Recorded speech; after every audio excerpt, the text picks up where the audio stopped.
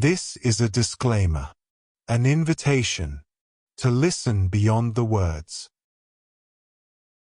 Dear listeners, as you prepare to lose yourself in the tapestry of this tale, spun with care and woven with countless voices, allow me a moment to reflect on the nature of storytelling itself. Words, like wayward stars, often shine with unpredictable brilliance. They illuminate, they resonate, but they can also flicker as they cross from tongue to ear. In this telling, where the art of the spoken word meets the boundless intricacies of language, there may be an occasional note that rings unexpected, a pronunciation shaped by a performer's unique cadence, a name rendered slightly different than imagined, a rhythm that dances to its own tune. These moments are not flaws, but gentle reminders of the heart behind the performance, breathing life into the story in its own vivid way. Rather than distractions, consider them the creases in an ancient map, the character of a voice etched with the echoes of the world it seeks to bring alive. They are the marks of a tale well told, alive with the imperfections that makes human. Lean into the magic, allow the story to wash over you, and trust that, no matter the shape of each word, the soul of the journey remains unchanged. Your willingness to listen with an open heart is the truest magic of all. The Hound of the Baskervilles by Sir Arthur Conan Doyle. Chapter 1. Mr. Sherlock Holmes. Mr. Sherlock Holmes, who was usually very late in the mornings, save upon those not infrequent occasions when he was up all night, was seated at the breakfast table. I stood upon the hearthrug and picked up the stick which our visitor had left behind him the night before. It was a fine, thick piece of wood, bulbous-headed, of the sort which is known as a Penang lawyer. Just under the head was a broad silver band nearly an inch across. To James Mortimer, M.R.C.S., from his friends of the C.C.H., was engraved upon it, with the date 1884. It was just such a stick as the old-fashioned family practitioner used to carry, dignified, solid, and reassuring. Well, Watson, what do you make of it? Holmes was sitting with his back to me, and I had given him no sign of my occupation. How did you know what I was doing? I believe you have eyes in the back of your head. I have, at least, a well-polished, silver-plated coffer-pot in front of me, said he. But, tell me, Watson, what do you make of our visitor's stick? Since we have been so unfortunate as to miss him and have no notion of his errand, this accidental souvenir becomes of importance. Let me hear you reconstruct the man by an examination of it. I think, said I, following as far as I could the methods of my companion, that Dr. Mortimer is a successful, elderly medical man, well esteemed since those who know him give him this mark of their appreciation. Good, said Holmes. Excellent. I think also that the probability is in favor of his being a country practitioner who does a great deal of his visiting on foot. Why so? Because this stick, though originally a very handsome one, has been so knocked about that I can hardly imagine a town practitioner carrying it. The thick iron ferrule is worn down, so it is evident that he has done a great amount of walking with it. Perfectly sound, said Holmes.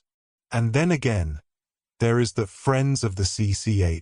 I should guess that to be the something hunt, the local hunt to whose members he has possibly given some surgical assistance, and which has made him a small presentation in return.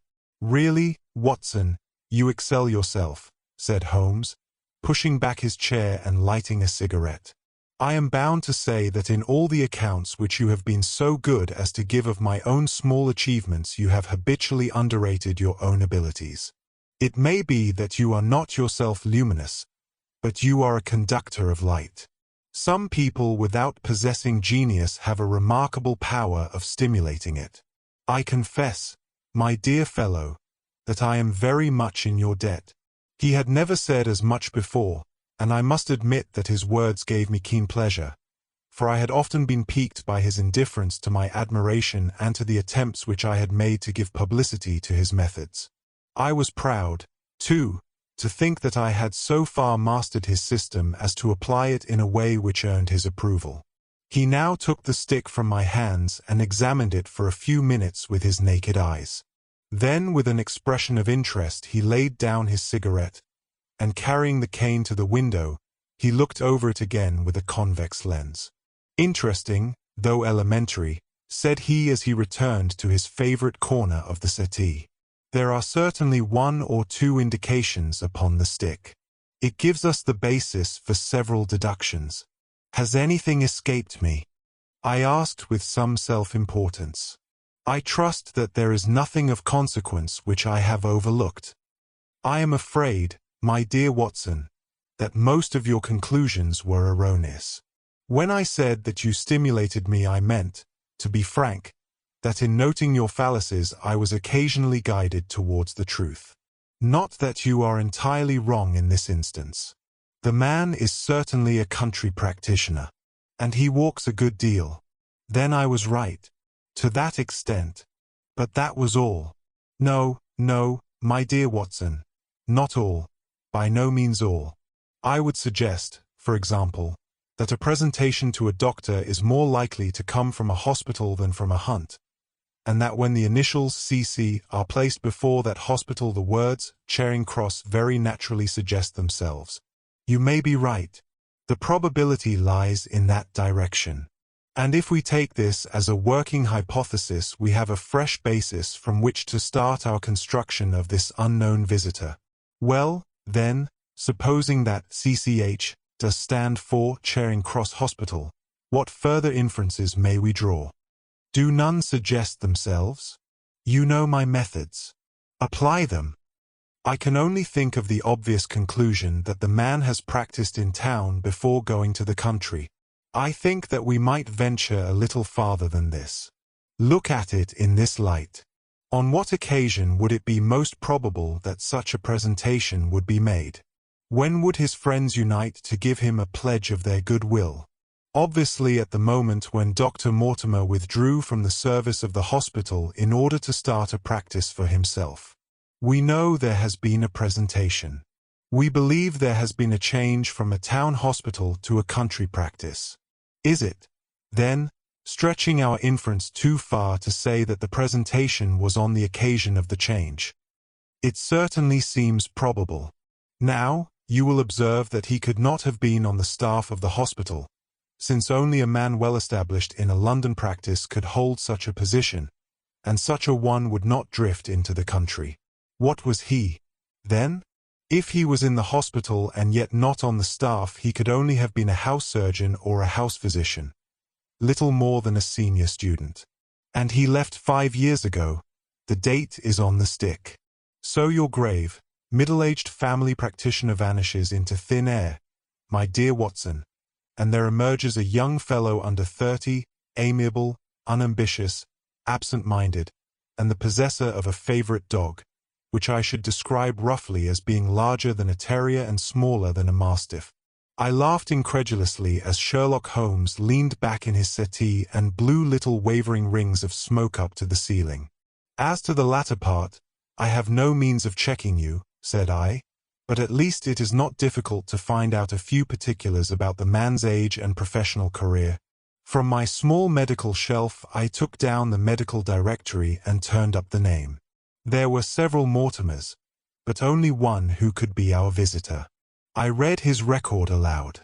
Mortimer, James, MRCS, 1882, Grimpen, Dartmoor, Devon. House surgeon, from 1882 to 1884, at Charing Cross Hospital. Winner of the Jackson Prize for Comparative Pathology, with essay entitled Is Disease a Reversion? Corresponding member of the Swedish Pathological Society. Author of Some Freaks of Atavism, Lancet 1882. Do we progress? Journal of Psychology, March, 1883. Medical Officer for the parishes of Grimpen, Thorsley, and High Barrow. No mention of that local hunt, Watson, said Holmes with a mischievous smile, but a country doctor, as you very astutely observed. I think that I am fairly justified in my inferences. As to the adjectives, I said, if I remember right, amiable, unambitious, and absent-minded. It is my experience that it is only an amiable man in this world who receives testimonials, only an unambitious one who abandons a London career for the country, and only an absent-minded one who leaves his stick and not his visiting card after waiting an hour in your room. And the dog has been in the habit of carrying this stick behind his master. Being a heavy stick, the dog has held it tightly by the middle, and the marks of his teeth are very plainly visible. The dog's jaw, as shown in the space between these marks, is too broad in my opinion for a terrier and not broad enough for a mastiff. It may have been, yes, by Jove, it is a curly-haired spaniel. He had risen and paced the room as he spoke. Now he halted in the recess of the window. There was such a ring of conviction in his voice that I glanced up in surprise. My dear fellow, how can you possibly be so sure of that? For the very simple reason that I see the dog himself on our very doorstep, and there is the ring of its owner. Don't move, I beg you, Watson. He is a professional brother of yours, and your presence may be of assistance to me. Now is the dramatic moment of fate, Watson, when you hear a step upon the stair which is walking into your life, and you know not whether for good or ill. What does Dr. James Mortimer, the man of science, ask of Sherlock Holmes, the specialist in crime? Come in. The appearance of our visitor was a surprise to me, since I had expected a typical country practitioner. He was a very tall, thin man, with a long nose like a beak, which jutted out between two keen, grey eyes, set closely together and sparkling brightly from behind a pair of gold-rimmed glasses. He was clad in a professional but rather slovenly fashion, for his frock-coat was dingy and his trousers frayed.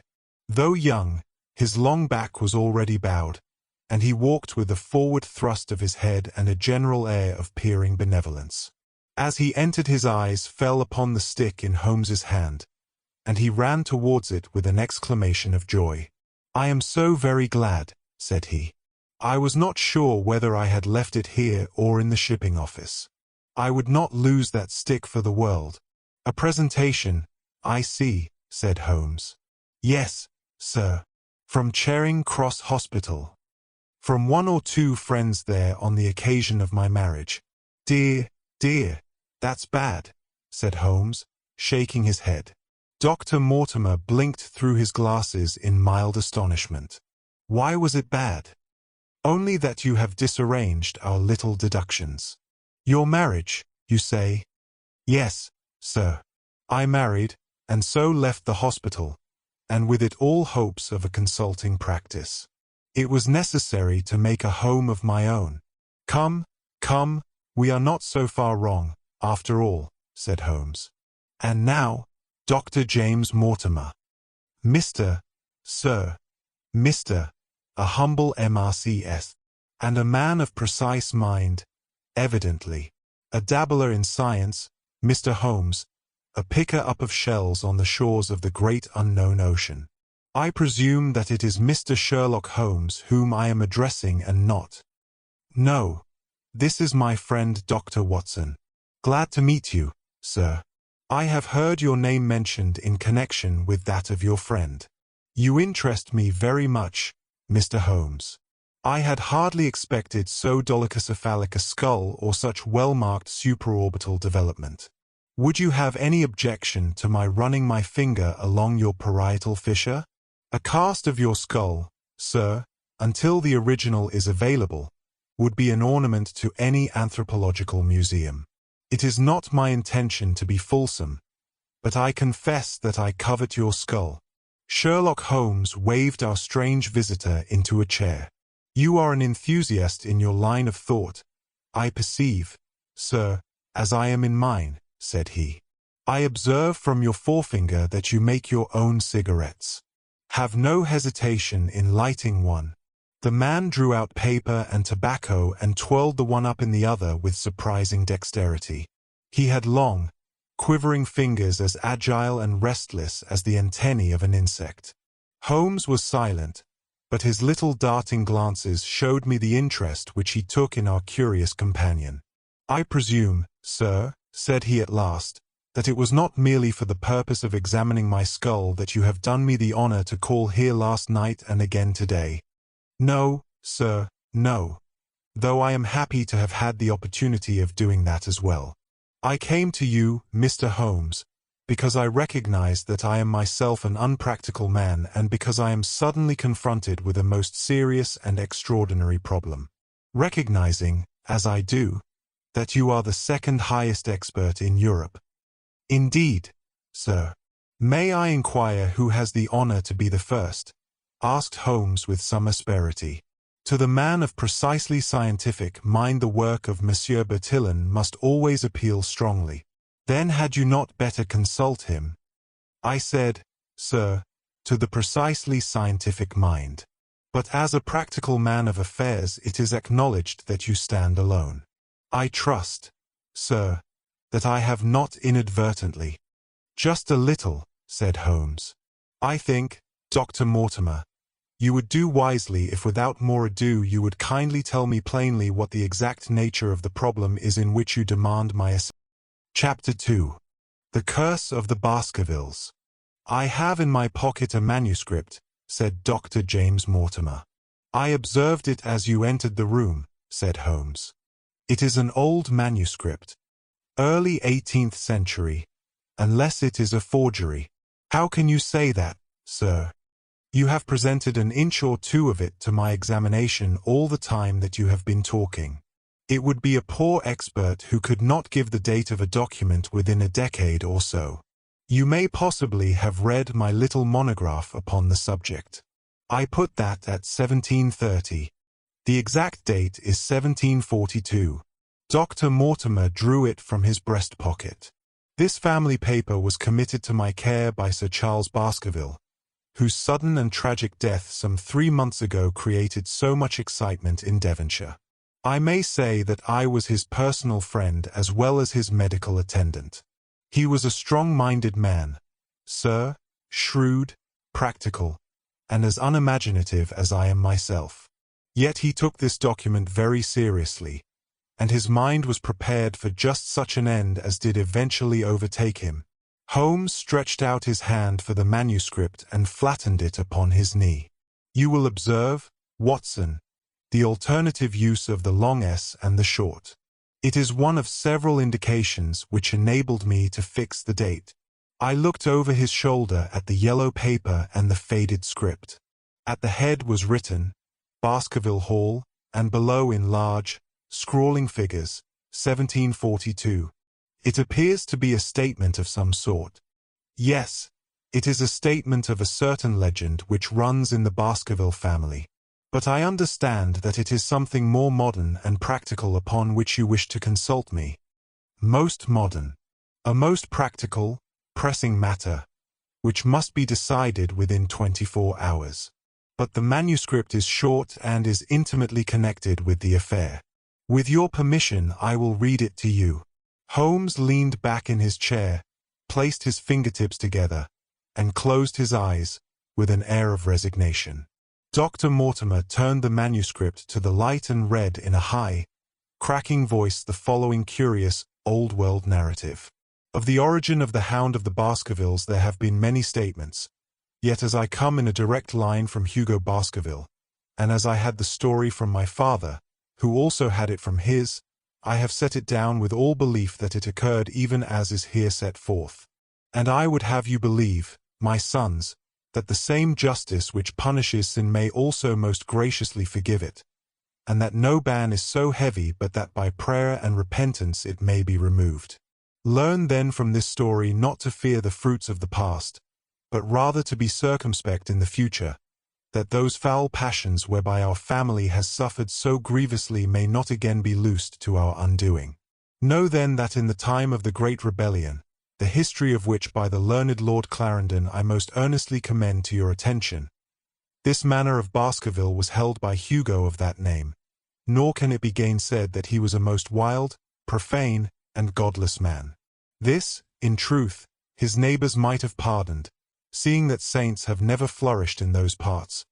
But there was in him a certain wanton and cruel humor which made his name a byword through the West. It chanced that this Hugo came to love, if, indeed, so dark a passion may be known under so bright a name, the daughter of a yeoman who held lands near the Baskerville estate.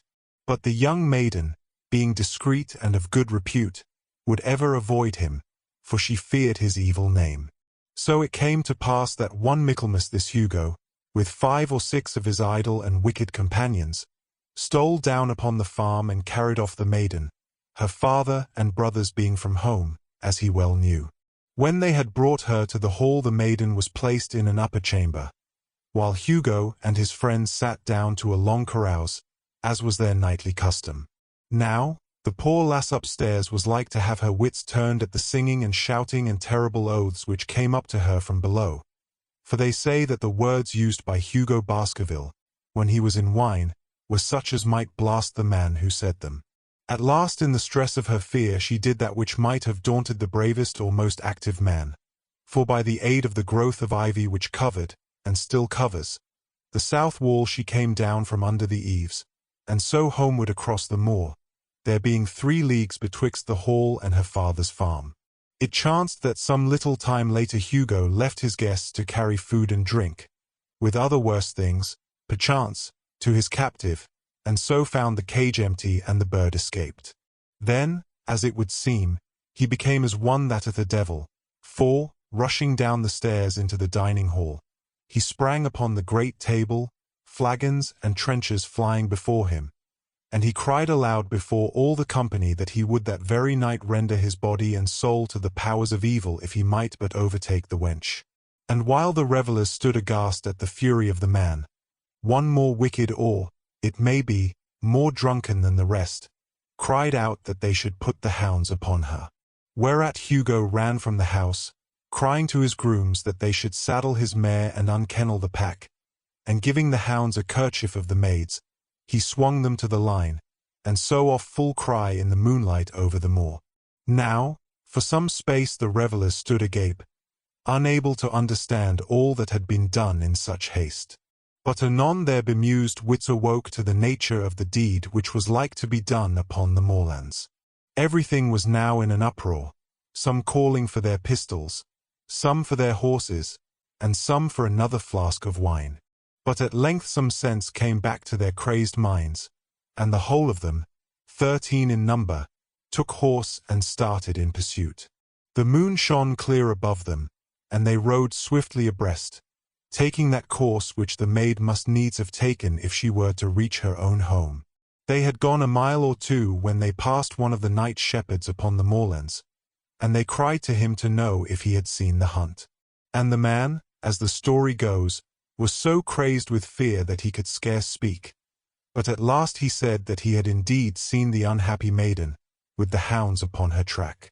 "But I have seen more than that," said he, "for Hugo Baskerville passed me upon his black mare, and there ran mute behind him such a hound of hell as God forbid should ever be at my heels." So the drunken squires cursed the shepherd and rode onward. But soon their skins turned cold, for there came a galloping across the moor, and the black mare, dabbled with white froth, went past with trailing bridle and empty saddle. Then the revellers rode close together, for a great fear was on them, but they still followed over the moor, though each, had he been alone, would have been right glad to have turned his horse's head. Riding slowly in this fashion, they came at last upon the hounds. These, though known for their valor and their breed, were whimpering in a cluster at the head of a deep dip or goyle, as we call it, upon the moor, some slinking away and some, with starting hackles and staring eyes, gazing down the narrow valley before them. The company had come to a halt, more sober men, as you may guess, than when they started. The most of them would by no means advance, but 3 of them, the boldest, or it may be the most drunken, rode forward down the goyle. Now, it opened into a broad space in which stood 2 of those great stones, still to be seen there, which were set by certain forgotten peoples in the days of old. The moon was shining bright upon the clearing, and there in the center lay the unhappy maid where she had fallen, dead of fear and of fatigue. But it was not the sight of her body, nor yet was it that of the body of Hugo Baskerville lying near her, which raised the hair upon the heads of these three daredevil roisterers, but it was that, standing over Hugo, and plucking at his throat, there stood a foul thing, a great, black beast, shaped like a hound, yet larger than any hound that ever mortal eye has rested upon. And even as they looked the thing tore the throat out of Hugo Baskerville, on which, as it turned its blazing eyes and dripping jaws upon them, the three shrieked with fear and rode for dear life, still screaming, across the moor. One, it is said, died that very night of what he had seen, and the other twain were but broken men for the rest of their days. Such is the tale, my sons, of the coming of the hound which is said to have plagued the family so sorely ever since. If I have set it down, it is because that which is clearly knowneth less terror than that which is but hinted at and guessed. Nor can it be denied that many of the family have been unhappy in their deaths, which have been sudden, bloody, and mysterious. Yet may we shelter ourselves in the infinite goodness of Providence, which would not forever punish the innocent beyond that third or fourth generation which is threatened in Holy Writ. To that Providence, my sons, I hereby commend you, and I counsel you by way of caution to forbear from crossing the moor in those dark hours when the powers of evil are exalted. This from Hugo Baskerville to his sons Roger and John, with instructions that they say nothing thereof to their sister Elizabeth. When Dr. Mortimer had finished reading this singular narrative, he pushed his spectacles up on his forehead and stared across at Mr. Sherlock Holmes. The latter yawned and tossed the end of his cigarette into the fire. "Well," said he, "do you not find it interesting?" To a collector of fairy tales, Dr. Mortimer drew a folded newspaper out of his pocket. "Now, Mr. Holmes, we will give you something a little more recent. This is the Devon County Chronicle of May 14th of this year. It is a short account of the facts elicited at the death of Sir Charles Baskerville, which occurred a few days before that date." My friend leaned a little forward and his expression became intent. Our visitor readjusted his glasses and began. "The recent sudden death of Sir Charles Baskerville, whose name has been mentioned as the probable Liberal candidate for Mid-Devon at the next election, has cast a gloom over the county. Though Sir Charles had resided at Baskerville Hall for a comparatively short period, his amiability of character and extreme generosity had won the affection and respect of all who had been brought into contact with him. In these days of nouveau riches, it is refreshing to find a case where the scion of an old county family which has fallen upon evil days is able to make his own fortune and to bring it back with him to restore the fallen grandeur of his line. Sir Charles, as is well known, made large sums of money in South African speculation. More wise than those who go on until the wheel turns against them, he realized his gains and returned to England with them. It is only 2 years since he took up his residence at Baskerville Hall, and it is common talk how large were those schemes of reconstruction and improvement which have been interrupted by his death. Being himself childless, it was his openly expressed desire that the whole countryside should, within his own lifetime, profit by his good fortune, and many will have personal reasons for bewailing his untimely end. His generous donations to local and county charities have been frequently chronicled in these columns. The circumstances connected with the death of Sir Charles cannot be said to have been entirely cleared up by the inquest, but at least enough has been done to dispose of those rumors to which local superstition has given rise. There is no reason whatever to suspect foul play, or to imagine that death could be from any but natural causes. Sir Charles was a widower, and a man who may be said to have been in some ways of an eccentric habit of mind. In spite of his considerable wealth, he was simple in his personal tastes, and his indoor servants at Baskerville Hall consisted of a married couple named Barrymore, the husband acting as butler and the wife as housekeeper. Their evidence, corroborated by that of several friends, tends to show that Sir Charles's health has for some time been impaired, and points especially to some affection of the heart, manifesting itself in changes of color, breathlessness, and acute attacks of nervous depression. Dr. James Mortimer, the friend and medical attendant of the deceased, has given evidence to the same effect. The facts of the case are simple. Sir Charles Baskerville was in the habit every night before going to bed of walking down the famous yew alley of Baskerville Hall. The evidence of the Barrymores shows that this had been his custom. On the 4th of May, Sir Charles had declared his intention of starting next day for London, and had ordered Barrymore to prepare his luggage. That night he went out as usual for his nocturnal walk, in the course of which he was in the habit of smoking a cigar. He never returned. At 12 o'clock Barrymore, finding the hall door still open, became alarmed, and, lighting a lantern, went in search of his master. The day had been wet, and Sir Charles's footmarks were easily traced down the alley. Halfway down this walk there is a gate which leads out on to the moor. There were indications that Sir Charles had stood for some little time here. He then proceeded down the alley, and it was at the far end of it that his body was discovered. One fact which has not been explained is the statement of Barrymore that his master's footprints altered their character from the time that he passed the moor gate, and that he appeared from thence onward to have been walking upon his toes. One Murphy, a gypsy horse dealer, was on the moor at no great distance at the time, but he appears by his own confession to have been the worse for drink. He declares that he heard cries, but is unable to state from what direction they came. No signs of violence were to be discovered upon Sir Charles's person, and though the doctor's evidence pointed to an almost incredible facial distortion, so great that Dr. Mortimer refused at first to believe that it was indeed his friend and patient who lay before him, it was explained that that is a symptom which is not unusual in cases of dyspnea and death from cardiac exhaustion. This explanation was borne out by the post-mortem examination, which showed long-standing organic disease, and the coroner's jury returned a verdict in accordance with the medical evidence. It is well that this is so, for it is obviously of the utmost importance that Sir Charles's heir should settle at the Hall and continue the good work which has been so sadly interrupted. Had the prosaic finding of the coroner not finally put an end to the romantic stories which have been whispered in connection with the affair, it might have been difficult to find a tenant for Baskerville Hall. It is understood that the next of kin is Mr. Henry Baskerville, if he be still alive, the son of Sir Charles Baskerville's younger brother. The young man when last heard of was in America, and inquiries are being instituted with a view to informing him of his good fortune. Dr. Mortimer refolded his paper and replaced it in his pocket. Those are the public facts, Mr. Holmes, in connection with the death of Sir Charles Baskerville. I must thank you, said Sherlock Holmes, for calling my attention to a case which certainly presents some features of interest. I had observed some newspaper comment at the time, but I was exceedingly preoccupied by that little affair of the Vatican cameos, and in my anxiety to oblige the Pope I lost touch with several interesting English cases. This article, you say, contains all the public facts.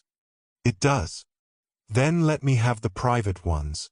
He leaned back, put his fingertips together, and assumed his most impassive and judicial expression. In doing so, said Dr. Mortimer, who had begun to show signs of some strong emotion, I am telling that which I have not confided to anyone. My motive for withholding it from the coroner's inquiry is that a man of science shrinks from placing himself in the public position of seeming to endorse a popular superstition. I had the further motive that Baskerville Hall, as the paper says, would certainly remain untenanted if anything were done to increase its already rather grim reputation. For both these reasons I thought that I was justified in telling rather less than I knew, since no practical good could result from it. But with you there is no reason why I should not be perfectly frank. The moor is very sparsely inhabited, and those who live near each other are thrown very much together. For this reason I saw a good deal of Sir Charles Baskerville. With the exception of Mr. Frankland, of Laughter Hall, and Mr. Stapleton, the naturalist, there are no other men of education within many miles. Sir Charles was a retiring man, but the chance of his illness brought us together, and a community of interests in science kept us so. He had brought back much scientific information from South Africa, and many a charming evening we have spent together discussing the comparative anatomy of the Bushman and the Hottentot. Within the last few months it became increasingly plain to me that Sir Charles's nervous system was strained to the breaking point. He had taken this legend which I have read you exceedingly to heart, so much so that, although he would walk in his own grounds, nothing would induce him to go out upon the moor at night. Incredible as it may appear to you, Mr. Holmes, he was honestly convinced that a dreadful fate overhung his family, and certainly the records which he was able to give of his ancestors were not encouraging. The idea of some ghastly presence constantly haunted him, and on more than one occasion he has asked me whether I had on my medical journeys at night ever seen any strange creature or heard the baying of a hound. The latter question he put to me several times, and always with a voice which vibrated with excitement. I can well remember driving up to his house in the evening some 3 weeks before the fatal event. He chanced to be at his hall door. I had descended from my gig and was standing in front of him, when I saw his eyes fix themselves over my shoulder and stare past me with an expression of the most dreadful horror. I whisked round and had just time to catch a glimpse of something which I took to be a large black calf passing at the head of the drive. So excited and alarmed was he that I was compelled to go down to the spot where the animal had been and look around for it.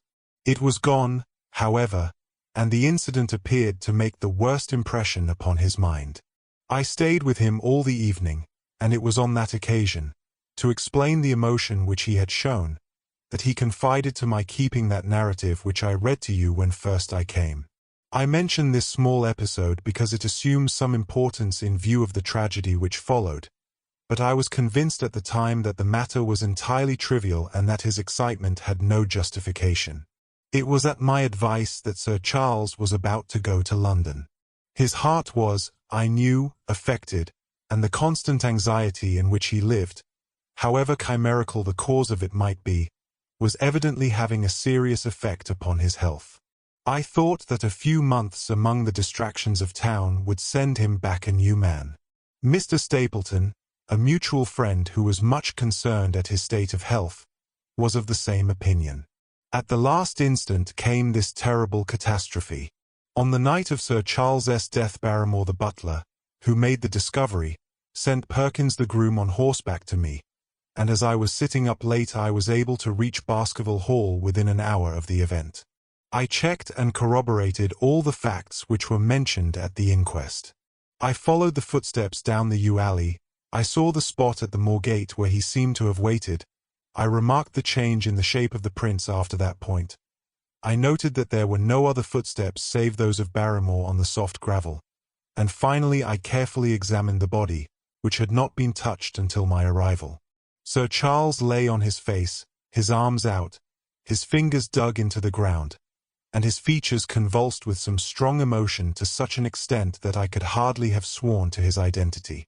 There was certainly no physical injury of any kind. But one false statement was made by Barrymore at the inquest. He said that there were no traces upon the ground round the body. He did not observe any. But I did, some little distance off, but fresh and clear. Footprints. Footprints. A man's or a woman's? Dr. Mortimer looked strangely at us for an instant, and his voice sank almost to a whisper as he answered. Mr. Holmes, they were the footprints of a gigantic... Chapter 3. The Problem. I confess at these words a shudder passed through me. There was a thrill in the doctor's voice which showed that he was himself deeply moved by that which he told us. Holmes leaned forward in his excitement, and his eyes had the hard, dry glitter which shot from them when he was keenly interested. You saw this? As clearly as I see you. And you said nothing. What was the use? How was it that no one else saw it? The marks were some 20 yards from the body, and no one gave them a thought. I don't suppose I should have done so had I not known this legend. There are many sheepdogs on the moor. No doubt. But this was no sheepdog. You say it was large. Enormous. But it had not approached the body. No. What sort of night was it? Damp and raw. But not actually raining. No. What is the alley like? There are 2 lines of old yew hedge, 12 feet high and impenetrable. The walk in the center is about 8 feet across. Is there anything between the hedges and the walk? Yes, there is a strip of grass about 6 feet broad on either side. I understand that the yew hedge is penetrated at one point by a gate. Yes, the wicket gate which leads on to the moor. Is there any other opening? None. So that to reach the yew alley one either has to come down it from the house or else to enter it by the moor gate. There is an exit through a summer house at the far end. Had Sir Charles reached this? No. He lay about 50 yards from it. Now, tell me, Dr. Mortimer, and this is important, the marks which you saw were on the path and not on the grass. No marks could show on the grass. Were they on the same side of the path as the moor gate? Yes. They were on the edge of the path on the same side as the moor gate. You interest me exceedingly. Another point. Was the wicket gate closed? Closed and padlocked. How high was it? About 4 feet high. Then anyone could have got over it. Yes. And what marks did you see by the wicket gate? None in particular. Good heaven! Did no one examine? Yes, I examined, myself, and found nothing. It was all very confused. Sir Charles had evidently stood there for 5 or 10 minutes. How do you know that? Because the ash had twice dropped from his cigar. Excellent. This is a colleague, Watson, after our own heart. But the marks? He had left his own marks all over that small patch of gravel. I could discern no others. Sherlock Holmes struck his hand against his knee with an impatient gesture. If I had only been there, he cried. It is evidently a case of extraordinary interest, and one which presented immense opportunities to the scientific expert. That gravel page upon which I might have read so much has been long ere this smudged by the rain and defaced by the clogs of curious peasants. Oh, Dr. Mortimer, to think that you should not have called me in. You have indeed much to answer for. I could not call you in, Mr. Holmes, without disclosing these facts to the world, and I have already given my reasons for not wishing to do so. Besides, why do you hesitate? There is a realm in which the most acute and most experienced of detectives is helpless. You mean that the thing is supernatural? I did not positively say so. No, but you evidently think it. Since the tragedy, Mr. Holmes, there have come to my ears several incidents which are hard to reconcile with the settled order of nature. For example, I find that before the terrible event occurred several people had seen a creature upon the moor which corresponds with this Baskerville demon, and which could not possibly be any animal known to science. They all agreed that it was a huge creature, luminous, ghastly, and spectral. I have cross-examined these men, one of them a hard-headed countryman, one a farrier, and one a moorland farmer, who all tell the same story of this dreadful apparition, exactly corresponding to the hellhound of the legend. I assure you that there is a reign of terror in the district, and that it is a hardy man who will cross the moor at night. And you, a trained man of science, believe it to be supernatural. I do not know what to believe. Holmes shrugged his shoulders. I have hitherto confined my investigations to this world, said he. In a modest way I have combated evil, but to take on the father of evil himself would, perhaps, be too ambitious a task. Yet you must admit that the footmark is material. The original hound was material enough to tug a man's throat out, and yet he was diabolical as well. I see that you have quite gone over to the supernaturalists. But now, Dr. Mortimer, tell me this. If you hold these views, why have you come to consult me at all? You tell me in the same breath that it is useless to investigate Sir Charles's death, and that you desire me to do it. I did not say that I desired you to do it. Then, how can I assist you? By advising me as to what I should do with Sir Henry Baskerville, who arrives at Waterloo Station, Dr. Mortimer looked at his watch. In exactly 1 hour and a quarter. He being the heir. Yes. On the death of Sir Charles we inquired for this young gentleman and found that he had been farming in Canada. From the accounts which have reached us he is an excellent fellow in every way. I speak now not as a medical man but as a trustee and executor of Sir Charles's will. There is no other claimant, I presume. None.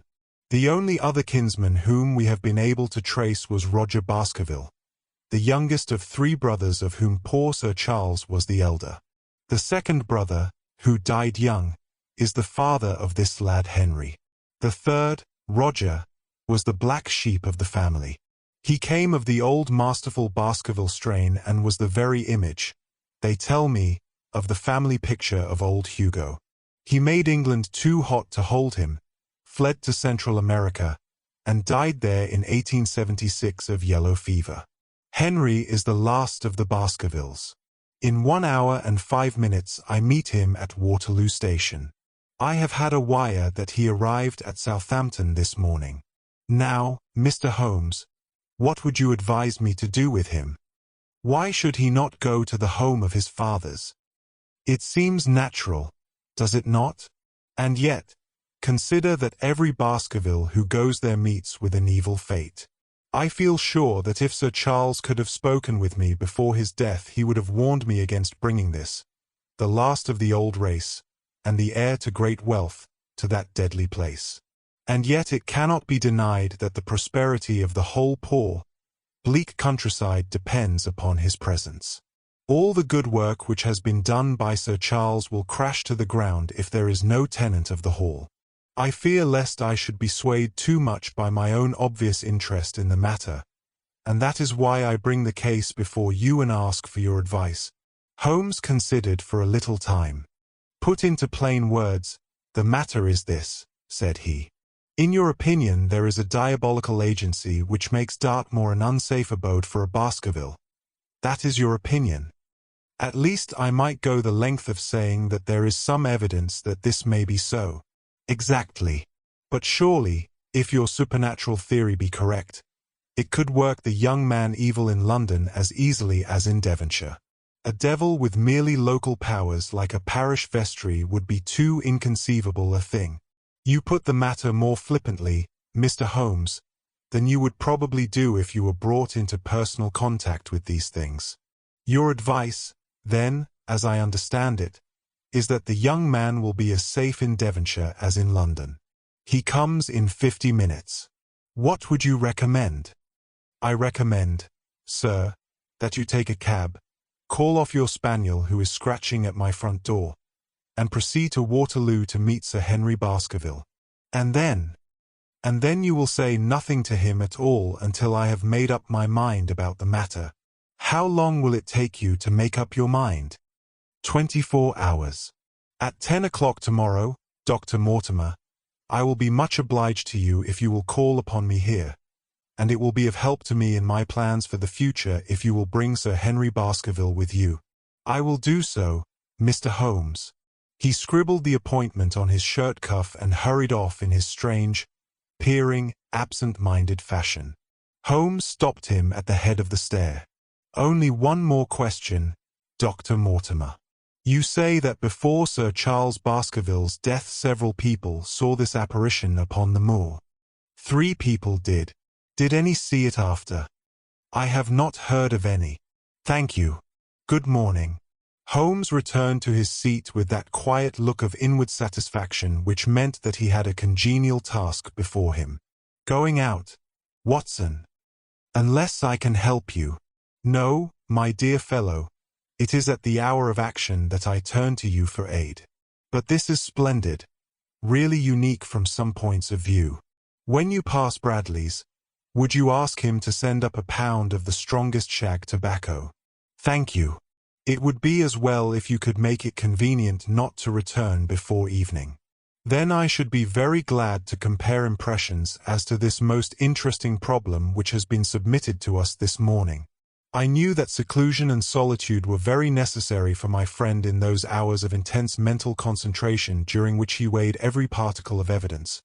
constructed alternative theories, balanced one against the other, and made up his mind as to which points were essential and which immaterial.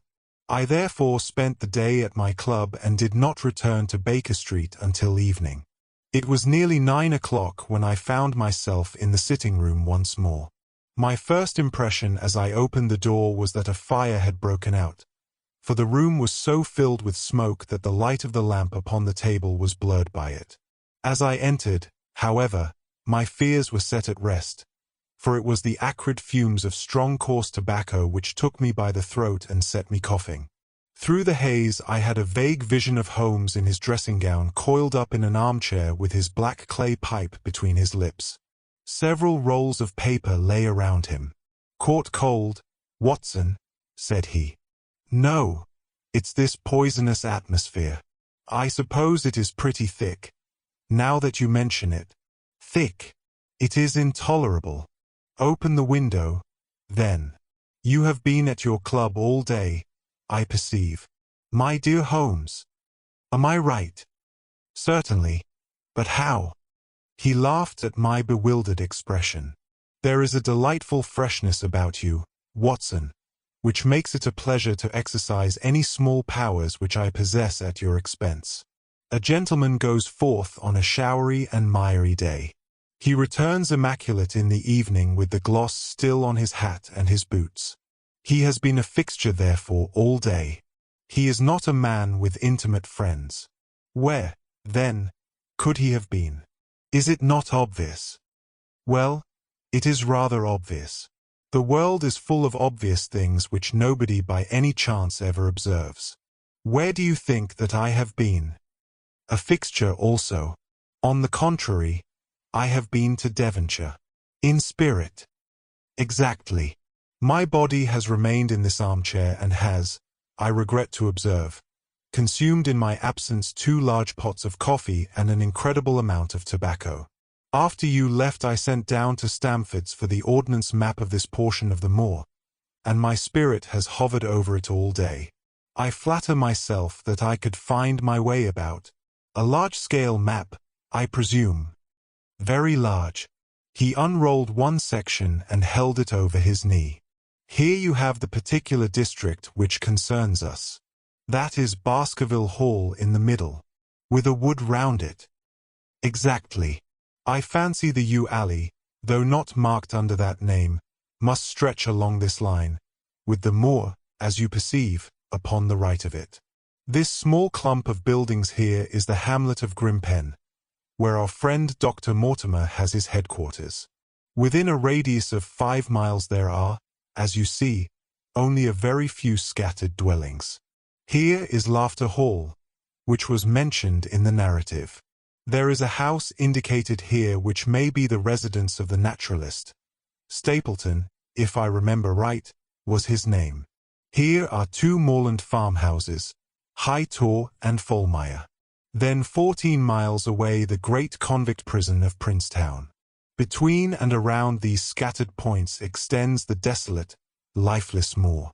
This, then, is the stage upon which tragedy has been played, and upon which we may help to play it again. It must be a wild place. Yes, the setting is a worthy one. If the devil did desire to have a hand in the affairs of men, then you are yourself inclining to the supernatural explanation.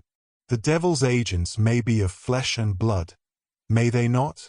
There are 2 questions waiting for us at the outset. The one is whether any crime has been committed at all. The second is, what is the crime and how was it committed? Of course, if Dr. Mortimer's surmise should be correct, and we are dealing with forces outside the ordinary laws of nature, there is an end of our investigation. But we are bound to exhaust all other hypotheses before falling back upon this one.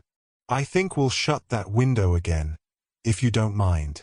It is a singular thing, but I find that a concentrated atmosphere helps a concentration of thought. I have not pushed it to the length of getting into a box to think, but that is the logical outcome of my convictions. Have you turned the case over in your mind? Yes, I have thought a good deal of it in the course of the day. What do you make of it? It is very bewildering. It has certainly a character of its own. There are points of distinction about it. That change in the footprints, for example. What do you make of that? Mortimer said that the man had walked on tiptoe down that portion of the alley. He only repeated what some fool had said at the inquest. Why should a man walk on tiptoe down the alley? What then? He was running, Watson. Running desperately, running for his life, running until he burst his heart, and fell dead upon his face. Running from what? There lies our problem. There are indications that the man was crazed with fear before ever he began to run. How can you say that? I am presuming that the cause of his fears came to him across the moor. If that were so, and it seems most probable, only a man who had lost his wits would have run from the house instead of towards it. If the gypsy's evidence may be taken as true, he ran with cries for help in the direction where help was least likely to be. Then, again, whom was he waiting for that night? And why was he waiting for him in the yew alley rather than in his own house? You think that he was waiting for someone. The man was elderly and infirm. We can understand his taking an evening stroll, but the ground was damp and the night inclement. Is it natural that he should stand for 5 or 10 minutes, as Dr. Mortimer, with more practical sense than I should have given him credit for, deduced from the cigar ash? But he went out every evening. I think it unlikely that he waited at the moor gate every evening. On the contrary, the evidence is that he avoided the moor. That night he waited there. It was the night before he made his departure for London. The thing takes shape, Watson. It becomes coherent. Might I ask you to hand me my violin, and we will postpone all further thought upon this business until we have had the advantage of meeting Dr. Mortimer and Sir Henry Baskerville. Chapter 4. Sir Henry Baskerville. Our breakfast table was cleared early, and Holmes waited in his dressing gown for the promised interview. Our clients were punctual to their appointment, for the clock had just struck 10 when Dr. Mortimer was shown up, followed by the young baronet. The latter was a small, alert, dark-eyed man about 30 years of age, very sturdily built, with thick black eyebrows and a strong, pugnacious face. He wore a rudder-tinted tweed suit and had the weather-beaten appearance of one who has spent most of his time in the open air, and yet there was something in his steady eye and the quiet assurance of his bearing which indicated the gentleman. "This is Sir Henry Baskerville," said Dr. Mortimer. "Why, yes," said he, "and the strange thing is, Mr. Sherlock Holmes, that if my friend here had not proposed coming round to you this morning I should have come on my own account. I understand that you think out little puzzles, and I've had one this morning which wants more thinking out than I am able to give it. Pray take a seat, Sir Henry. Do I understand you to say that you have yourself had some remarkable experience since you arrived in London?" "Nothing of much importance, Mr. Holmes. Only a joke, as like as not. It was this letter, if you can call it a letter, which reached me this morning." He laid an envelope upon the table, and we all bent over it. It was of common quality, greyish in colour. The address, Sir Henry Baskerville, Northumberland Hotel, was printed in rough characters, the postmark Charing Cross, and the date of posting the preceding evening. "Who knew that you were going to the Northumberland Hotel?" asked Holmes, glancing keenly across at our visitor. "No one could have known. We only decided after I met Dr. Mortimer." "But Dr. Mortimer was no doubt already stopping there." "No, I had been staying with a friend," said the doctor. "There was no possible indication that we intended to go to this hotel." Someone seems to be very deeply interested in your movements." Out of the envelope he took a half-sheet of foolscap paper folded into 4. This he opened and spread flat upon the table. Across the middle of it a single sentence had been formed by the expedient of pasting printed words upon it.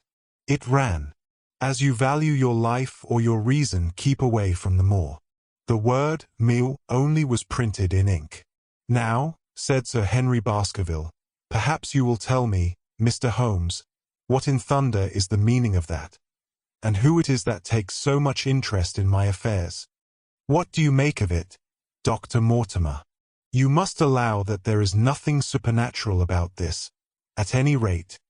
No, sir, but it might very well come from someone who was convinced that the business is supernatural. What business? Asked Sir Henry sharply. It seems to me that all you gentlemen know a great deal more than I do about my own affairs. You shall share our knowledge before you leave this room, Sir Henry. I promise you that, said Sherlock Holmes. We will confine ourselves for the present with your permission to this very interesting document, which must have been put together and posted yesterday evening. Have you yesterday's Times, Watson? It is here in the corner. Might I trouble you for it? The inside page, please, with the leading articles. He glanced swiftly over it, running his eyes up and down the columns. Capital article this on free trade. Permit me to give you an extract from it. You may be cajoled into imagining that your own special trade or your own industry will be encouraged by a protective tariff, but it stands to reason that such legislation must in the long run keep away wealth from the country, diminish the value of our imports, and lower the general conditions of life in this island. What do you think of that, Watson? Cried Holmes in high glee, rubbing his hands together with satisfaction. Don't you think that is an admirable sentiment? Dr. Mortimer looked at Holmes with an air of professional interest, and Sir Henry Baskerville turned a pair of puzzled dark eyes upon me. I don't know much about the tariff and things of that kind, said he, but it seems to me we've got a bit off the trail so far as that note is concerned. On the contrary, I think we are particularly hot upon the trail, Sir Henry.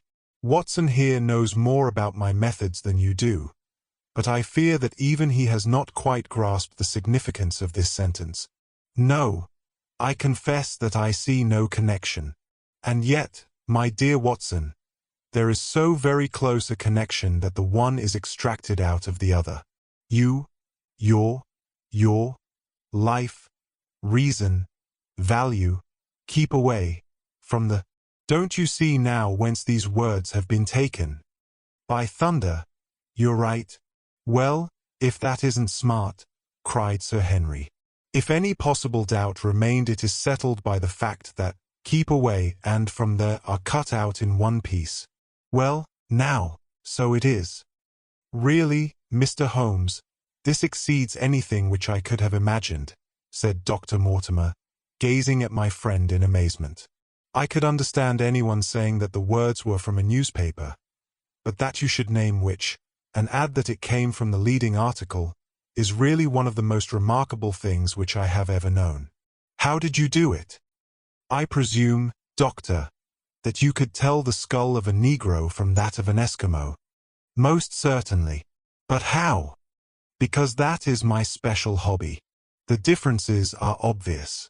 The supraorbital crest, the facial angle, the maxillary curve, But this is my special hobby, and the differences are equally obvious. There is as much difference to my eyes between the leaded bourgeois type of a Times article and the slovenly print of an evening halfpenny paper as there could be between your Negro and your Eskimo. The detection of types is one of the most elementary branches of knowledge to the special expert in crime. Though I confess that once when I was very young I confused the Leeds Mercury with the Western Morning News.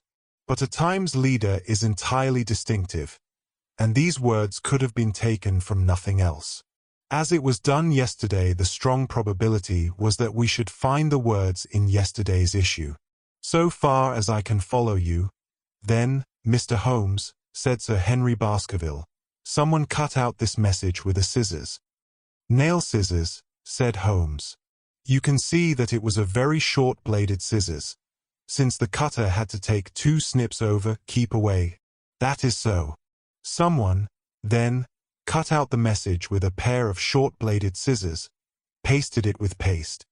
Gum, said Holmes. With gum on to the paper. But I want to know why the word more should have been written. Because he could not find it in print. The other words were all simple and might be found in any issue, but more would be less common. Why, of course, That would explain it. Have you read anything else in this message, Mr. Holmes? There are one or two indications, and yet the utmost pains have been taken to remove all clues. The address, you observe, is printed in rough characters. But the Times is a paper which is seldom found in any hands but those of the highly educated. We may take it, therefore, that the letter was composed by an educated man who wished to pose as an uneducated one, and his effort to conceal his own writing suggests that that writing might be known, or come to be known, by you. Again, you will observe that the words are not gummed on in an accurate line, but that some are much higher than others. Life, for example, is quite out of its proper place. That may point to carelessness, or it may point to agitation and hurry upon the part of the cutter. On the whole, I incline to the latter view, since the matter was evidently important, and it is unlikely that the composer of such a letter would be careless. If he were in a hurry, it opens up the interesting question why he should be in a hurry, since any letter posted up to early morning would reach Sir Henry before he would leave his hotel. Did the composer fear an interruption? And from whom? We are coming now rather into the region of guesswork, said Dr. Mortimer. Say, rather, into the region where we balance probabilities and choose the most likely. It is the scientific use of the imagination, but we have always some material basis on which to start our speculation. Now, you would call it a guess, no doubt, but I am almost certain that this address has been written in a hotel. How in the world can you say that? If you examine it carefully, you will see that both the pen and the ink have given the writer trouble. The pen has spluttered twice in a single word and has run dry 3 times in a short address, showing that there was very little ink in the bottle. Now, a private pen or ink bottle is seldom allowed to be in such a state, and the combination of the two must be quite rare. But you know the hotel ink and the hotel pen, where it is rare to get anything else. Yes, I have very little hesitation in saying that could we examine the waste paper baskets of the hotels around Charing Cross until we found the remains of the mutilated Times leader, we could lay our hands straight upon the person who sent this singular message. Hello! Hello!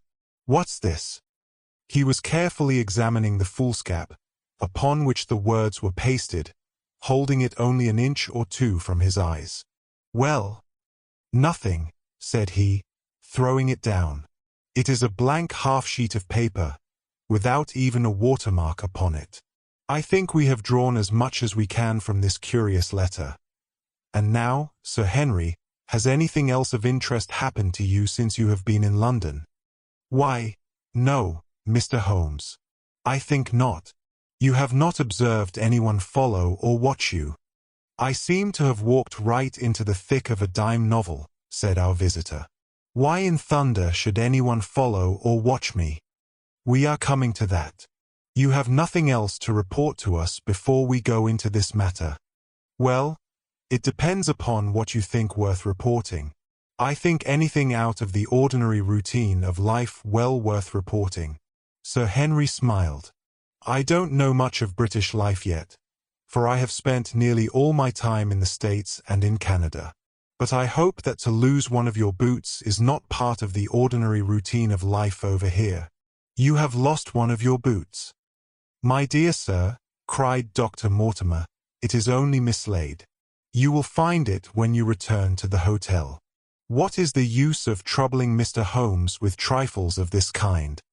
Well, he asked me for anything outside the ordinary routine. Exactly, said Holmes, however foolish the incident may seem. You have lost one of your boots, you say? Well, mislaid it, anyhow. I put them both outside my door last night, and there was only one in the morning. I could get no sense out of the chap who cleans them. The worst of it is that I only bought the pair last night in the Strand, and I have never had them on. If you have never worn them, why did you put them out to be cleaned? They were tan boots and had never been varnished. That was why I put them out. Then I understand that on your arrival in London yesterday you went out at once and bought a pair of boots. I did a good deal of shopping.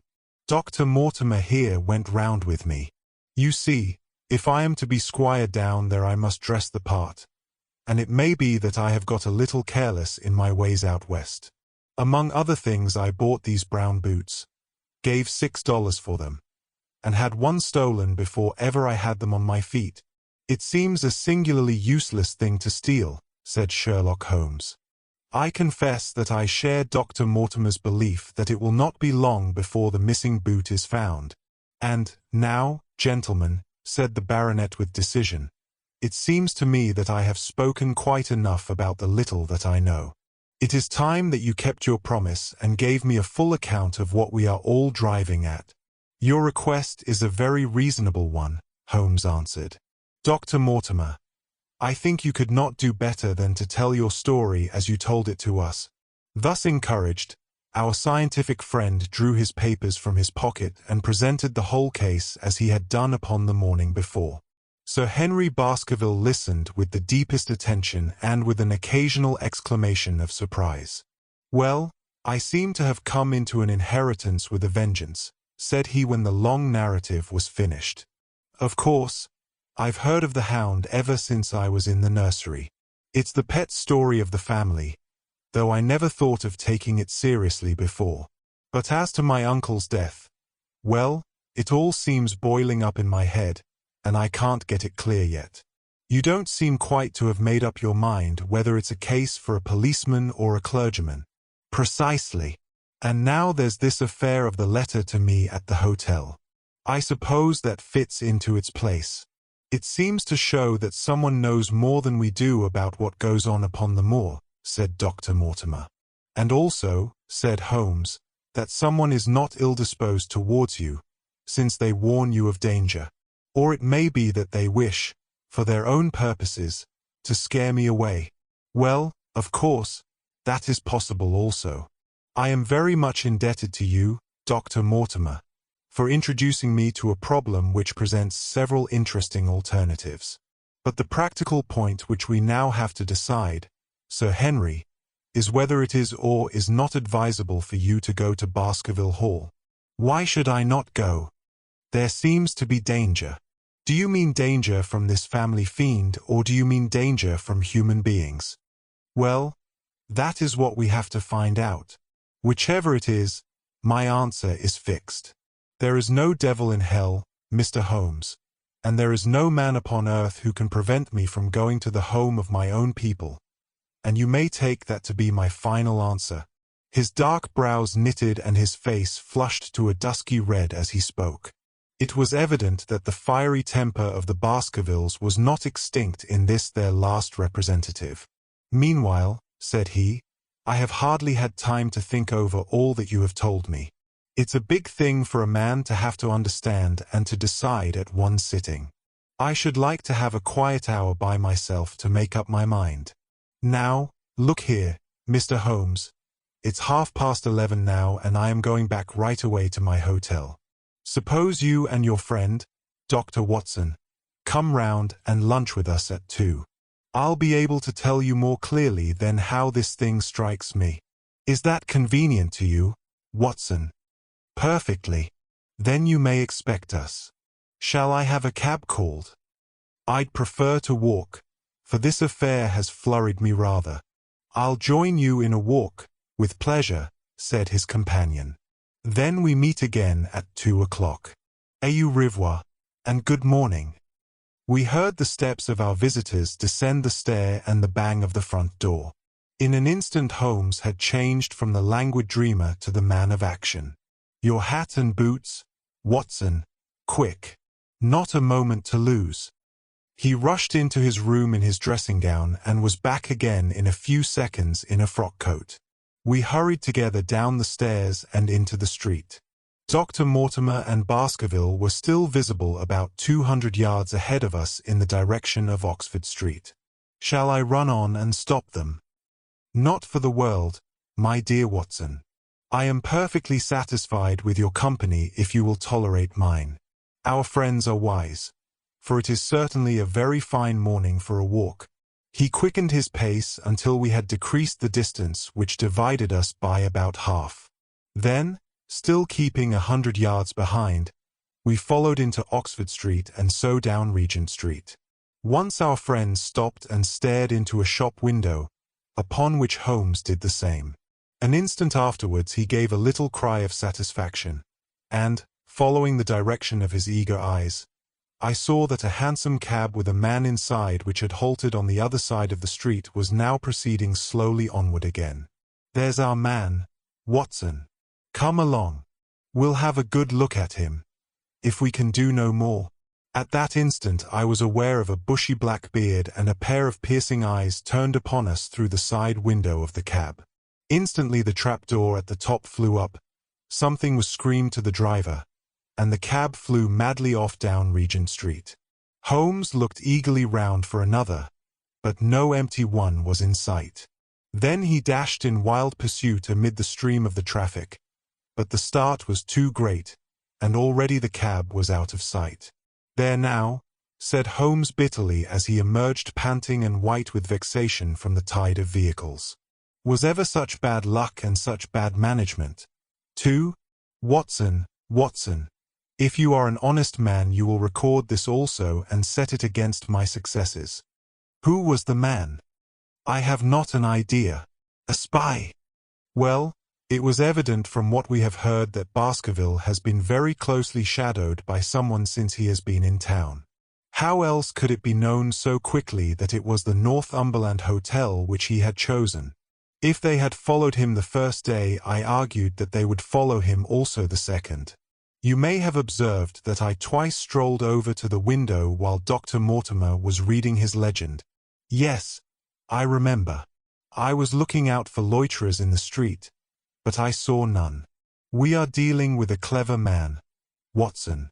This matter cuts very deep, and though I have not finally made up my mind whether it is a benevolent or a malevolent agency which is in touch with us, I am conscious always of power and design. When our friends left I at once followed them in the hopes of marking down their invisible attendant. So wily was he that he had not trusted himself upon foot, but he had availed himself of a cab so that he could loiter behind or dash past them and so escape their notice. His method had the additional advantage that if they were to take a cab he was all ready to follow them. It has, however, one obvious disadvantage. It puts him in the power of the cabman. Exactly. What a pity we did not get the number. My dear Watson, clumsy as I have been, you surely do not seriously imagine that I neglected to get the number? Number 2704 is our man. But that is no use to us for the moment. I fail to see how you could have done more. On observing the cab I should have instantly turned and walked in the other direction. I should then at my leisure have hired a second cab and followed the first at a respectful distance. Or, better still, have driven to the Northumberland Hotel and waited there. When our unknown had followed Baskerville home we should have had the opportunity of playing his own game upon himself and seeing where he made for. As it is, by an indiscreet eagerness, which was taken advantage of with extraordinary quickness and energy by our opponent, we have betrayed ourselves and lost our man. We had been sauntering slowly down Regent Street during this conversation, and Dr. Mortimer, with his companion, had long vanished in front of us. "There is no object in our following them," said Holmes. "The shadow has departed and will not return. We must see what further cards we have in our hands and play them with decision. Could you swear to that man's face within the cab?" I could swear only to the beard. And so could I, from which I gather that in all probability it was a false one. A clever man upon so delicate an errand has no use for a beard save to conceal his features. "Come in here, Watson." He turned into one of the district messenger offices, where he was warmly greeted by the manager. "Ah, Wilson, I see you have not forgotten the little case in which I had the good fortune to help you." "No, sir, indeed I have not. You saved my good name, and perhaps my life." "My dear fellow, you exaggerate. I have some recollection, Wilson, that you had among your boys a lad named Cartwright, who showed some ability during the investigation." "Yes, sir, he is still with us." "Could you ring him up?" Thank you. And I should be glad to have change of this £5 note. A lad of 14, with a bright, keen face, had obeyed the summons of the manager. He stood now gazing with great reverence at the famous detective. "Let me have the hotel directory," said Holmes. "Thank you. Now, Cartwright, there are the names of 23 hotels here, all in the immediate neighborhood of Charing Cross. Do you see?" "Yes, sir." "You will visit each of these in turn." "Yes, sir." "You will begin in each case by giving the outside porter 1 shilling. Here are 23 shillings. "Yes, sir." "You will tell him that you want to see the waste paper of yesterday. You will say that an important telegram has miscarried and that you are looking for it. You understand?" "Yes, sir." "But what you are really looking for is the center page of the Times with some holes cut in it with scissors. Here is a copy of the Times. It is this page. You could easily recognize it, could you not?" "Yes, sir." "In each case the outside porter will send for the hall porter, to whom also you will give 1 shilling. Here are 23 shillings. You will then learn in possibly 20 cases out of the 23 that the waste of the day before has been burned or removed. In the 3 other cases you will be shown a heap of paper and you will look for this page of the Times among it. The odds are enormously against your finding it. There are 10 shillings over in case of emergencies. Let me have a report by wire at Baker Street before evening. And now, Watson, it only remains for us to find out by wire the identity of the cabman, number 2704, and then we will drop into one of the Bond Street picture galleries and fill in the time until we... Chapter 5. 3 Broken Threads. Sherlock Holmes had, in a very remarkable degree, the power of detaching his mind at will. For 2 hours the strange business in which we had been involved appeared to be forgotten, and he was entirely absorbed in the pictures of the modern Belgian masters. He would talk of nothing but art, of which he had the crudest ideas, from our leaving the gallery until we found ourselves at the Northumberland Hotel. "Sir Henry Baskerville is upstairs expecting you," said the clerk. "He asked me to show you up at once when you came." "Have you any objection to my looking at your register?" said Holmes. "Not in the least." The book showed that 2 names had been added after that of Baskerville. One was Theophilus Johnson and family, of Newcastle. The other Mrs. Oldmore and maid, of High Lodge, Alton. "Surely that must be the same Johnson whom I used to know," said Holmes to the porter. "A lawyer, is he not? Grey-headed, and walks with a limp." "No, sir. This is Mr. Johnson, the co-owner, a very active gentleman, not older than yourself. Surely you are mistaken about his trade?" "No, sir. He has used this hotel for many years, and he is very well known to us." "Ah, that settles it. Mrs. Oldmore, too. I seem to remember the name. Excuse my curiosity, but often in calling upon one friend one finds another. She is an invalid lady, sir. Her husband was once mayor of Gloucester. She always comes to us when she is in town. Thank you. I am afraid I cannot claim her acquaintance. We have established a most important fact by these questions. Watson," he continued in a low voice as we went upstairs together. "We know now that the people who are so interested in our friend have not settled down in his own hotel. That means that while they are, as we have seen, very anxious to watch him, they are equally anxious that he should not see them. Now, this is a most suggestive fact." "What does it suggest?" "It suggests, hello, my dear fellow, what on earth is the matter?" As we came round the top of the stairs we had run up against Sir Henry Baskerville himself. His face was flushed with anger, and he held an old and dusty boot in one of his hands. So furious was he that he was hardly articulate, and when he did speak it was in a much broader and more Western dialect than any which we had heard from him in the morning. "Seems to me they are playing me for a sucker in this hotel," he cried. "They'll find they've started in to monkey with the wrong man unless they are careful. By thunder, if that chap can't find my missing boot, there will be trouble. I can take a joke with the best, Mr. Holmes, but they've got a bit over the mark this time. Still looking for your boot? Yes, sir, and mean to find it.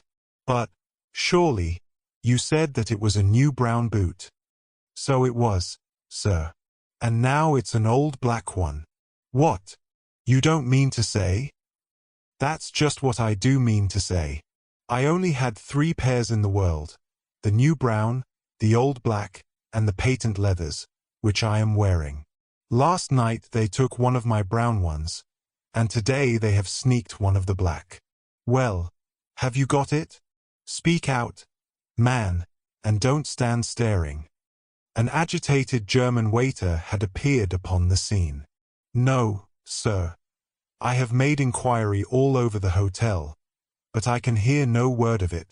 Well, either that boot comes back before sundown, or I'll see the manager and tell him that I go right straight out of this hotel. It shall be found, sir. I promise you that if you will have a little patience it will be found. Mind it is, for it's the last thing of mine that I'll lose in this den of thieves. Well, Mr. Holmes, you'll excuse my troubling you about such a trifle. I think it's well worth troubling about. Why? You look very serious over it. How do you explain it? I just don't attempt to explain it. It seems the very maddest, queerest thing that ever happened to me. The queerest, perhaps, said Holmes thoughtfully. What do you make of it yourself? Well, I don't profess to understand it yet. This case of yours is very complex, Sir Henry. When taken in conjunction with your uncle's death, I am not sure that of all the 500 cases of capital importance which I have handled there is one which cuts so deep. But we hold several threads in our hands, and the odds are that one or other of them guides us to the truth. We may waste time in following the wrong one, but sooner or later we must come upon the right. We had a pleasant luncheon in which little was said of the business which had brought us together. It was in the private sitting room to which we afterwards repaired that Holmes asked Baskerville what were his intentions. To go to Baskerville Hall. And when? At the end of the week. On the whole, said Holmes, I think that your decision is a wise one. I have ample evidence that you are being dogged in London, and amid the millions of this great city it is difficult to discover who these people are or what their object can be.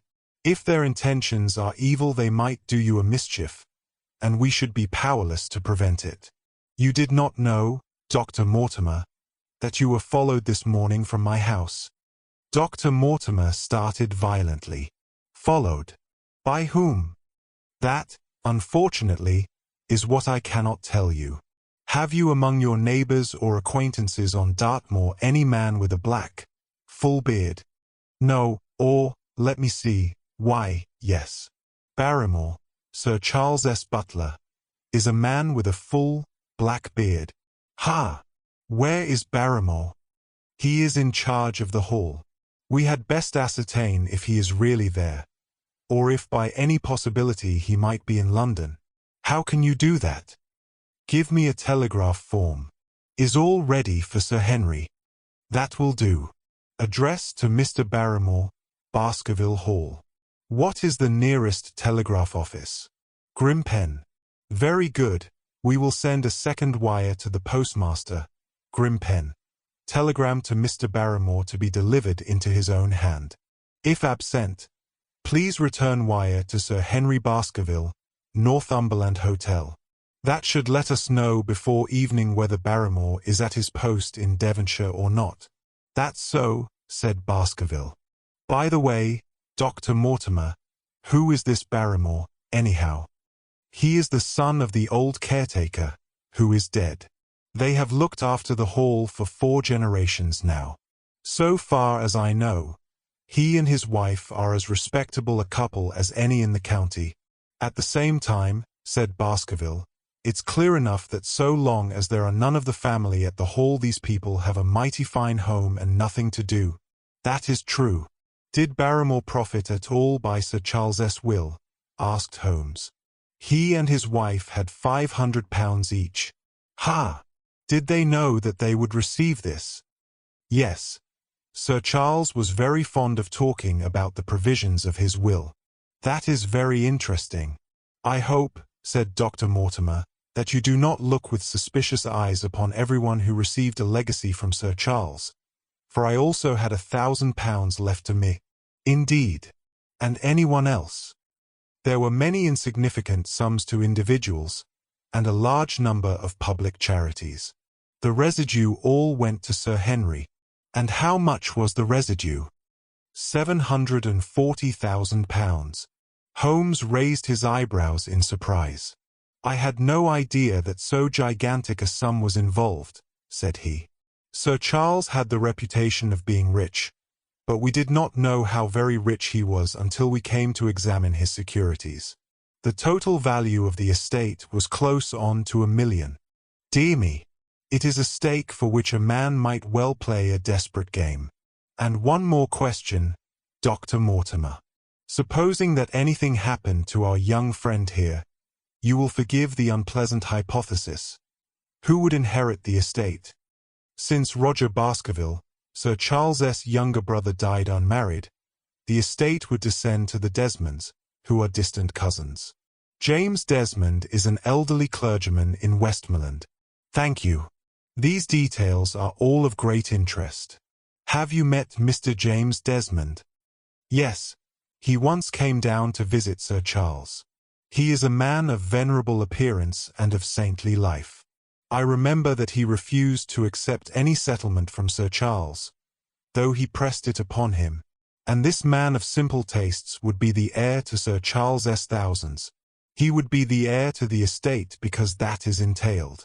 He would also be the heir to the money unless it were willed otherwise by the present owner, who can, of course, do what he likes with it.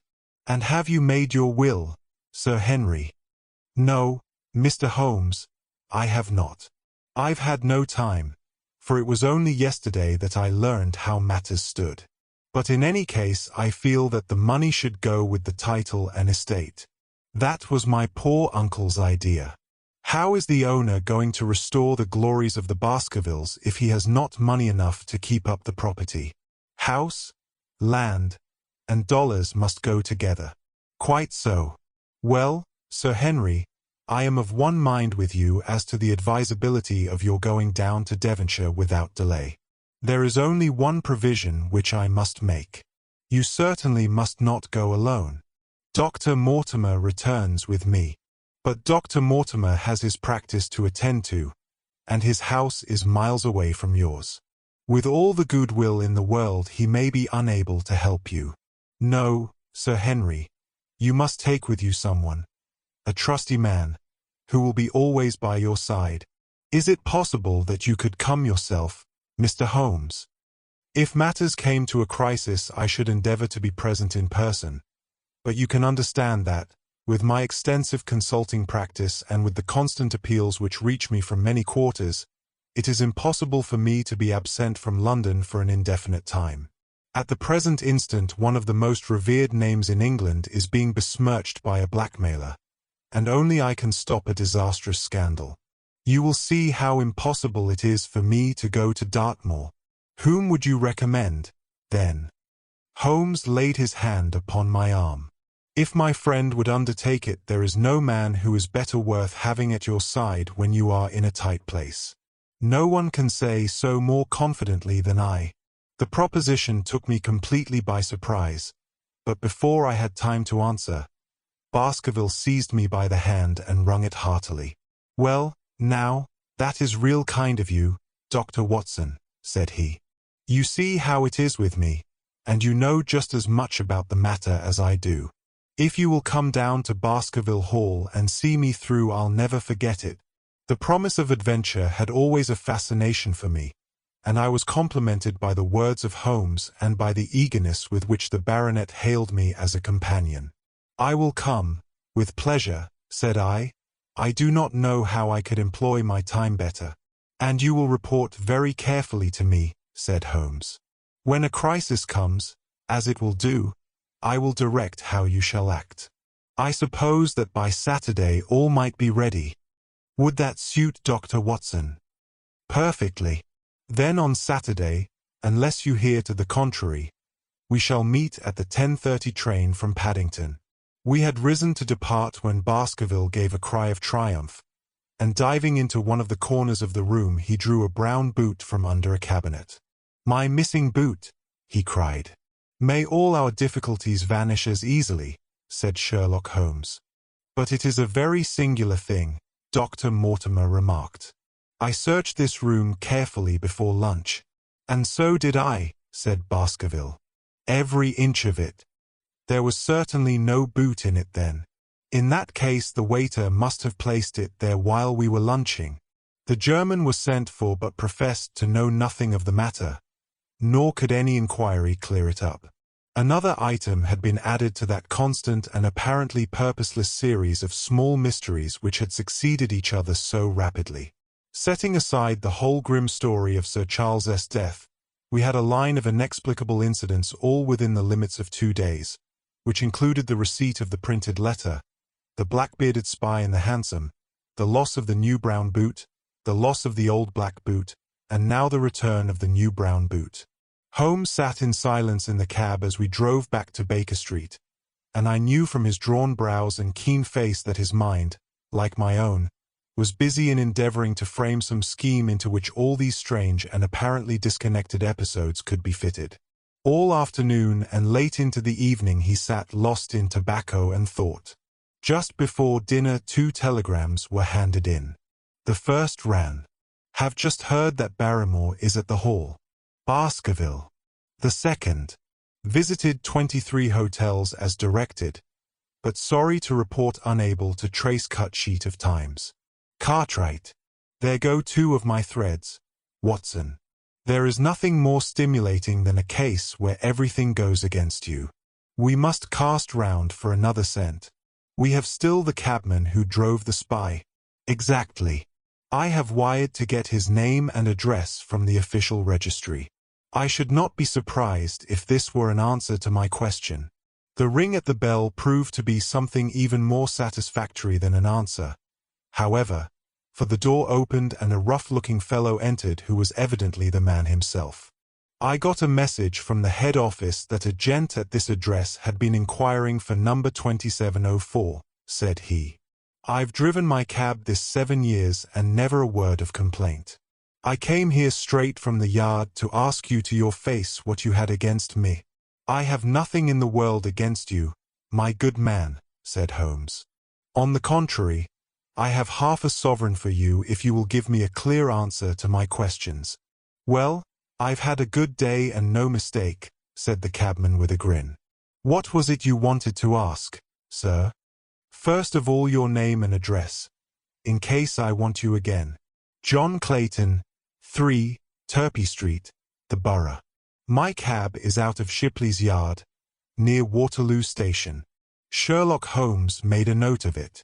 "Now, Clayton, tell me all about the fare who came and watched this house at 10 o'clock this morning and afterwards followed the 2 gentlemen down Regent Street." The man looked surprised and a little embarrassed. "Why, there's no good my telling you things, for you seem to know as much as I do already," said he. "The truth is that the gentleman told me that he was a detective and that I was to say nothing about him to anyone. My good fellow, this is a very serious business, and you may find yourself in a pretty bad position if you try to hide anything from me. You say that your fare told you that he was a detective?" "Yes, he did." "When did he say this?" "When he left me." "Did he say anything more?" "He mentioned his name." Holmes cast a swift glance of triumph at me. "Oh, he mentioned his name, did he? That was imprudent. What was the name that he mentioned?" "His name," said the cabman, "was Mr. Sherlock Holmes." Never have I seen my friend more completely taken aback than by the cabman's reply. For an instant he sat in silent amazement. Then he burst into a hearty laugh. "A touch, Watson, an undeniable touch," said he. "I feel a foil as quick and supple as my own. He got home upon me very prettily that time. So his name was Sherlock Holmes, was it? Yes, sir. That was the gentleman's name. Excellent. Tell me where you picked him up and all that occurred. He hailed me at 9:30 in Trafalgar Square. He said that he was a detective, and he offered me 2 guineas if I would do exactly what he wanted all day and ask no questions.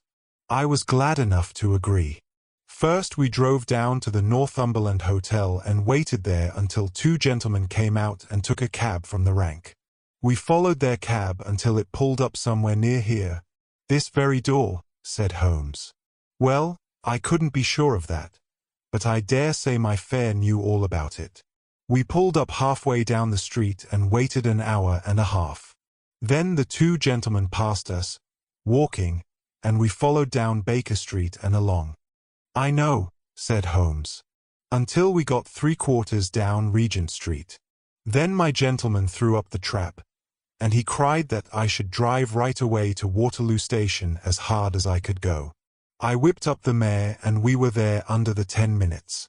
Then he paid up his 2 guineas, like a good one, and away he went into the station. Only just as he was leaving he turned round and he said, "It might interest you to know that you have been driving Mr. Sherlock Holmes. That's how I come to know the name." I see. And you saw no more of him? Not after he went into the station. And how would you describe Mr. Sherlock Holmes? The cabman scratched his head. Well, he wasn't altogether such an easy gentleman to describe. I'd put him at 40 years of age, and he was of a middle height, 2 or 3 inches shorter than you, sir. He was dressed like a toff, and he had a black beard, cut square at the end, and a pale face. I don't know as I could say more than that. Color of his eyes? No, I can't say that. Nothing more that you can remember? No, sir. Nothing. Well, then, here is your half-sovereign. There's another one waiting for you if you can bring any more information. Good night. Good night, sir, and thank you. John Clayton departed chuckling, and Holmes turned to me with a shrug of his shoulders and a rueful smile. Snap goes our 3rd thread, and we end where we began, said he. The cunning rascal. He knew our number, knew that Sir Henry Baskerville had consulted me, spotted who I was in Regent Street, conjectured that I had got the number of the cab and would lay my hands on the driver, and so sent back this audacious message. I tell you, Watson, this time we have got a foeman who is worthy of our steel. I've been checkmated in London. I can only wish you better luck in Devonshire. But I'm not easy in my mind about it. About what? About sending you. It's an ugly business, Watson, an ugly dangerous business, and the more I see of it the less I like it. Yes, my dear fellow, you may laugh, but I give you my word that I shall be very glad to have you back safe and sound in Baker. Chapter 6. Baskerville Hall.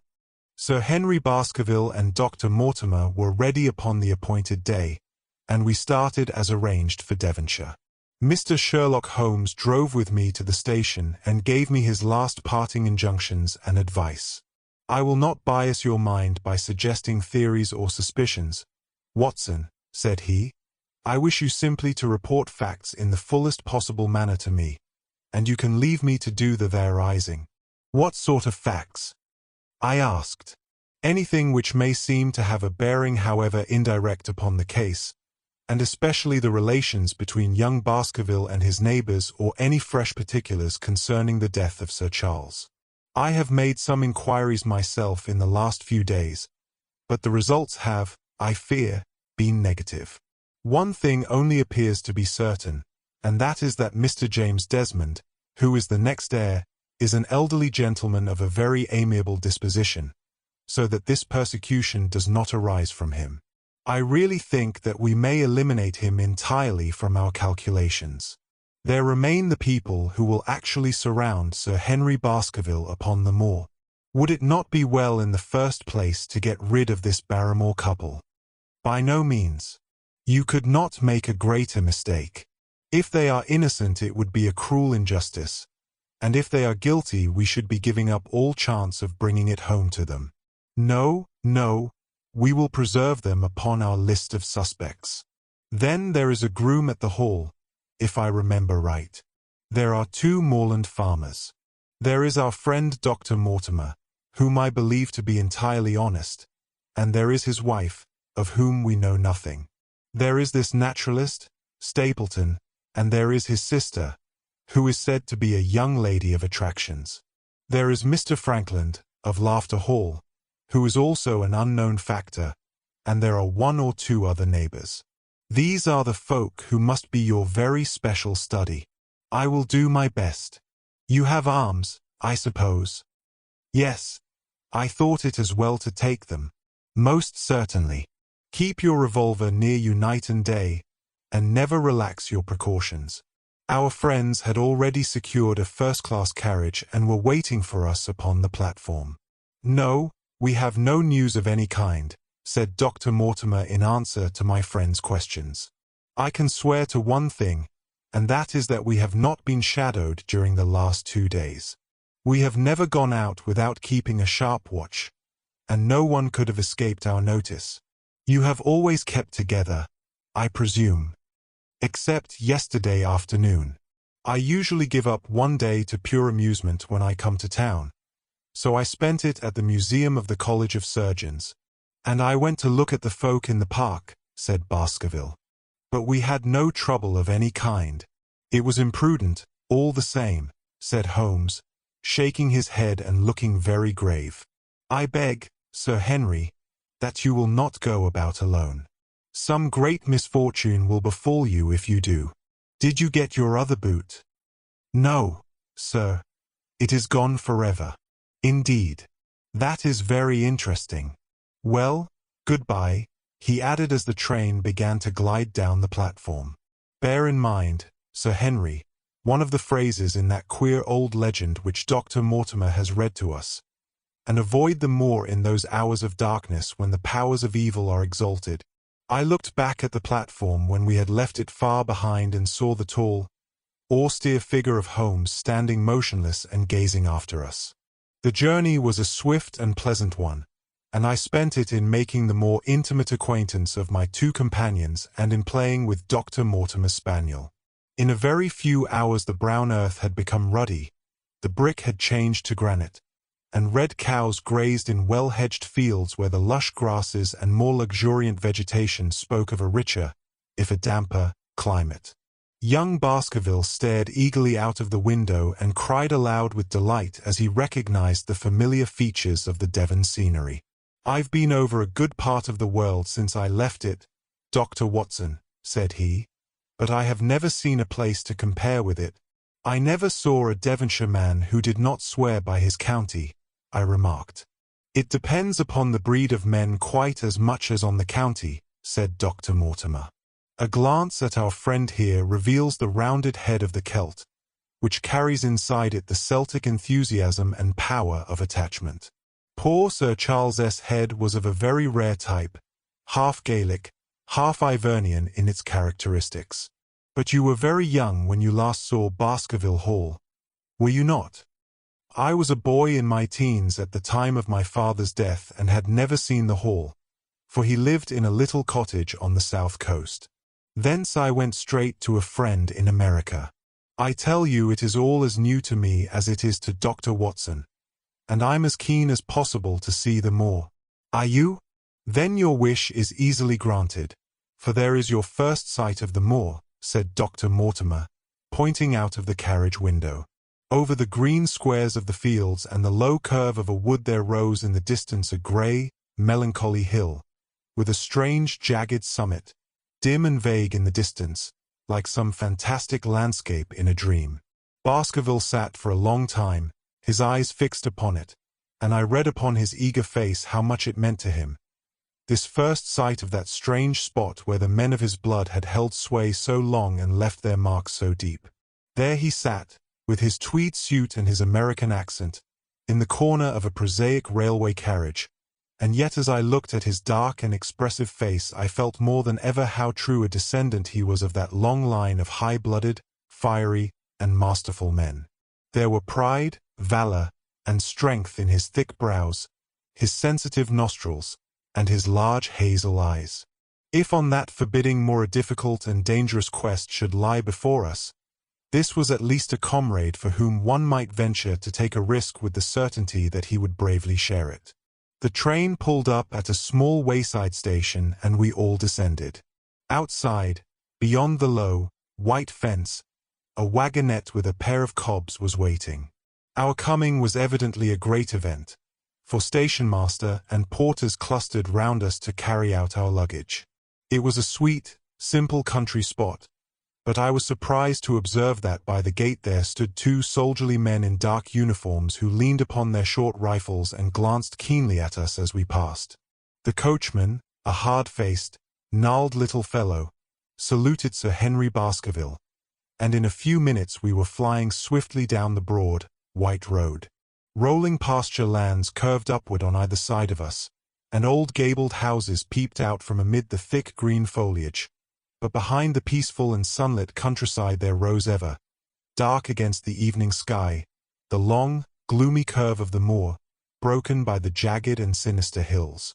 The wagonette swung round into a side road, and we curved upward through deep lanes worn by centuries of wheels, high banks on either side, heavy with dripping moss and fleshy hartstongue ferns. Bronzing bracken and mottled bramble gleamed in the light of the sinking sun. Still steadily rising, we passed over a narrow granite bridge and skirted a noisy stream which gushed swiftly down, foaming and roaring amid the grey boulders.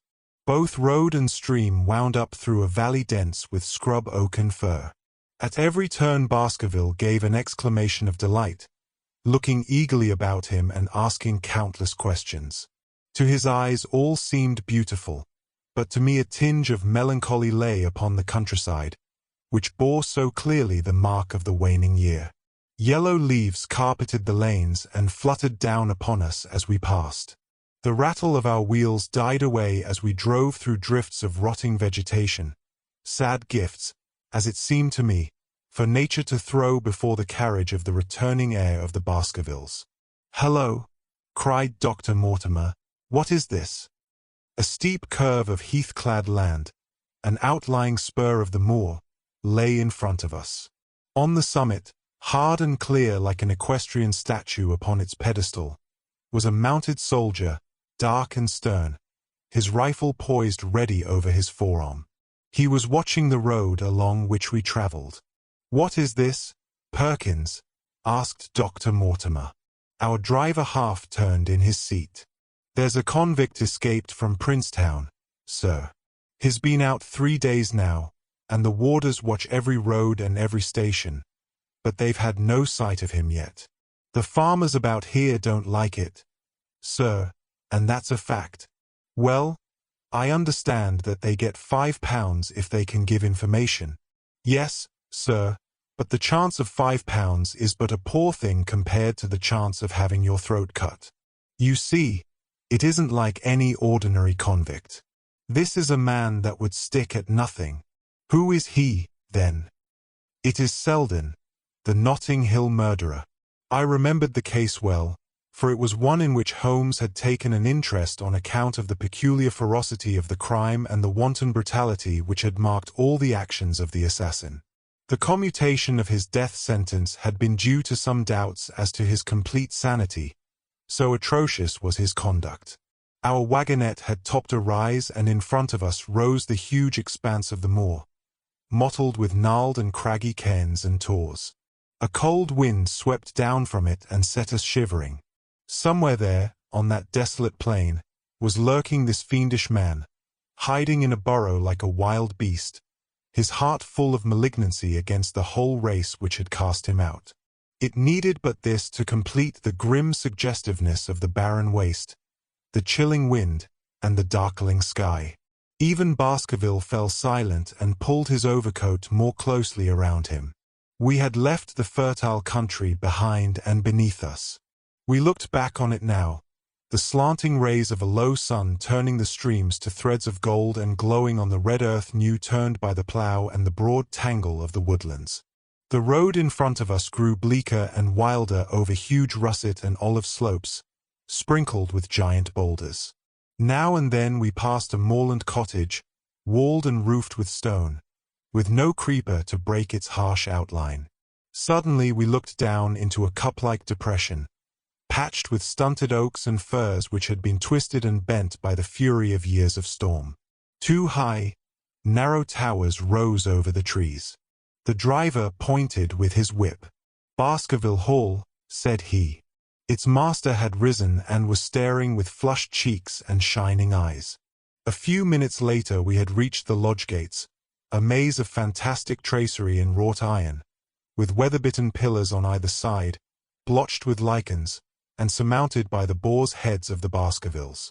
The lodge was a ruin of black granite and bared ribs of rafters, but facing it was a new building, half-constructed, the first fruit of Sir Charles's South African gold. Through the gateway we passed into the avenue, where the wheels were again hushed amid the leaves, and the old trees shot their branches in a somber tunnel over our heads. Baskerville shuddered as he looked up the long, dark drive to where the house glimmered like a ghost at the farther end. "Was it here?" he asked in a low voice. "No, no. The yew alley is on the other side." The young heir glanced round with a gloomy face. "It's no wonder my uncle felt as if trouble were coming on him in such a place as this," said he. "It's enough to scare any man. I'll have a row of electric lamps up here inside of 6 months, and you won't know it again. With 1,000 candle-power Swan and Edison right here in front of the hall door."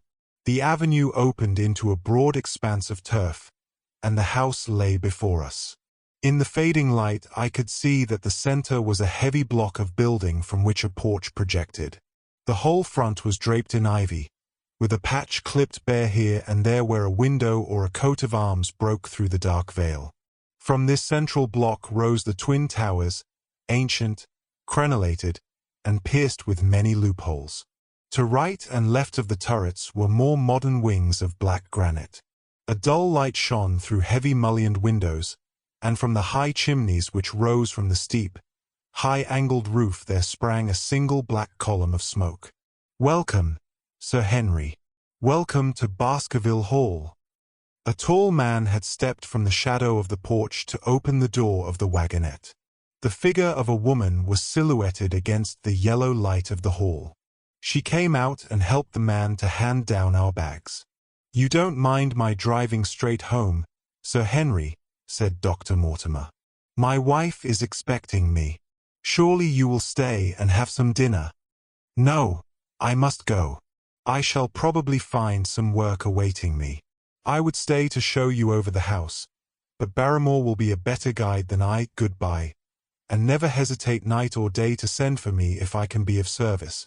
The wheels died away down the drive while Sir Henry and I turned into the hall, and the door clanged heavily behind us. It was a fine apartment in which we found ourselves, large, lofty, and heavily raftered with huge balks of age-blackened oak. In the great old-fashioned fireplace behind the high iron dogs a log fire crackled and snapped. Sir Henry and I held out our hands to it, for we were numb from our long drive. Then we gazed round us at the high, thin window of old stained glass, the oak paneling, the stags' heads, the coats of arms upon the walls, all dim and somber in the subdued light of the central lamp. "It's just as I imagined it," said Sir Henry. "Is it not the very picture of an old family home? To think that this should be the same hall in which for 500 years my people have lived. It strikes me solemn to think of it." I saw his dark face lit up with a boyish enthusiasm as he gazed about him. The light beat upon him where he stood, but long shadows trailed down the walls and hung like a black canopy above him. Barrymore had returned from taking our luggage to our rooms. He stood in front of us now with the subdued manner of a well-trained servant. He was a remarkable-looking man, tall, handsome, with a square black beard and pale, distinguished features. "Would you wish dinner to be served at once, sir?" "Is it ready?" "In a very few minutes, sir. You will find hot water in your rooms. My wife and I will be happy, Sir Henry, to stay with you until you have made your fresh arrangements. but you will understand that under the new conditions this house will require a considerable staff. What new conditions? I only meant, sir, that Sir Charles led a very retired life, and we were able to look after his wants. You would, naturally, wish to have more company, and so you will need changes in your household. Do you mean that your wife and you wish to leave? Only when it is quite convenient to you, sir. But your family have been with us for several generations, have they not? I should be sorry to begin my life here by breaking an old family connection. I seemed to discern some signs of emotion upon the butler's white face. I feel that also, sir, and so does my wife. But to tell the truth, sir, we were both very much attached to Sir Charles, and his death gave us a shock and made these surroundings very painful to us. I fear that we shall never again be easy in our minds at Baskerville Hall. But what do you intend to do? I have no doubt, sir, that we shall succeed in establishing ourselves in some business. Sir Charles's generosity has given us the means to do so. And now, sir, perhaps I had best show you to your rooms. A square balustraded gallery ran round the top of the old hall, approached by a double stair. From this central point 2 long corridors extended the whole length of the building, from which all the bedrooms opened. My own was in the same wing as Baskerville's and almost next door to it. These rooms appeared to be much more modern than the central part of the house, and the bright paper and numerous candles did something to remove the somber impression which our arrival had left upon my mind. But the dining room which opened out of the hall was a place of shadow and gloom. It was a long chamber with a step separating the dais where the family sat from the lower portion reserved for their dependents. At one end a minstrel's gallery overlooked it. Black beams shot across above our heads, with a smoke-darkened ceiling beyond them. With rows of flaring torches to light it up, and the color and rude hilarity of an old-time banquet, it might have softened. But now, when 2 black-clothed gentlemen sat in the little circle of light thrown by a shaded lamp, one's voice became hushed and one's spirit subdued. A dim line of ancestors, in every variety of dress, from the Elizabethan knight to the buck of the Regency, stared down upon us and daunted us by their silent company. We talked little, and I for one was glad when the meal was over and we were able to retire into the modern billiard room and smoke a cigarette. My word, it isn't a very cheerful place, said Sir Henry. I suppose one can tone down to it, but I feel a bit out of the picture at present. I don't wonder that my uncle got a little jumpy if he lived all alone in such a house as this. However, if it suits you, we will retire early tonight, and perhaps things may seem more cheerful in the morning. I drew aside my curtains before I went to bed and looked out from my window. It opened upon the grassy space which lay in front of the hall door. Beyond, 2 copses of trees moaned and swung in a rising wind. A half-moon broke through the rifts of racing clouds. In its cold light I saw beyond the trees a broken fringe of rocks, and the long, low curve of the melancholy moor. I closed the curtain, feeling that my last impression was in keeping with the rest. And yet it was not quite the last. I found myself weary and yet wakeful, tossing restlessly from side to side, seeking for the sleep which would not come.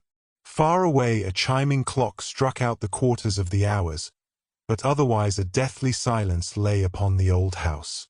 And then suddenly, in the very dead of the night, there came a sound to my ears, clear, resonant, and unmistakable. It was the sob of a woman, the muffled, strangling gasp of one who is torn by an uncontrollable sorrow. I sat up in bed and listened intently. The noise could not have been far away and was certainly in the house.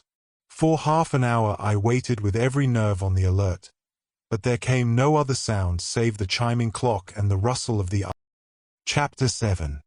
The Stapletons of Merripit House.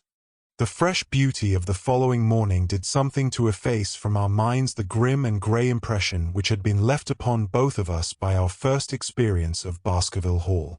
As Sir Henry and I sat at breakfast, the sunlight flooded in through the high mullioned windows, throwing watery patches of color from the coats of arms which covered them. The dark paneling glowed like bronze in the golden rays, and it was hard to realize that this was indeed the chamber which had struck such a gloom into our souls upon the evening before. "I guess it is ourselves and not the house that we have to blame," said the baronet. "We were tired with our journey and chilled by our drive, so we took a grey view of the place. Now we are fresh and well, so it is all cheerful once more." "And yet it was not entirely a question of imagination," I answered. "Did you, for example, happen to hear someone, a woman I think, sobbing in the night?" "That is curious, for I did when I was half asleep fancy that I heard something of the sort. I waited quite a time, but there was no more of it, so I concluded that it was all a dream. I heard it distinctly, and I am sure that it was really the sob of a woman. We must ask about this right away." He rang the bell and asked Barrymore whether he could account for our experience. It seemed to me that the pallid features of the butler turned a shade paler still as he listened to his master's question. "There are only 2 women in the house, Sir Henry," he answered. "One is the scullery maid, who sleeps in the other wing. The other is my wife, and I can answer for it that the sound could not have come from her." And yet he lied as he said it, for it chanced that after breakfast I met Mrs. Barrymore in the long corridor with the sun full upon her face. She was a large, impassive, heavy-featured woman with a stern-set expression of mouth. But her telltale eyes were red and glanced at me from between swollen lids. It was she, then, who wept in the night, and if she did so her husband must know it. Yet he had taken the obvious risk of discovery in declaring that it was not so. Why had he done this? And why did she weep so bitterly? Already round this pale-faced, handsome, black-bearded man there was gathering an atmosphere of mystery and of gloom. It was he who had been the first to discover the body of Sir Charles, and we had only his word for all the circumstances which led up to the old man's death. Was it possible that it was Barrymore, after all, whom we had seen in the cab in Regent Street? The beard might well have been the same. The cabman had described a somewhat shorter man, but such an impression might easily have been erroneous. How could I settle the point forever? Obviously the first thing to do was to see the Grimpen postmaster and find whether the test telegram had really been placed in Barrymore's own hands. Be the answer what it might, I should at least have something to report to Sherlock Holmes. Sir Henry had numerous papers to examine after breakfast, so that the time was propitious for my excursion. It was a pleasant walk of 4 miles along the edge of the moor, leading me at last to a small grey hamlet, in which 2 larger buildings, which proved to be the inn and the house of Dr. Mortimer, stood high above the rest. The postmaster, who was also the village grocer, had a clear recollection of the telegram. "Certainly, sir," said he, "I had the telegram delivered to Mr. Barrymore exactly as directed." "Who delivered it?" "My boy here. James, you delivered that telegram to Mr. Barrymore at the Hall last week, did you not?" "Yes, father, I delivered it." "Into his own hands?" I asked. "Well, he was up in the loft at the time, so that I could not put it into his own hands, but I gave it into Mrs. Barrymore's hands, and she promised to deliver it at once." "Did you see Mr. Barrymore?" "No, sir. I tell you he was in the loft." "If you didn't see him, how do you know he was in the loft?" "Well, surely his own wife ought to know where he is," said the postmaster testily. "Didn't he get the telegram? If there is any mistake it is for Mr. Barrymore himself to complain." It seemed hopeless to pursue the inquiry any farther, but it was clear that in spite of Holmes's ruse we had no proof that Barrymore had not been in London all the time. Suppose that it were so, suppose that the same man had been the last who had seen Sir Charles alive, and the first to dog the new heir when he returned to England. What then? Was he the agent of others, or had he some sinister design of his own? What interest could he have in persecuting the Baskerville family? I thought of the strange warning clipped out of the leading article of the Times. Was that his work, or was it possibly the doing of someone who was bent upon counteracting his schemes? The only conceivable motive was that which had been suggested by Sir Henry, that if the family could be scared away, a comfortable and permanent home would be secured for the Barrymores. But surely such an explanation as that would be quite inadequate to account for the deep and subtle scheming which seemed to be weaving an invisible net round the young baronet. Holmes himself had said that no more complex case had come to him in all the long series of his sensational investigations. I prayed, as I walked back along the grey, lonely road, that my friend might soon be freed from his preoccupations and able to come down to take this heavy burden of responsibility from my shoulders. Suddenly my thoughts were interrupted by the sound of running feet behind me and by a voice which called me by name. I turned, expecting to see Dr. Mortimer, but to my surprise it was a stranger who was pursuing me. He was a small, slim, clean-shaven, prim-faced man, flaxen-haired and lean-jawed, between 30 and 40 years of age, dressed in a grey suit and wearing a straw hat. A tin box for botanical specimens hung over his shoulder, and he carried a green butterfly net in one of his hands. "You will, I am sure, excuse my presumption, Dr. Watson," said he as he came panting up to where I stood. "Here on the moor we are homely folk and do not wait for formal introductions. You may possibly have heard my name from our mutual friend, Mortimer. I am Stapleton, of Merripit House." "Your net and box would have told me as much," said I, for I knew that Mr. Stapleton was a naturalist. "But how did you know me?" "I have been calling on Mortimer, and he pointed you out to me from the window of his surgery as you passed. As our road lay the same way, I thought that I would overtake you and introduce myself. I trust that Sir Henry is none the worse for his journey." "He is very well, thank you. We were all rather afraid that after the sad death of Sir Charles the new baronet might refuse to live here. It is asking much of a wealthy man to come down and bury himself in a place of this kind. But I need not tell you that it means a very great deal to the countryside. Sir Henry has, I suppose, no superstitious fears in the matter." "I do not think that it is likely. Of course you know the legend of the fiend dog which haunts the family." "I have heard it. It is extraordinary how credulous the peasants are about here. Any number of them are ready to swear that they have seen such a creature upon the moor." He spoke with a smile, but I seemed to read in his eyes that he took the matter more seriously. The story took a great hold upon the imagination of Sir Charles, and I have no doubt that it led to his tragic end. But how? His nerves were so worked up that the appearance of any dog might have had a fatal effect upon his diseased heart. I fancy that he really did see something of the kind upon that last night in the yew alley. I feared that some disaster might occur, for I was very fond of the old man, and I knew that his heart was weak. "How did you know that?" "My friend Mortimer told me." "You think, then, that some dog pursued Sir Charles, and that he died of fright in consequence? Have you any better explanation?" "I have not come to any conclusion. Has Mr. Sherlock Holmes—" The words took away my breath for an instant, but a glance at the placid face and steadfast eyes of my companion showed that no surprise was intended. "It is useless for us to pretend that we do not know you, Dr. Watson," said he.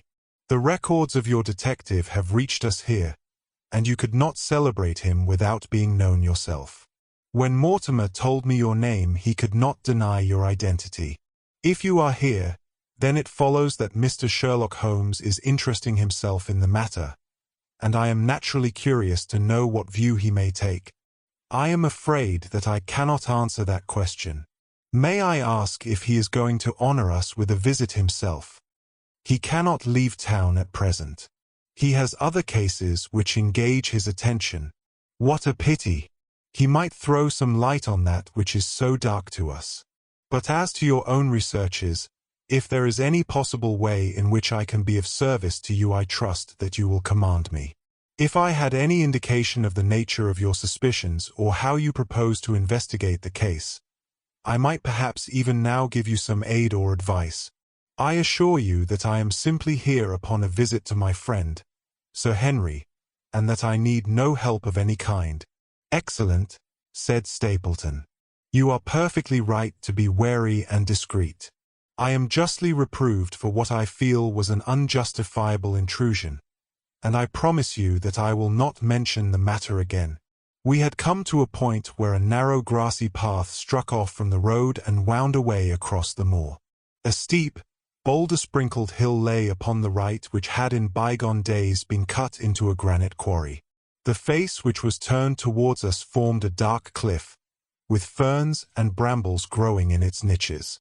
From over a distant rise there floated a grey plume of smoke. "A moderate walk along this moor path brings us to Merripit House," said he. "Perhaps you will spare an hour that I may have the pleasure of introducing you to my sister."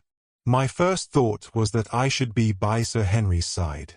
But then I remembered the pile of papers and bills with which his study table was littered. It was certain that I could not help with those. And Holmes had expressly said that I should study the neighbours upon the moor. I accepted Stapleton's invitation, and we turned together down the path. "It is a wonderful place, the moor," said he, looking round over the undulating downs, long green rollers, with crests of jagged granite foaming up into fantastic surges. "You never tire of the moor. You cannot think the wonderful secrets which it contains. It is so vast, and so barren, and so mysterious." "You know it well, then?" "I have only been here 2 years. The residents would call me a newcomer. We came shortly after Sir Charles settled. But my tastes led me to explore every part of the country round, and I should think that there are few men who know it better than I do." "Is it hard to know?" "Very hard. You see, for example, this great plain to the north here with the queer hills breaking out of it. Do you observe anything remarkable about that? It would be a rare place for a gallop. You would naturally think so, and the thought has cost several their lives before now. You notice those bright green spots scattered thickly over it?" "Yes, they seem more fertile than the rest." Stapleton laughed. "That is the great Grimpen Mire," said he. "A false step yonder means death to man or beast. Only yesterday I saw one of the moor ponies wander into it. He never came out. I saw his head for quite a long time craning out of the bog-hole, but it sucked him down at last. Even in dry seasons it is a danger to cross it, but after these autumn rains it is an awful place. And yet I can find my way to the very heart of it and return alive. By George, there is another of those miserable ponies." Something brown was rolling and tossing among the green sedges. Then a long, agonized, writhing neck shot upward and a dreadful cry echoed over the moor.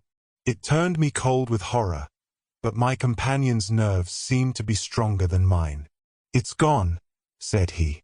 "The mire has him. 2 in 2 days, and many more, perhaps, for they get in the way of going there in the dry weather and never know the difference until the mire has them in its clutches. It's a bad place, the great Grimpen Mire. And you say you can penetrate it?" "Yes, there are 1 or 2 paths which a very active man can take. I have found them out. But why should you wish to go into so horrible a place?" "Well, you see the hills beyond? They are really islands cut off on all sides by the impassable mire, which has crawled round them in the course of years. That is where the rare plants and the butterflies are, if you have the wit to reach them. I shall try my luck some day." He looked at me with a surprised face. "For God's sake put such an idea out of your mind," said he. "Your blood would be upon my head. I assure you that there would not be the least chance of your coming back alive.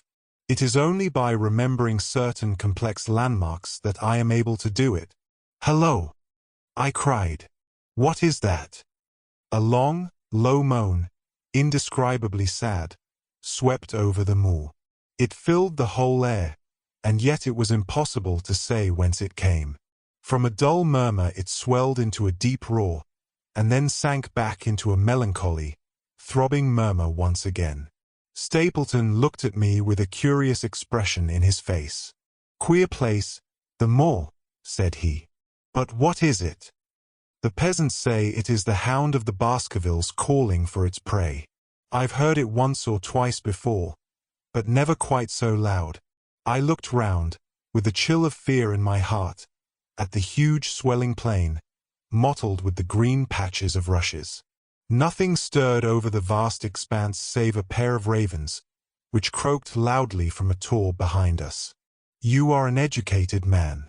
You don't believe such nonsense as that, said I. What do you think is the cause of so strange a sound? Bogs make queer noises sometimes.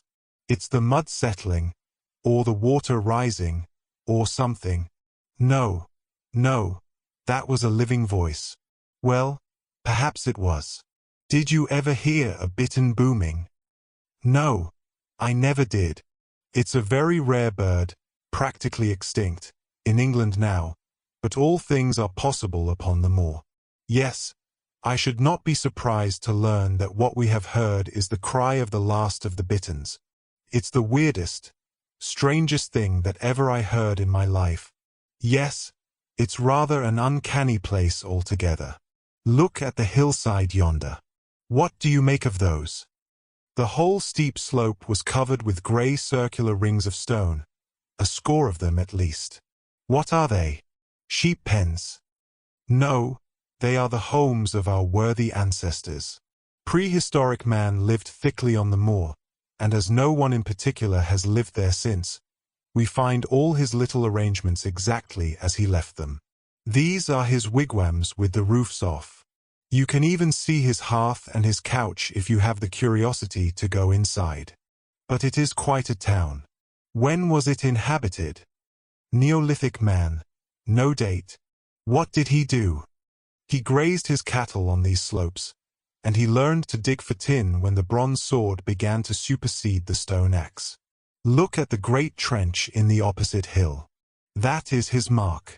Yes, you will find some very singular points about the moor, Dr. Watson. Oh, excuse me an instant. It is surely Cyclopides. A small fly or moth had fluttered across our path, and in an instant Stapleton was rushing with extraordinary energy and speed in pursuit of it. To my dismay the creature flew straight for the great mire, and my acquaintance never paused for an instant, bounding from tuft to tuft behind it, his green net waving in the air. His grey clothes and jerky, zigzag, irregular progress made him not unlike some huge moth himself. I was standing watching his pursuit with a mixture of admiration for his extraordinary activity and fear lest he should lose his footing in the treacherous mire, when I heard the sound of steps and, turning round, found a woman near me upon the path. She had come from the direction in which the plume of smoke indicated the position of Merripit House, but the dip of the moor had hid her until she was quite close. I could not doubt that this was the Miss Stapleton of whom I had been told, since ladies of any sort must be few upon the moor, and I remembered that I had heard someone describe her as being a beauty. The woman who approached me was certainly that, and of a most uncommon type. There could not have been a greater contrast between brother and sister, for Stapleton was neutral-tinted, with light hair and grey eyes, while she was darker than any brunette whom I have seen in England, slim, elegant, and tall. She had a proud, finely cut face, so regular that it might have seemed impassive were it not for the sensitive mouth and the beautiful dark, eager eyes. With her perfect figure and elegant dress she was, indeed, a strange apparition upon a lonely moorland path. Her eyes were on her brother as I turned, and then she quickened her pace towards me. I had raised my hat and was about to make some explanatory remark when her own words turned all my thoughts into a new channel. "Go back," she said. "Go straight back to London." Instantly, I could only stare at her in stupid surprise. Her eyes blazed at me, and she tapped the ground impatiently with her foot. "Why should I go back?" I asked. "I cannot explain." She spoke in a low, eager voice, with a curious lisp in her utterance. "But for God's sake do what I ask you. Go back and never set foot upon the moor again." "But I have only just come." Man, she cried.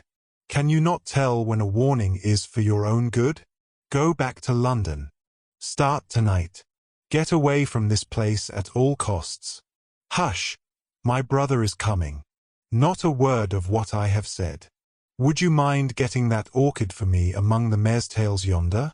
We are very rich in orchids on the moor, though, of course, you are rather late to see the beauties of the place."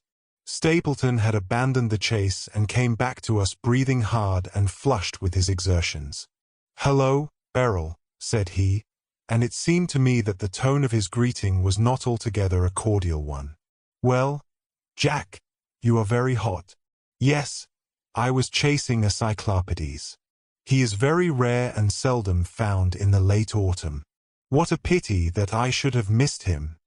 He spoke unconcernedly, but his small light eyes glanced incessantly from the girl to me.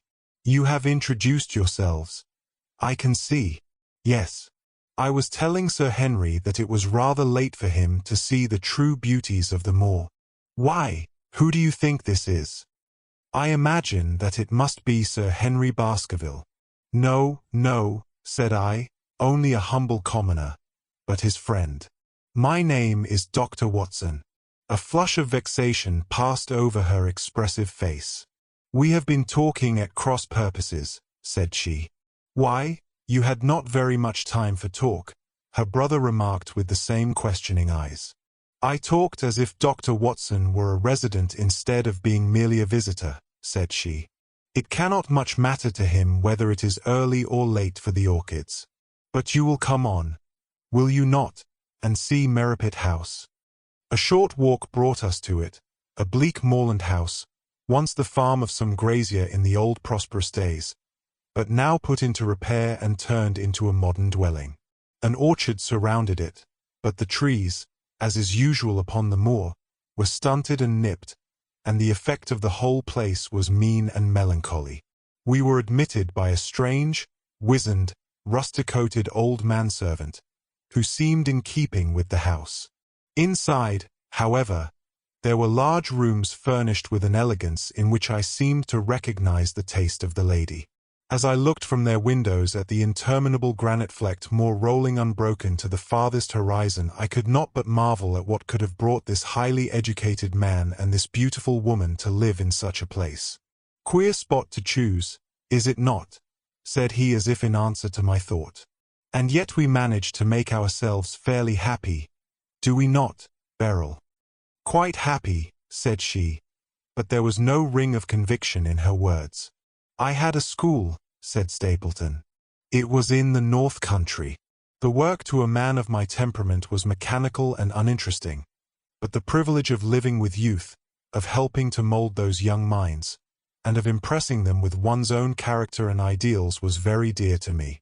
However, the fates were against us. A serious epidemic broke out in the school and 3 of the boys died. It never recovered from the blow, and much of my capital was irretrievably swallowed up. And yet, if it were not for the loss of the charming companionship of the boys, I could rejoice over my own misfortune, for, with my strong tastes for botany and zoology, I find an unlimited field of work here, and my sister is as devoted to nature as I am. All this, Dr. Watson, has been brought upon your head by your expression as you surveyed the moor out of our window. It certainly did cross my mind that it might be a little dull. Less for you, perhaps, than for your sister." "No, no, I am never dull," said she quickly. "We have books, we have our studies, and we have interesting neighbors. Dr. Mortimer is a most learned man in his own line. Poor Sir Charles was also an admirable companion. We knew him well and miss him more than I can tell. Do you think that I should intrude if I were to call this afternoon and make the acquaintance of Sir Henry? I am sure that he would be delighted. Then perhaps you would mention that I propose to do so. We may in our humble way do something to make things more easy for him until he becomes accustomed to his new surroundings. Will you come upstairs, Dr. Watson, and inspect my collection of Lepidoptera? I think it is the most complete one in the southwest of England. By the time that you have looked through them lunch will be almost ready. But I was eager to get back to my charge. The melancholy of the moor, the death of the unfortunate pony, the weird sound which had been associated with the grim legend of the Baskervilles, all these things tinged my thoughts with sadness.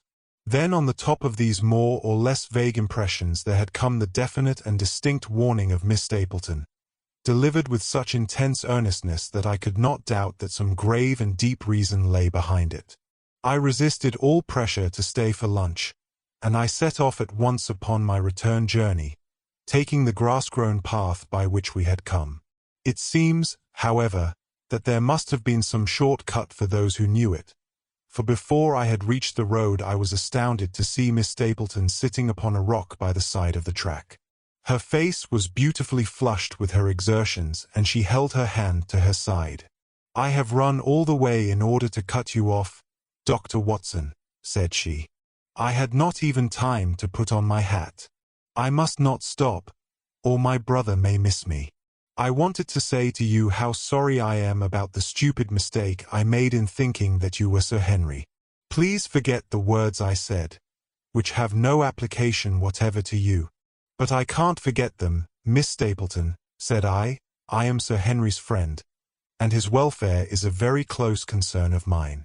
Tell me why it was that you were so eager that Sir Henry should return to London." "A woman's whim, Dr. Watson.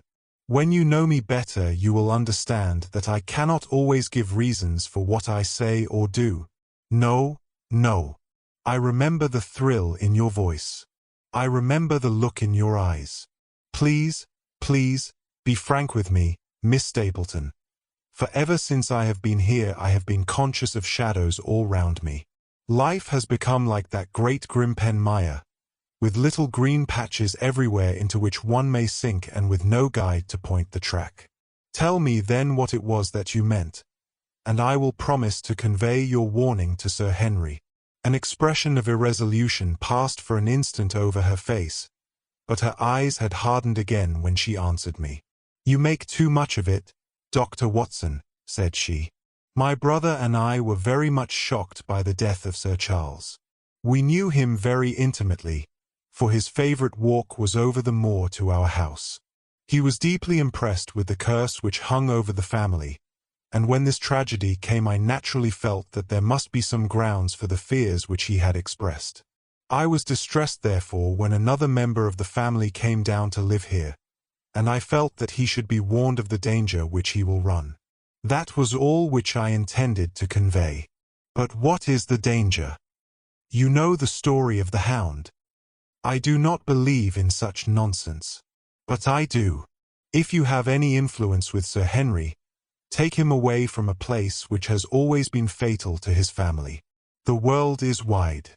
Why should he wish to live at the place of danger? Because it is the place of danger. That is Sir Henry's nature. I fear that unless you can give me some more definite information than this it would be impossible to get him to move. I cannot say anything definite, for I do not know anything definite. I would ask you one more question, Miss Stapleton. If you meant no more than this when you first spoke to me, why should you not wish your brother to overhear what you said? There is nothing to which he, or anyone else, could object. My brother is very anxious to have the hall inhabited, for he thinks it is for the good of the poor folk upon the moor. He would be very angry if he knew that I have said anything which might induce Sir Henry to go away. But I have done my duty now, and I will say no more. I must go back, or he will miss me and suspect that I have seen you. Goodbye." She turned and had disappeared in a few minutes among the scattered boulders, while I, with my soul full of vague fears, pursued my... Chapter 8. First Report of Dr. Watson. From this point onward I will follow the course of events by transcribing my own letters to Mr. Sherlock Holmes which lie before me on the table.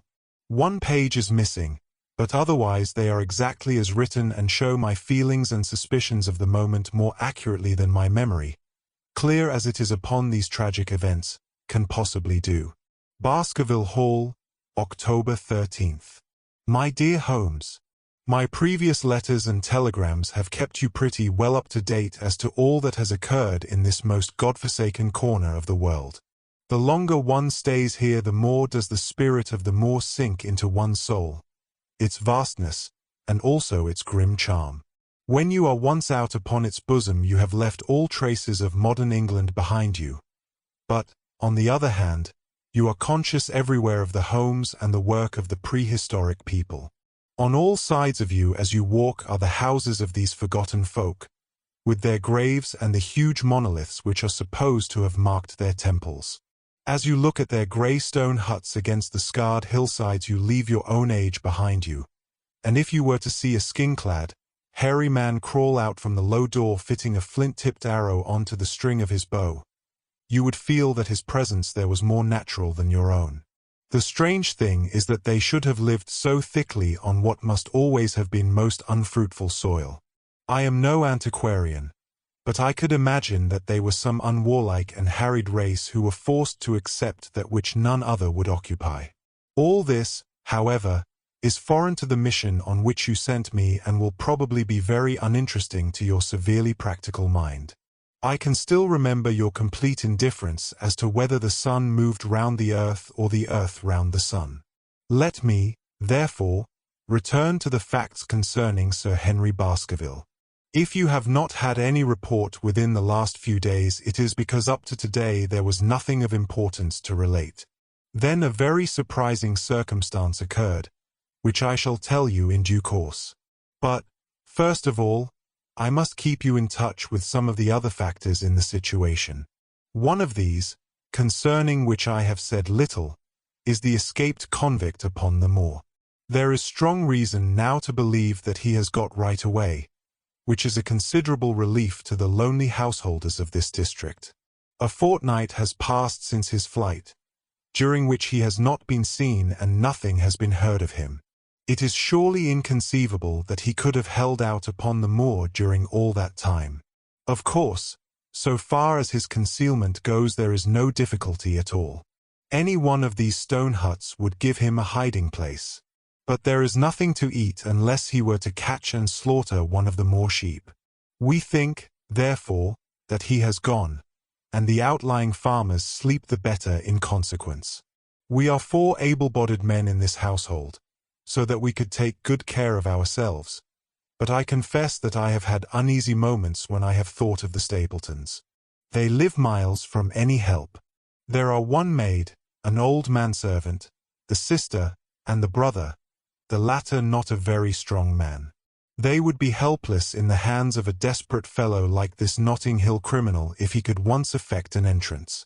Both Sir Henry and I were concerned at their situation, and it was suggested that Perkins the groom should go over to sleep there, but Stapleton would not hear of it. The fact is that our friend, the baronet, begins to display a considerable interest in our fair neighbour. It is not to be wondered at, for time hangs heavily in this lonely spot to an active man like him, and she is a very fascinating and beautiful woman. There is something tropical and exotic about her which forms a singular contrast to her cool and unemotional brother.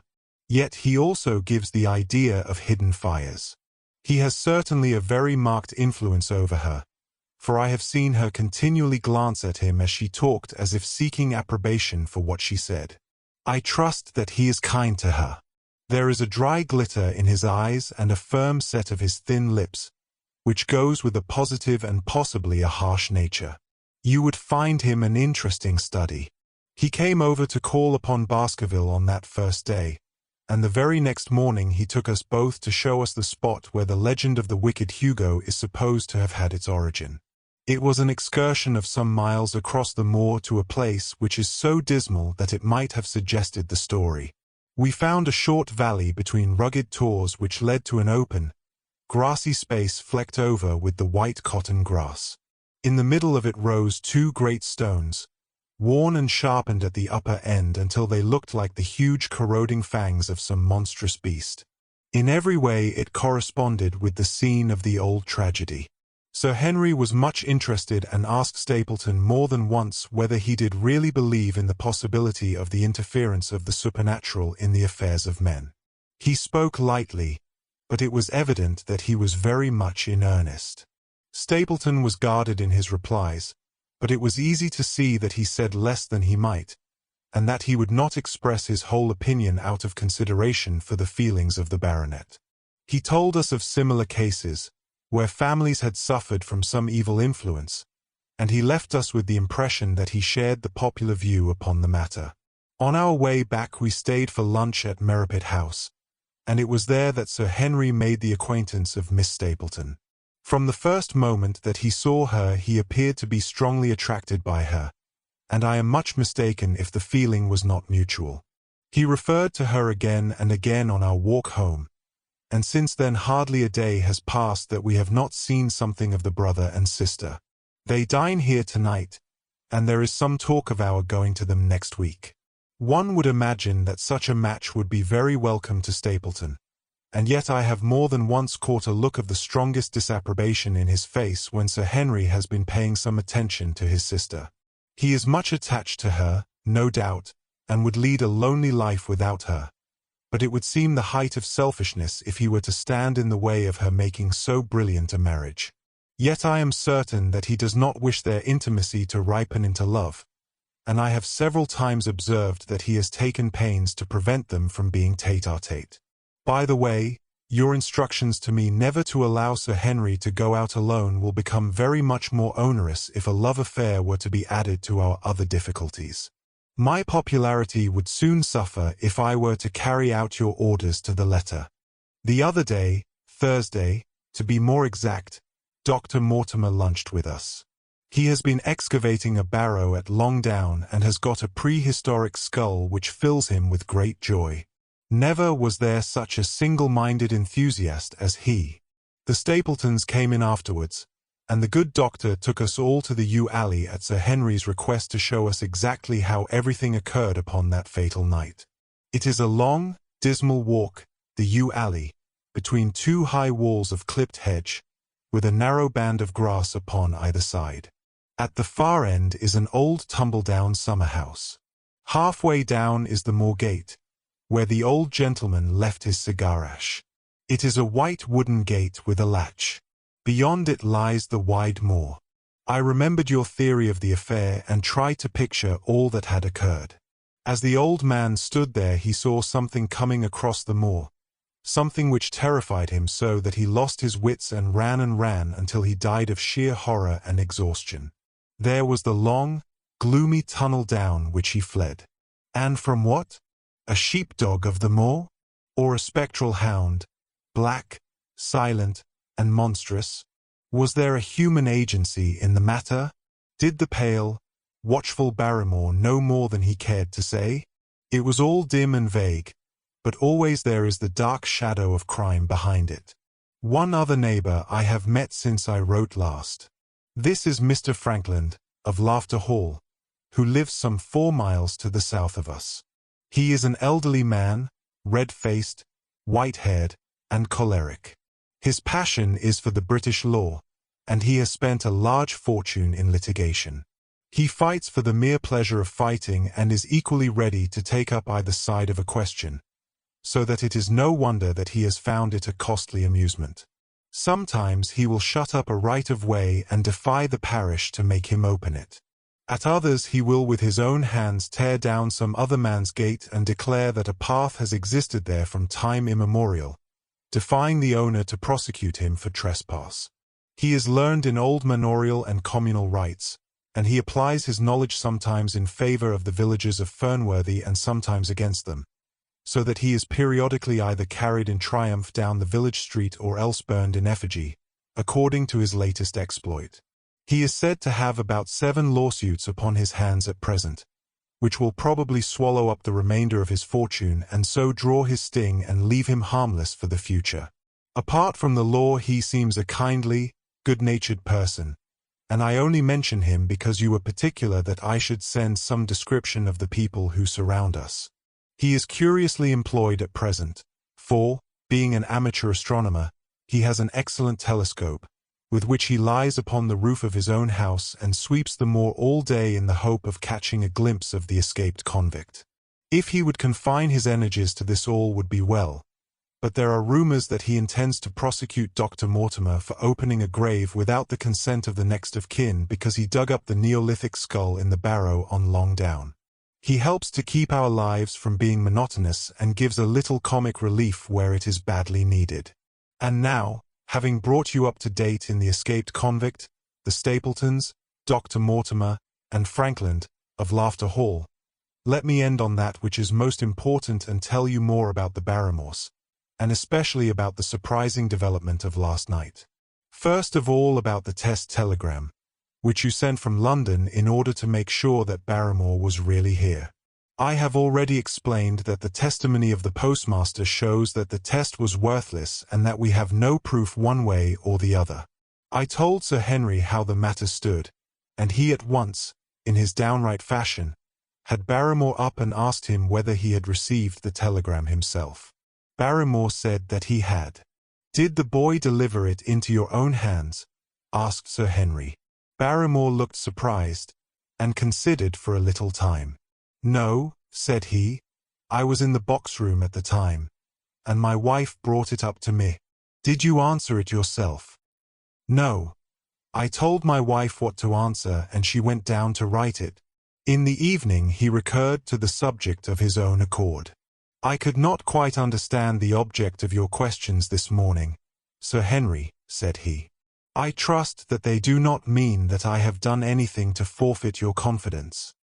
Sir Henry had to assure him that it was not so and pacify him by giving him a considerable part of his old wardrobe, the London outfit having now all arrived. "Mrs. Barrymore is of interest to me. She is a heavy, solid person, very limited, intensely respectable, and inclined to be puritanical. You could hardly conceive a less emotional subject. Yet I have told you how, on the first night here, I heard her sobbing bitterly, and since then I have more than once observed traces of tears upon her face. Some deep sorrow gnaws ever at her heart. Sometimes I wonder if she has a guilty memory which haunts her, and sometimes I suspect Barrymore of being a domestic tyrant. I have always felt that there was something singular and questionable in this man's character, but the adventure of last night brings all my suspicions to a head. And yet it may seem a small matter in itself. You are aware that I am not a very sound sleeper, and since I have been on guard in this house my slumbers have been lighter than ever. Last night, about 2 in the morning, I was aroused by a stealthy step passing my room. I rose, opened my door, and peeped out. A long black shadow was trailing down the corridor. It was thrown by a man who walked softly down the passage with a candle held in his hand. He was in shirt and trousers, with no covering to his feet. I could merely see the outline, but his height told me that it was Barrymore. He walked very slowly and circumspectly, and there was something indescribably guilty and furtive in his whole appearance. I have told you that the corridor is broken by the balcony which runs round the hall, but that it is resumed upon the farther side. I waited until he had passed out of sight, and then I followed him. When I came round the balcony he had reached the end of the farther corridor, and I could see from the glimmer of light through an open door that he had entered one of the rooms. Now, all these rooms are unfurnished and unoccupied, so that his expedition became more mysterious than ever. The light shone steadily as if he was standing motionless. I crept down the passage as noiselessly as I could and peeped round the corner of the door. Barrymore was crouching at the window with the candle held against the glass. His profile was half turned towards me, and his face seemed to be rigid with expectation as he stared out into the blackness of the moor. For some minutes he stood watching intently. Then he gave a deep groan and with an impatient gesture he put out the light. Instantly I made my way back to my room, and very shortly came the stealthy steps passing once more upon their return journey. Long afterwards, when I had fallen into a light sleep, I heard a key turn somewhere in a lock, but I could not tell whence the sound came. What it all means I cannot guess, but there is some secret business going on in this house of gloom which sooner or later we shall get to the bottom of. I do not trouble you with my theories, for you asked me to furnish you only with facts. I have had a long talk with Sir Henry this morning, and we have made a plan of campaign founded upon my observations of last night. I will not speak about it just now, but it should make my next report interesting. Chapter 9. The Light upon the Moor, Second Report of Dr. Watson. Baskerville Hall, October 15th. My dear Holmes, if I was compelled to leave you without much news during the early days of my mission, you must acknowledge that I am making up for lost time, and that events are now crowding thick and fast upon us. In my last report I ended upon my top note with Barrymore at the window, and now I have quite a budget already which will, unless I am much mistaken, considerably surprise you. Things have taken a turn which I could not have anticipated. In some ways they have within the last 48 hours become much clearer, and in some ways they have become more complicated. But I will tell you all and you shall judge for yourself. Before breakfast on the morning following my adventure, I went down the corridor and examined the room in which Barrymore had been on the night before. The western window through which he had stared so intently has, I noticed, one peculiarity above all other windows in the house. It commands the nearest outlook on to the moor. There is an opening between two trees which enables one from this point of view to look right down upon it, while from all the other windows it is only a distant glimpse which can be obtained. It follows, therefore, that Barrymore, since only this window would serve the purpose, must have been looking out for something or somebody upon the moor. The night was very dark, so that I can hardly imagine how he could have hoped to see anyone. It had struck me that it was possible that some love intrigue was on foot.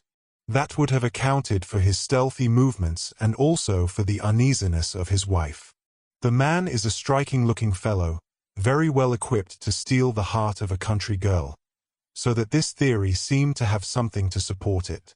That opening of the door which I had heard after I had returned to my room might mean that he had gone out to keep some clandestine appointment. So I reasoned with myself in the morning, and I tell you the direction of my suspicions, however much the result may have shown that they were unfounded. But whatever the true explanation of Barrymore's movements might be, I felt that the responsibility of keeping them to myself until I could explain them was more than I could bear. I had an interview with the baronet in his study after breakfast, and I told him all that I had seen. He was less surprised than I had expected. I knew that Barrymore walked about nights, and I had a mind to speak to him about it, said he. 2 or 3 times I have heard his steps in the passage, coming and going, just about the hour you name. Perhaps then he pays a visit every night to that particular window, I suggested. Perhaps he does. If so, we should be able to shadow him and see what it is that he is after. I wonder what your friend Holmes would do if he were here. I believe that he would do exactly what you now suggest, said I. He would follow Barrymore and see what he did. Then we shall do it together. But surely he would hear us. The man is rather deaf, and in any case we must take our chance of that. We'll sit up in my room tonight and wait until he passes. Sir Henry rubbed his hands with pleasure, and it was evident that he hailed the adventure as a relief to his somewhat quiet life upon the moor. The baronet has been in communication with the architect who prepared the plans for Sir Charles, and with a contractor from London, so that we may expect great changes to begin here soon. There have been decorators and furnishers up from Plymouth, and it is evident that our friend has large ideas and means to spare no pains or expense to restore the grandeur of his family. When the house is renovated and refurnished, all that he will need will be a wife to make it complete. Between ourselves there are pretty clear signs that this will not be wanting if the lady is willing, for I have seldom seen a man more infatuated with a woman than he is with our beautiful neighbour, Miss Stapleton. And yet the course of true love does not run quite as smoothly as one would under the circumstances expect. Today, for example, its surface was broken by a very unexpected ripple, which has caused our friend considerable perplexity and annoyance. After the conversation which I have quoted about Barrymore, Sir Henry put on his hat and prepared to go out. As a matter of course, I did the same. "What, are you coming, Watson?" he asked, looking at me in a curious way. "That depends on whether you are going on the moor," said I. Yes, I am. Well, you know what my instructions are. I am sorry to intrude, but you heard how earnestly Holmes insisted that I should not leave you, and especially that you should not go alone upon the moor. Sir Henry put his hand upon my shoulder with a pleasant smile. My dear fellow, said he, Holmes, with all his wisdom, did not foresee some things which have happened since I have been on the moor. You understand me? I am sure that you are the last man in the world who would wish to be a spoilsport. I must go out alone. It put me in a most awkward position. I was at a loss what to say or what to do, and before I had made up my mind he picked up his cane and was gone. But when I came to think the matter over, my conscience reproached me bitterly for having on any pretext allowed him to go out of my sight. I imagined what my feelings would be if I had to return to you and to confess that some misfortune had occurred through my disregard for your instructions. I assure you my cheeks flushed at the very thought. It might not even now be too late to overtake him, so I set off at once in the direction of Merripit House. I hurried along the road at the top of my speed without seeing anything of Sir Henry, until I came to the point where the moor path branches off.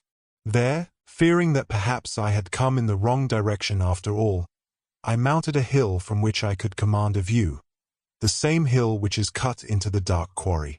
Thence I saw him at once. He was on the moor path about a quarter of a mile off, and a lady was by his side who could only be Miss Stapleton. It was clear that there was already an understanding between them and that they had met by appointment. They were walking slowly along in deep conversation, and I saw her making quick little movements of her hands as if she were very earnest in what she was saying, while he listened intently, and once or twice shook his head in strong dissent. I stood among the rocks watching them, very much puzzled as to what I should do next. To follow them and break into their intimate conversation seemed to be an outrage, and yet my clear duty was never for an instant to let him out of my sight. To act the spy upon a friend was a hateful task. Still, I could see no better course than to observe him from the hill, and to clear my conscience by confessing to him afterwards what I had done. It is true that if any sudden danger had threatened him I was too far away to be of use, and yet I am sure that you will agree with me that the position was very difficult, and that there was nothing more which I could do. Our friend, Sir Henry, and the lady had halted on the path and were standing deeply absorbed in their conversation, when I was suddenly aware that I was not the only witness of their interview. A wisp of green floating in the air caught my eye, and another glance showed me that it was carried on a stick by a man who was moving among the broken ground. It was Stapleton with his butterfly net.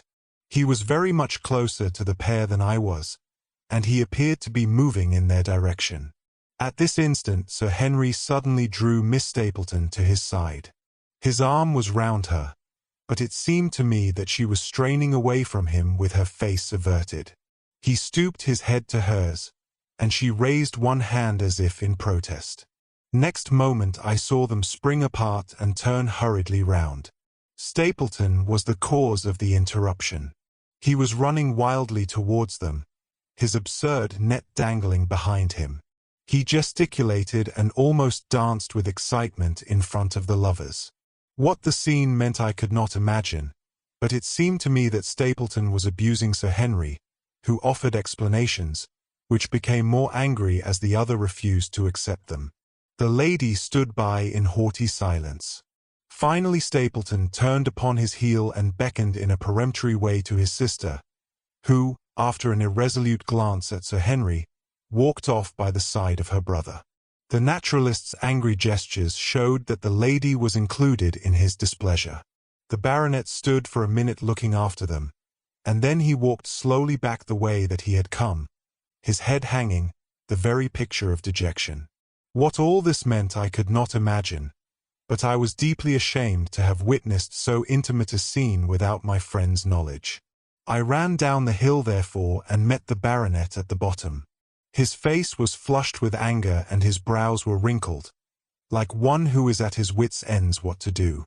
"Hello, Watson. Where have you dropped from?" said he. "You don't mean to say that you came after me in spite of all?" I explained everything to him. How I had found it impossible to remain behind, how I had followed him, and how I had witnessed all that had occurred. For an instant his eyes blazed at me, but my frankness disarmed his anger, and he broke at last into a rather rueful laugh. "You would have thought the middle of that prairie a fairly safe place for a man to be private," said he, "but, by thunder, the whole countryside seems to have been out to see me do my wooing, and a mighty poor wooing at that. Where had you engaged a seat?" "I was on that hill. Quite in the back row, eh?" "But her brother was well up to the front. Did you see him come out on us?" "Yes, I did." "Did he ever strike you as being crazy, this brother of hers?" "I can't say that he ever did. I dare say not. I always thought him sane enough until today, but you can take it from me that either he or I ought to be in a straitjacket. What's the matter with me, anyhow? You've lived near me for some weeks, Watson. Tell me straight. Now, is there anything that would prevent me from making a good husband to a woman that I loved?" "I should say not. He can't object to my worldly position, so it must be myself that he has this down on. What has he against me? I never hurt man or woman in my life that I know of. And yet he would not so much as let me touch the tips of her fingers. Did he say so?" "That, and a deal more. I tell you, Watson, I've only known her these few weeks, but from the first I just felt that she was made for me. And she, too, she was happy when she was with me, and that I'll swear. There's a light in a woman's eyes that speaks louder than words. But he has never let us get together, and it was only today for the first time that I saw a chance of having a few words with her alone. She was glad to meet me, but when she did it was not love that she would talk about, and she wouldn't have let me talk about it either if she could have stopped it. She kept coming back to it that this was a place of danger, and that she would never be happy until I had left it. I told her that since I had seen her I was in no hurry to leave it, and that if she really wanted me to go, the only way to work it was for her to arrange to go with me. With that I offered in as many words to marry her, but before she could answer, down came this brother of hers, running at us with a face on him like a madman. He was just white with rage, and those light eyes of his were blazing with fury.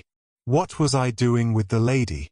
How dared I offer her attentions which were distasteful to her? Did I think that because I was a baronet I could do what I liked? If he had not been her brother I should have known better how to answer him. As it was I told him that my feelings towards his sister were such as I was not ashamed of, and that I hoped that she might honor me by becoming my wife. That seemed to make the matter no better, so then I lost my temper too, and I answered him rather more hotly than I should perhaps, considering that she was standing by. So it ended by his going off with her, as you saw, and here am I as badly puzzled a man as any in this county. Just tell me what it all means, Watson, and I'll owe you more than ever I can hope to pay. I tried 1 or 2 explanations, but, indeed, I was completely puzzled myself. Our friend's title, his fortune, his age, his character, and his appearance are all in his favor, and I know nothing against him unless it be this dark fate which runs in his family. That his advances should be rejected so brusquely without any reference to the lady's own wishes, and that the lady should accept the situation without protest is very amazing. However, our conjectures were set at rest by a visit from Stapleton himself that very afternoon. He had come to offer apologies for his rudeness of the morning, and after a long private interview with Sir Henry in his study the upshot of their conversation was that the breach is quite healed, and that we are to dine at Merripit House next Friday as a sign of it. "I don't say now that he isn't a crazy man," said Sir Henry. "I can't forget the look in his eyes when he ran at me this morning, but I must allow that no man could make a more handsome apology than he has done. Did he give any explanation of his conduct? His sister is everything in his life, he says. That is natural enough, and I am glad that he should understand her value. They have always been together, and according to his account he has been a very lonely man with only her as a companion. so that the thought of losing her was really terrible to him. He had not understood, he said, that I was becoming attached to her, but when he saw with his own eyes that it was really so, and that she might be taken away from him, it gave him such a shock that for a time he was not responsible for what he said or did.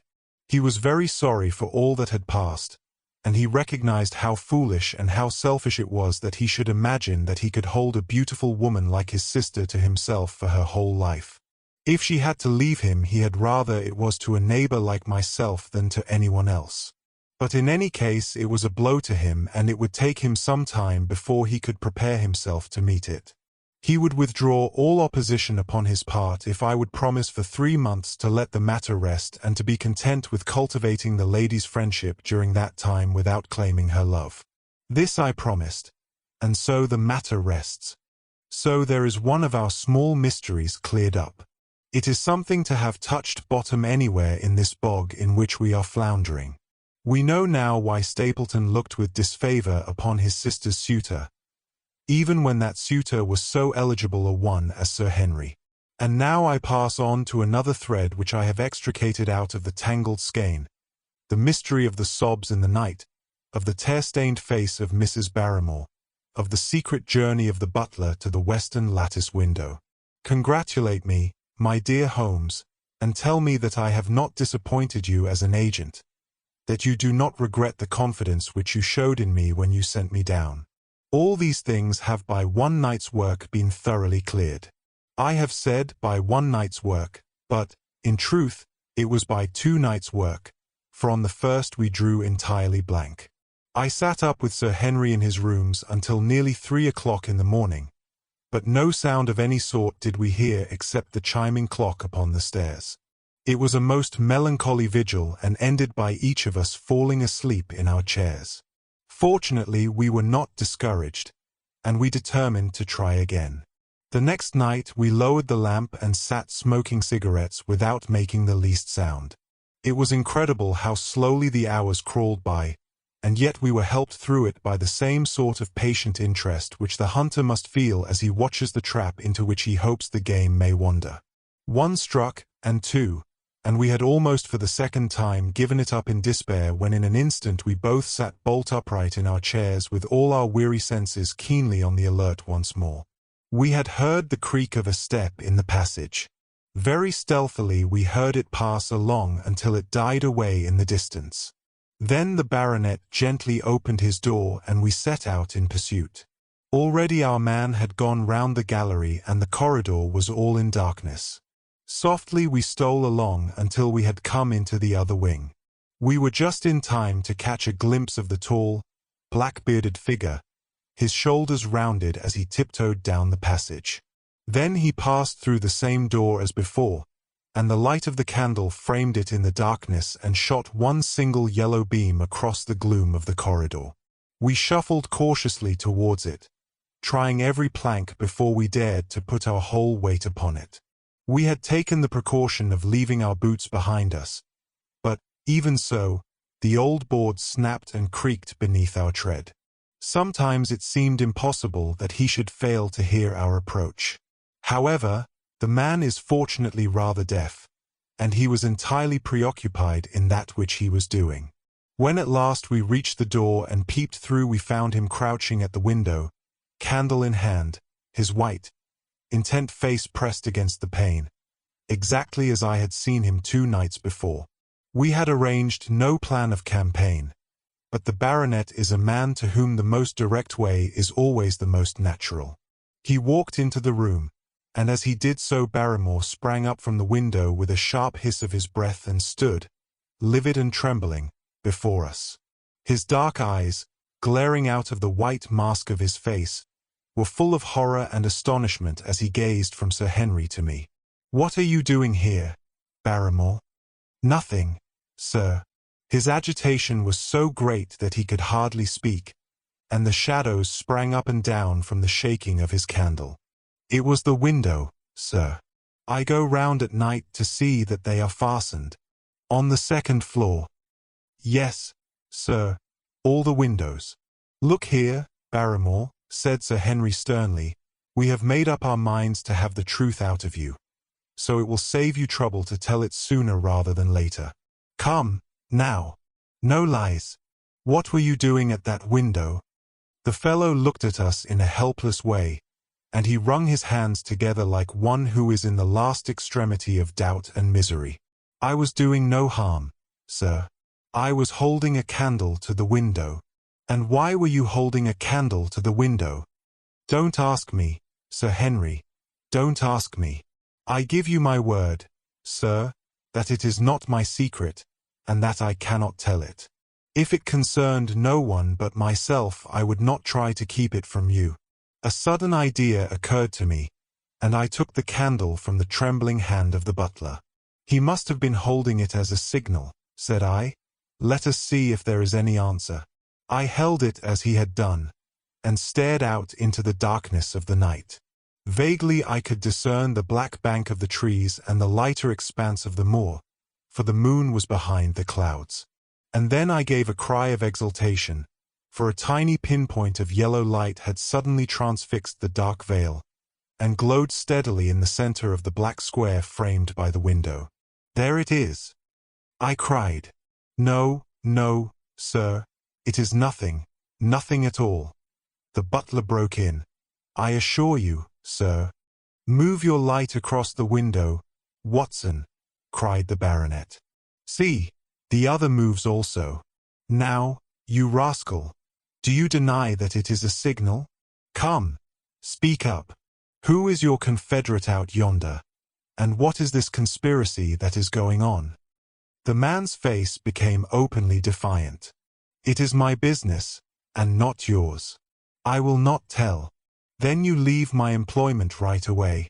"Very good, sir. If I must, I must. And you go in disgrace. By thunder, you may well be ashamed of yourself. Your family has lived with mine for over 100 years under this roof, and here I find you deep in some dark plot against me. No, no, sir. No, not against you."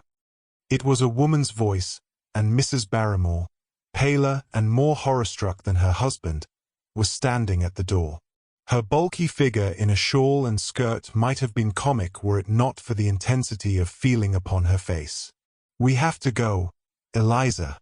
This is the end of it." "You can pack our things," said the butler. "Oh, John, John, have I brought you to this? It is my doing, Sir Henry, all mine. He has done nothing except for my sake and because I asked him." "Speak out, then. What does it mean?" "My unhappy brother is starving on the moor.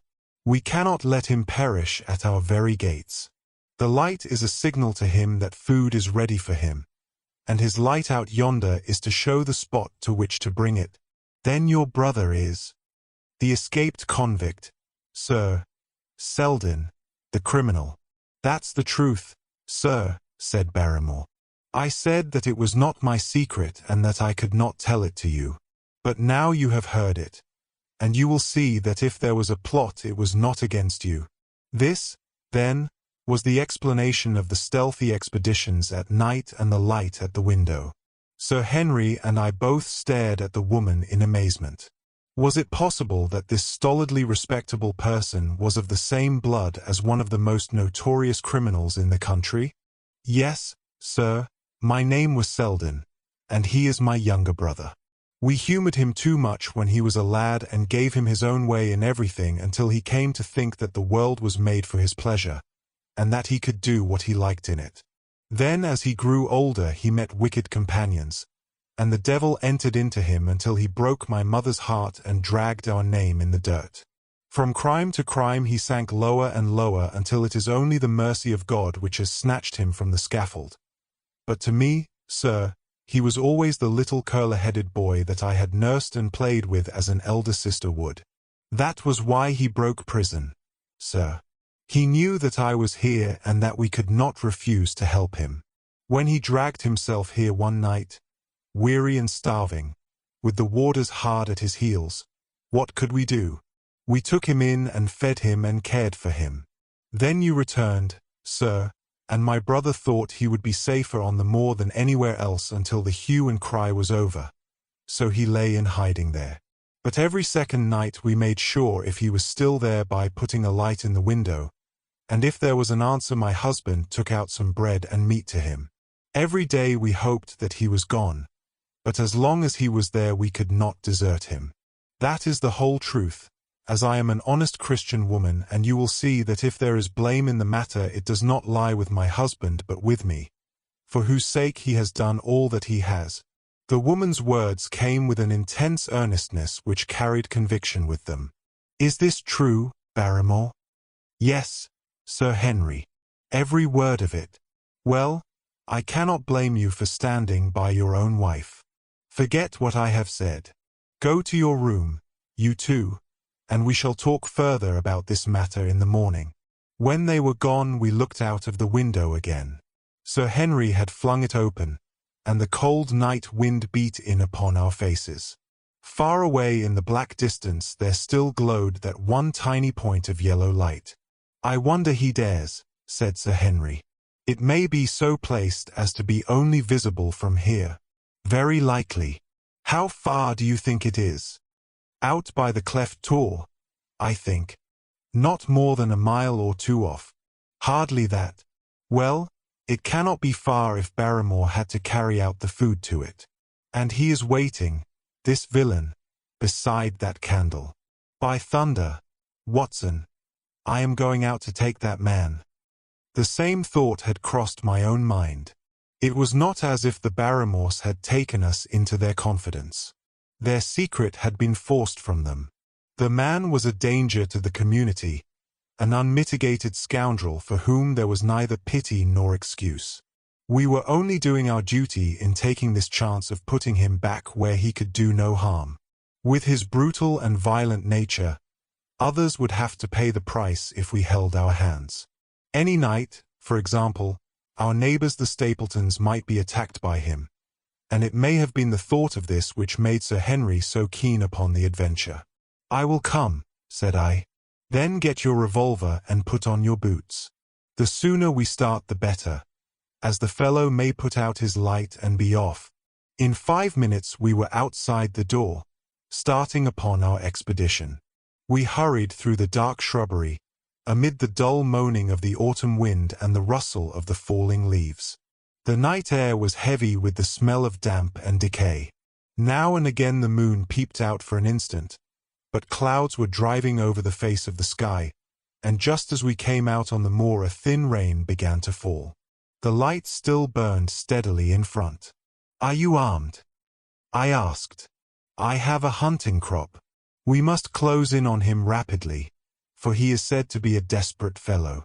We shall take him by surprise and have him at our mercy before he can resist. I say, Watson, said the baronet, what would Holmes say to this? How about that hour of darkness in which the power of evil is exalted? As if in answer to his words there rose suddenly out of the vast gloom of the moor that strange cry which I had already heard upon the borders of the great Grimpen Mire. It came with the wind through the silence of the night, a long, deep mutter, then a rising howl, and then the sad moan in which it died away. Again and again it sounded, the whole air throbbing with it, strident, wild, and menacing. The baronet caught my sleeve and his face glimmered white through the darkness. My God! What's that, Watson? I don't know. It's a sound they have on the moor. I heard it once before. It died away, and an absolute silence closed in upon us. We stood straining our ears, but nothing came. Watson, said the baronet, it was the cry of a hound. My blood ran cold in my veins, for there was a break in his voice which told of the sudden horror which had seized him. What do they call this sound? He asked. Who? The folk on the countryside. Oh, they are ignorant people. Why should you mind what they call it? Tell me, Watson, what do they say of it? I hesitated but could not escape the question. They say it is the cry of the hound of the Baskervilles. He groaned and was silent for a few moments. A hound it was, he said at last, but it seemed to come from miles away, over yonder, I think. It was hard to say whence it came. It rose and fell with the wind. Isn't that the direction of the great Grimpen Mire? Yes, it is. Well, it was up there. Come now, Watson. Didn't you think yourself that it was the cry of a hound? I am not a child. You need not fear to speak the truth. Stapleton was with me when I heard it last. He said that it might be the calling of a strange bird. No, no, it was a hound. My God, can there be some truth in all these stories? Is it possible that I am really in danger from so dark a cause? You don't believe it, do you, Watson? No, no. And yet it was one thing to laugh about it in London, and it is another to stand out here in the darkness of the moor and to hear such a cry as that. And my uncle. There was the footprint of the hound beside him as he lay. It all fits together. I don't think that I am a coward, Watson, but that sound seemed to freeze my very blood. Feel my hand. It was as cold as a block of marble. You'll be all right tomorrow. I don't think I'll get that cry out of my head. What do you advise that we do now? Shall we turn back? No, by thunder. We have come out to get our man, and we will do it. We after the convict, and a hellhound, as likely as not, after us. Come on. We'll see it through if all the fiends of the pit were loose upon the moor. We stumbled slowly along in the darkness, with the black loom of the craggy hills around us, and the yellow speck of light burning steadily in front. There is nothing so deceptive as the distance of a light upon a pitch-dark night, and sometimes the glimmer seemed to be far away upon the horizon, and sometimes it might have been within a few yards of us. But at last we could see whence it came, and then we knew that we were indeed very close. A guttering candle was stuck in a crevice of the rocks which flanked it on each side so as to keep the wind from it and also to prevent it from being visible, save in the direction of Baskerville Hall. A boulder of granite concealed our approach, and crouching behind it we gazed over it at the signal light. It was strange to see this single candle burning there in the middle of the moor, with no sign of life near it, just the one straight yellow flame and the gleam of the rock on each side of it. What shall we do now? Whispered Sir Henry. Wait here. He must be near his light. Let us see if we can get a glimpse of him. The words were hardly out of my mouth when we both saw him. Over the rocks, in the crevice of which the candle burned, there was thrust out an evil yellow face, a terrible animal face, all seamed and scored with vile passions. Foul with mire, with a bristling beard, and hung with matted hair, it might well have belonged to one of those old savages who dwelt in the burrows on the hillsides. The light beneath him was reflected in his small, cunning eyes which peered fiercely to right and left through the darkness like a crafty and savage animal who has heard the steps of the hunters. Something had evidently aroused his suspicions. It may have been that Barrymore had some private signal which we had neglected to give, or the fellow may have had some other reason for thinking that all was not well, but I could read his fears upon his wicked face. Any instant he might dash out the light and vanish in the darkness. I sprang forward therefore, and Sir Henry did the same. At the same moment the convict screamed out a curse at us and hurled a rock which splintered up against the boulder which had sheltered us. I caught one glimpse of his short, squat, strongly built figure as he sprang to his feet and turned to run. At the same moment by a lucky chance the moon broke through the clouds. We rushed over the brow of the hill, and there was our man running with great speed down the other side, springing over the stones in his way with the activity of a mountain goat. A lucky long shot of my revolver might have crippled him, but I had brought it only to defend myself if attacked and not to shoot an unarmed man who was running away. We were both swift runners and in fairly good training, but we soon found that we had no chance of overtaking him. We saw him for a long time in the moonlight until he was only a small speck moving swiftly among the boulders upon the side of a distant hill. We ran and ran until we were completely blown, but the space between us grew ever wider. Finally we stopped and sat panting on two rocks, while we watched him disappearing in the distance. And it was at this moment that there occurred a most strange and unexpected thing. We had risen from our rocks and were turning to go home, having abandoned the hopeless chase.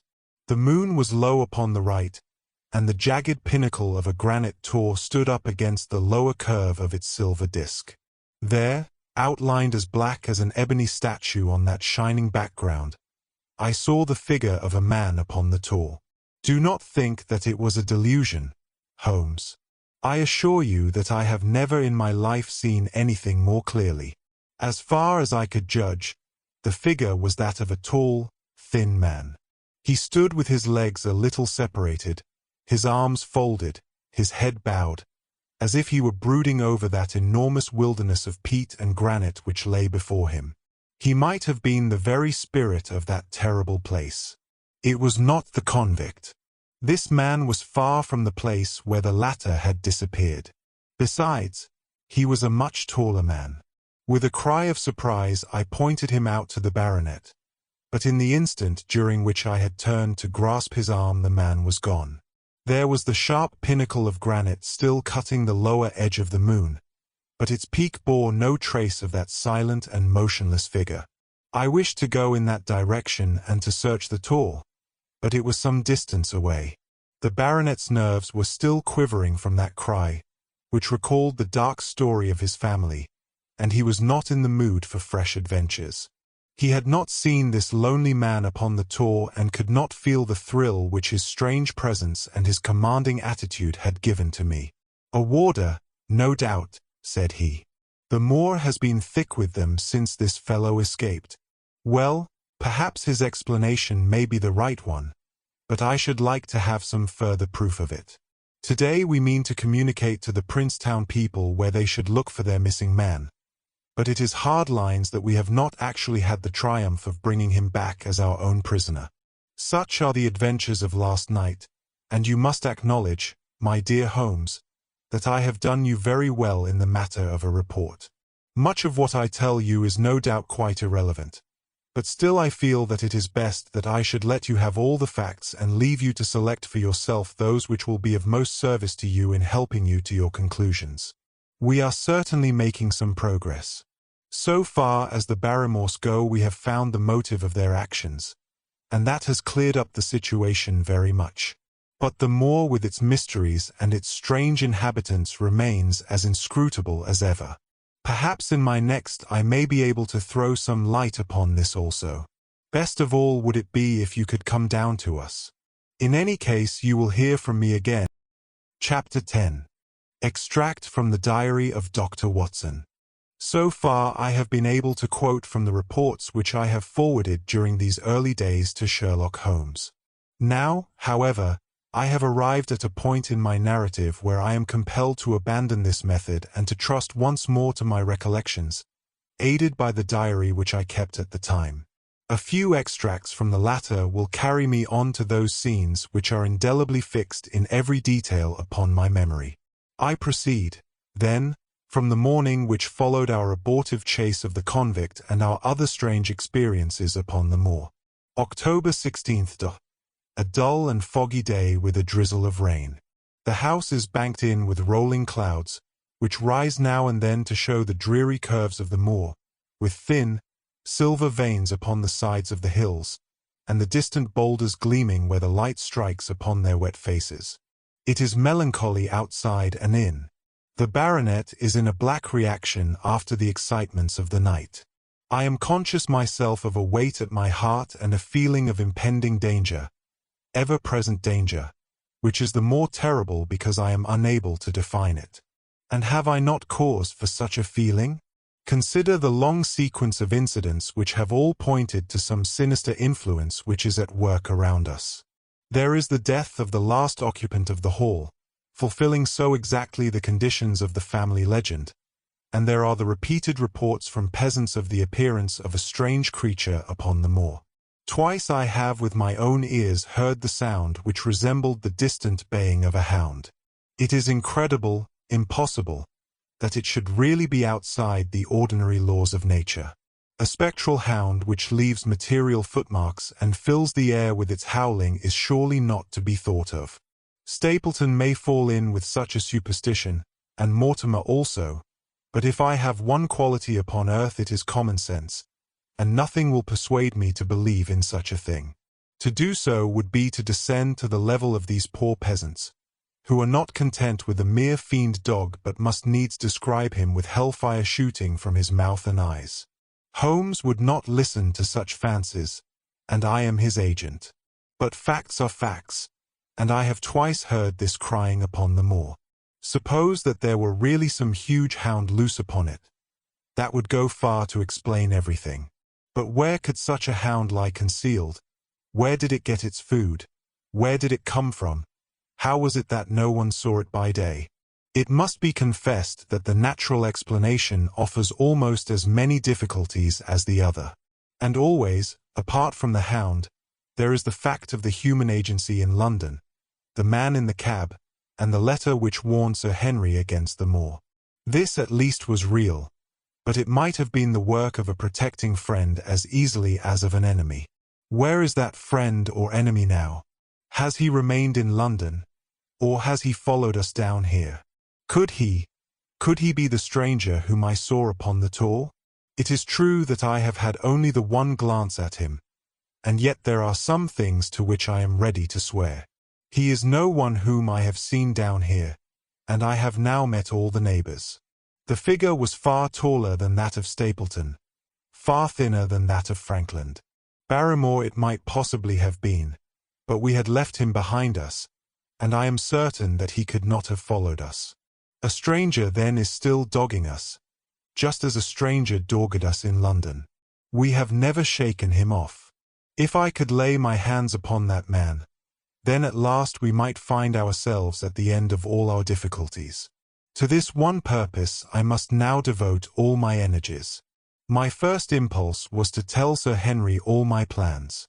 My second and wisest one is to play my own game and speak as little as possible to anyone. He is silent and distrait. His nerves have been strangely shaken by that sound upon the moor.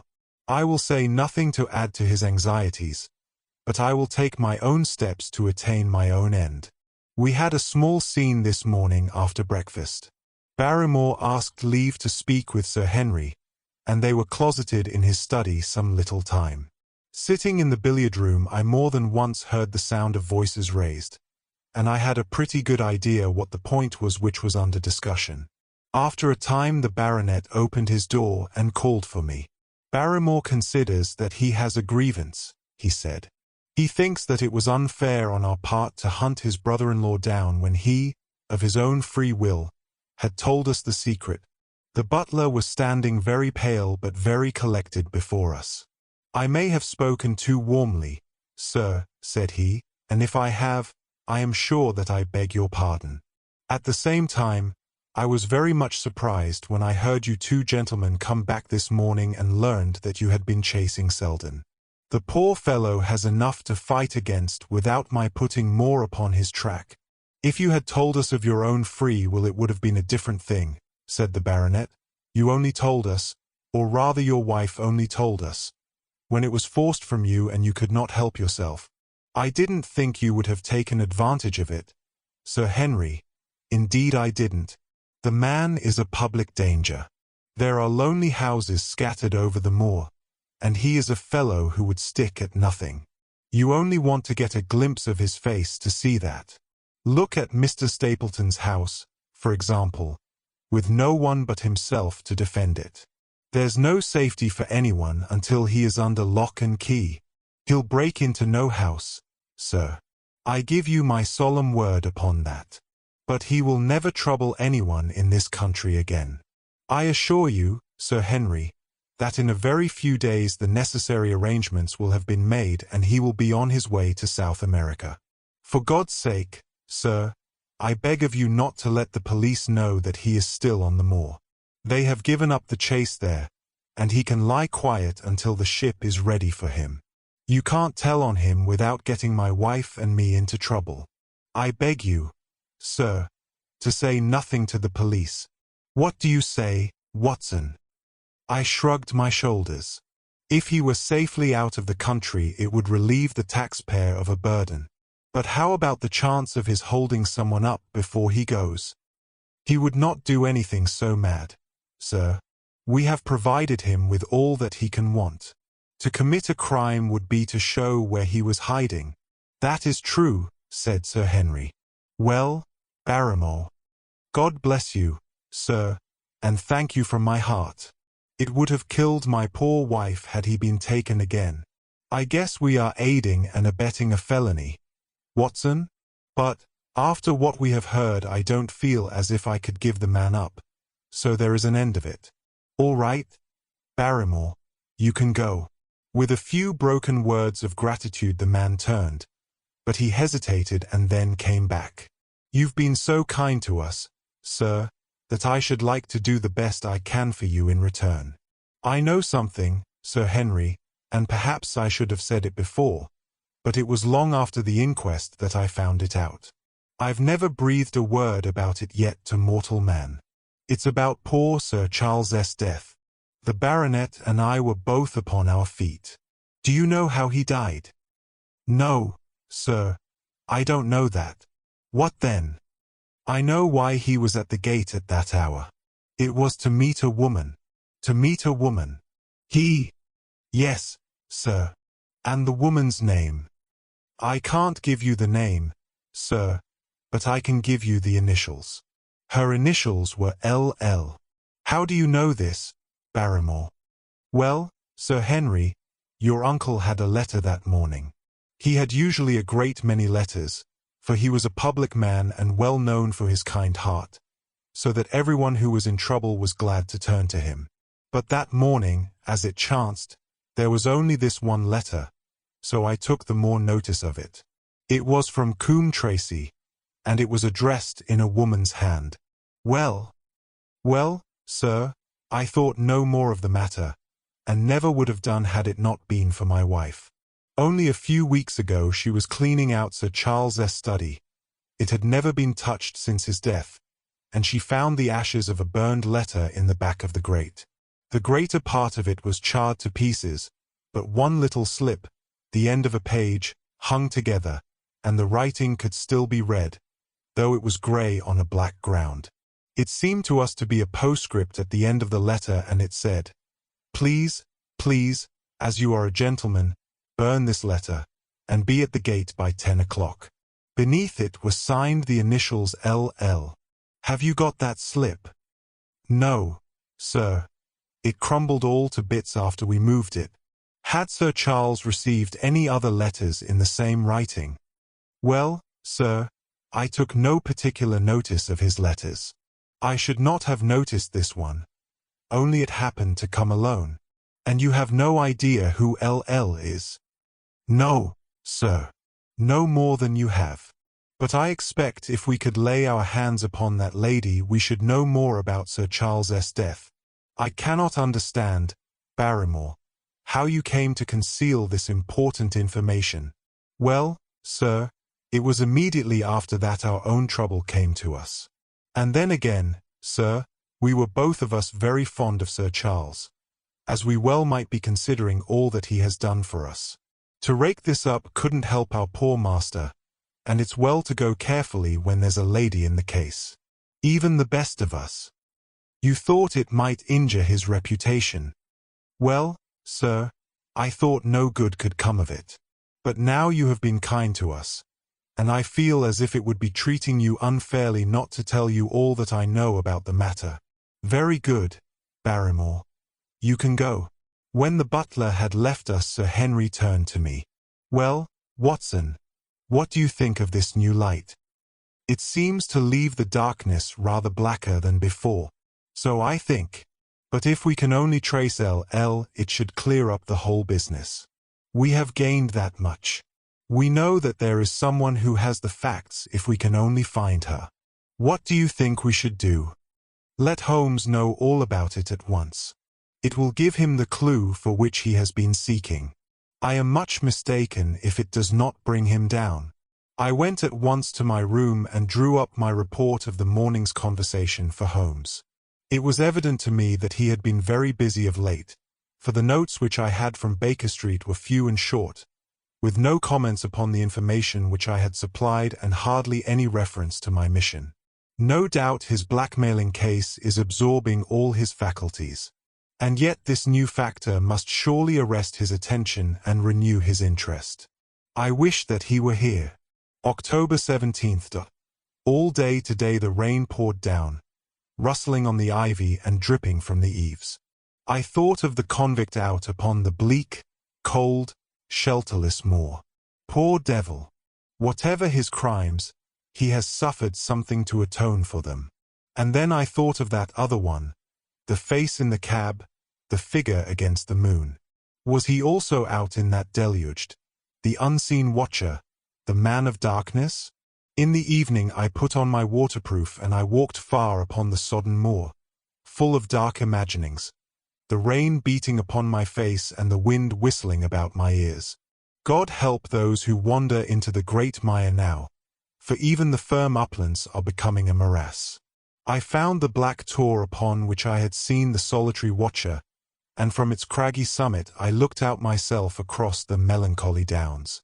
Rain squalls drifted across their russet face, and the heavy, slate-colored clouds hung low over the landscape, trailing in grey wreaths down the sides of the fantastic hills. In the distant hollow on the left, half hidden by the mist, the two thin towers of Baskerville Hall rose above the trees. They were the only signs of human life which I could see, save only those prehistoric huts which lay thickly upon the slopes of the hills. Nowhere was there any trace of that lonely man whom I had seen on the same spot 2 nights before. As I walked back I was overtaken by Dr. Mortimer driving in his dog-cart over a rough moorland track which led from the outlying farmhouse of Folmire. He has been very attentive to us, and hardly a day has passed that he has not called at the hall to see how we were getting on.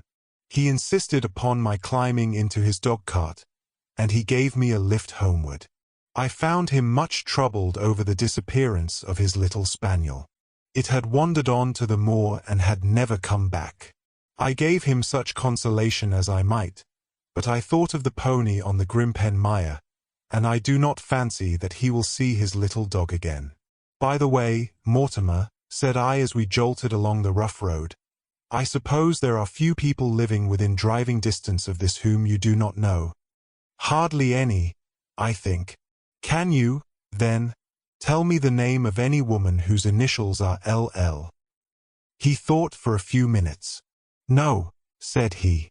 There are a few gypsies and labouring folk for whom I can't answer, but among the farmers or gentry there is no one whose initials are those. Wait a bit though, he added after a pause. There is Laura Lyons, her initials are LL. But she lives in Coombe Tracey. Who is she? I asked. She is Franklin's daughter. What? Old Franklin the crank? Exactly. She married an artist named Lyons, who came sketching on the moor. He proved to be a blackguard and deserted her. The fault, from what I hear, may not have been entirely on one side. Her father refused to have anything to do with her because she had married without his consent and perhaps for 1 or 2 other reasons as well. So, between the old sinner and the young one the girl has had a pretty bad time. How does she live? I fancy old Franklin allows her a pittance, but it cannot be more, for his own affairs are considerably involved. Whatever she may have deserved, one could not allow her to go hopelessly to the bad. Her story got about, and several of the people here did something to enable her to earn an honest living. Stapleton did for one, and Sir Charles for another. I gave a trifle myself. It was to set her up in a typewriting business. He wanted to know the object of my inquiries, but I managed to satisfy his curiosity without telling him too much, for there is no reason why we should take anyone into our confidence. Tomorrow morning I shall find my way to Coombe Tracey, and if I can see this Mrs. Laura Lyons, of equivocal reputation, a long step will have been made towards clearing one incident in this chain of mysteries. I am certainly developing the wisdom of the serpent, for when Mortimer pressed his questions to an inconvenient extent I asked him casually to what type Franklin's skull belonged, and so heard nothing but craniology for the rest of our drive. I have not lived for years with Sherlock Holmes for nothing. I have only one other incident to record upon this tempestuous and melancholy day. This was my conversation with Barrymore just now, which gives me one more strong card which I can play in due time. Mortimer had stayed to dinner, and he and the baronet played écarté afterwards. The butler brought me my coffee into the library, and I took the chance to ask him a few questions. "Well," said I, "has this precious relation of yours departed, or is he still lurking out yonder?" "I don't know, sir. I hope to heaven that he has gone, for he has brought nothing but trouble here. I've not heard of him since I left out food for him last, and that was 3 days ago. Did you see him then?" "No, sir, but the food was gone when next I went that way." "Then he was certainly there." "So you would think, sir, unless it was the other man who took it." I sat with my coffee cup halfway to my lips and stared at Barrymore. "You know that there is another man then?" "Yes, sir. There is another man upon the moor." "Have you seen him?" "No, sir." "How do you know of him then?" "Selden told me of him, sir, a week ago or more. He's in hiding, too, but is not a convict as far as I can make out. I don't like it, Dr. Watson. I tell you straight, sir, that I don't like it." He spoke with a sudden passion of earnestness. "Now, listen to me, Barrymore. I have no interest in this matter but that of your master. I have come here with no object except to help him. Tell me, frankly, what it is that you don't like." Barrymore hesitated for a moment, as if he regretted his outburst or found it difficult to express his own feelings in words.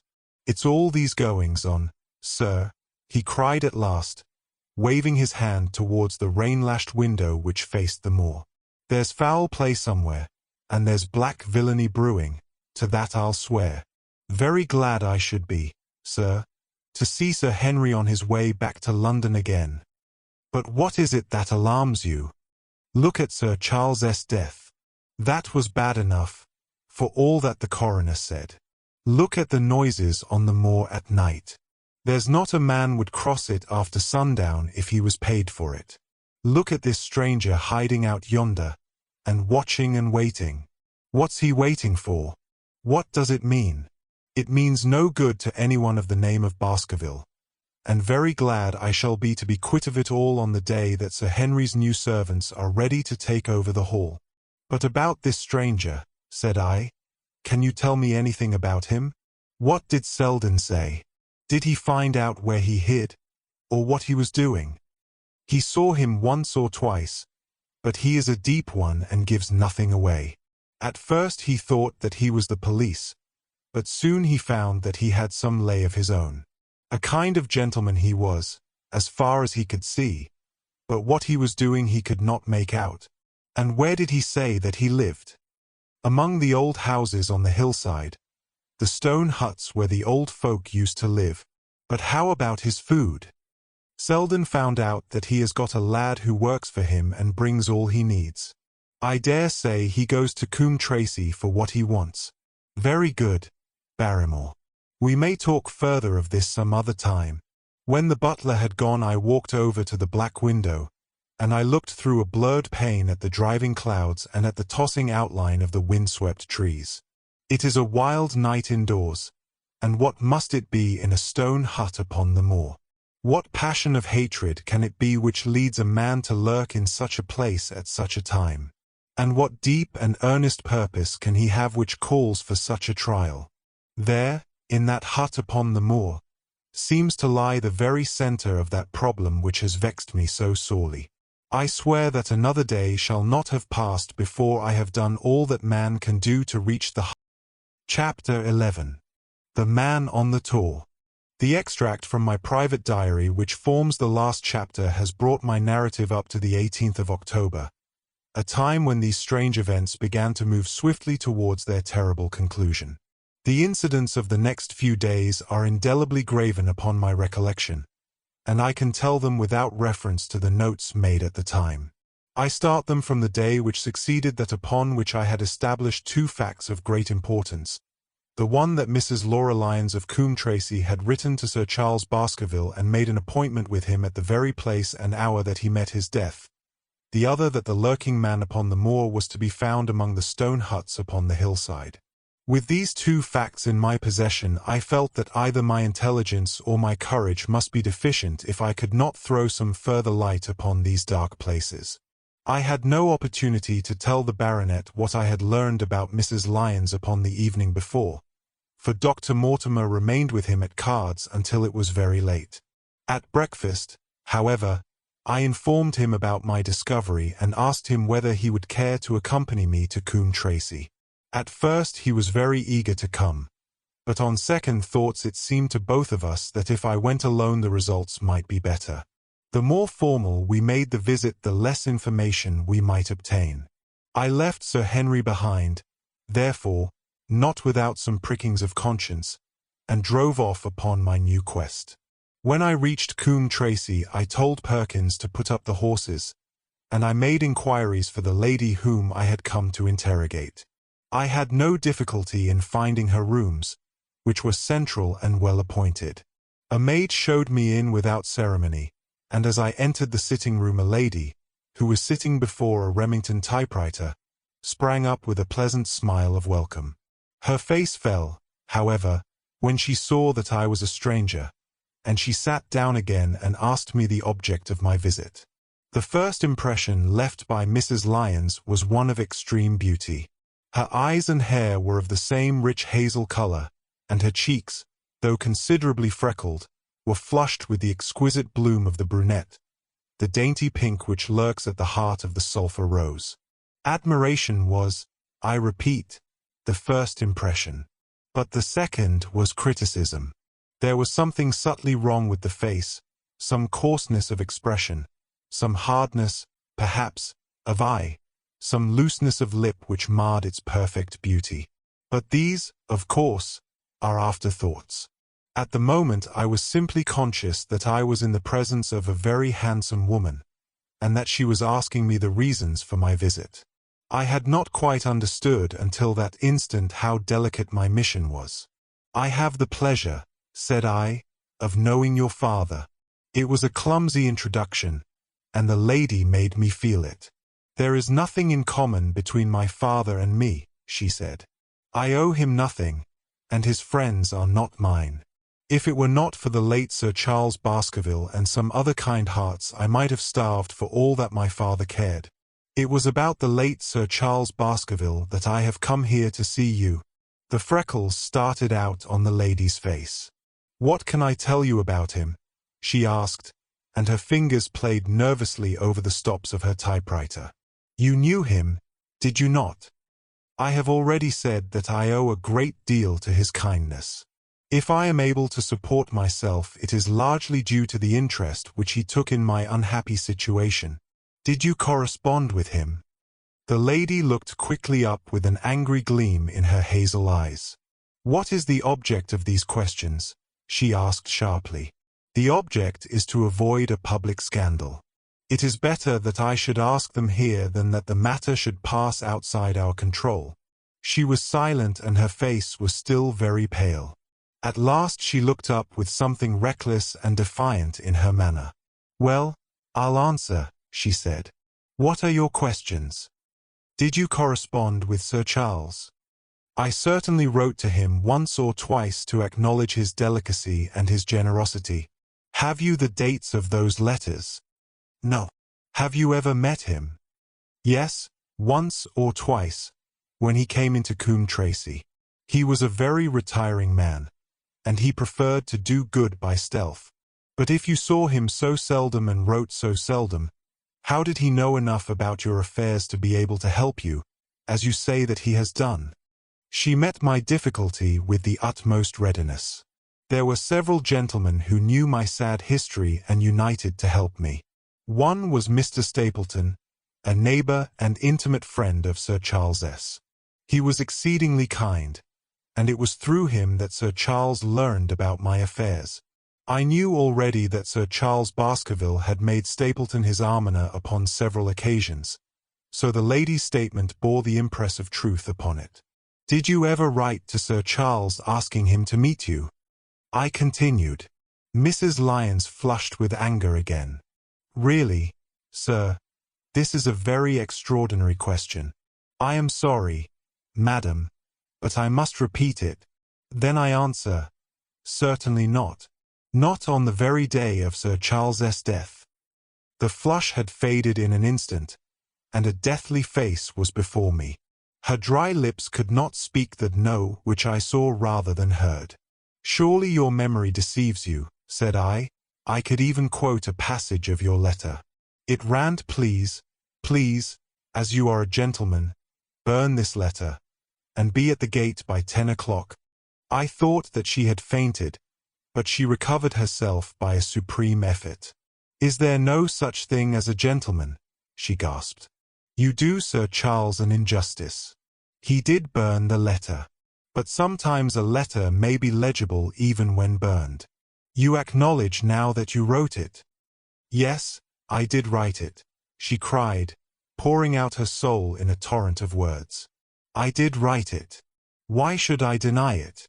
I have no reason to be ashamed of it. I wished him to help me. I believed that if I had an interview I could gain his help. So I asked him to meet me. But why at such an hour? Because I had only just learned that he was going to London next day and might be away for months. There were reasons why I could not get there earlier. But why a rendezvous in the garden instead of a visit to the house? Do you think a woman could go alone at that hour to a bachelor's house? Well, what happened when you did get there? I never went. Mrs. Lyons. No, I swear it to you on all I hold sacred. I never went. Something intervened to prevent my going. What was that? That is a private matter. I cannot tell it. You acknowledge then that you made an appointment with Sir Charles at the very hour and place at which he met his death. But you deny that you kept the appointment. That is the truth. Again and again I cross-questioned her, but I could never get past that point. Mrs. Lyons, said I as I rose from this long and inconclusive interview, you are taking a very great responsibility and putting yourself in a very false position by not making an absolutely clean breast of all that you know. If I have to call in the aid of the police, you will find how seriously you are compromised. If your position is innocent, why did you in the first instance deny having written to Sir Charles upon that date? Because I feared that some false conclusion might be drawn from it and that I might find myself involved in a scandal. And why were you so pressing that Sir Charles should destroy your letter? If you have read the letter you will know.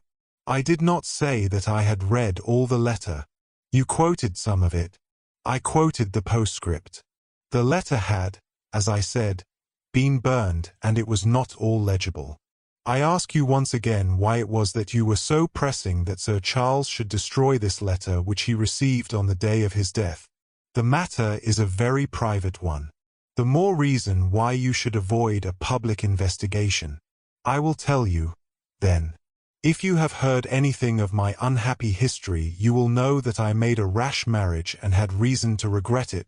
I have heard so much. My life has been one incessant persecution from a husband whom I abhor.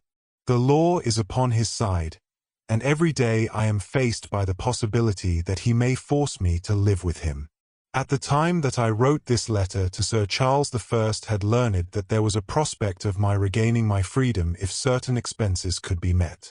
It meant everything to me, peace of mind, happiness, self-respect, everything. I knew Sir Charles's generosity, and I thought that if he heard the story from my own lips he would help me.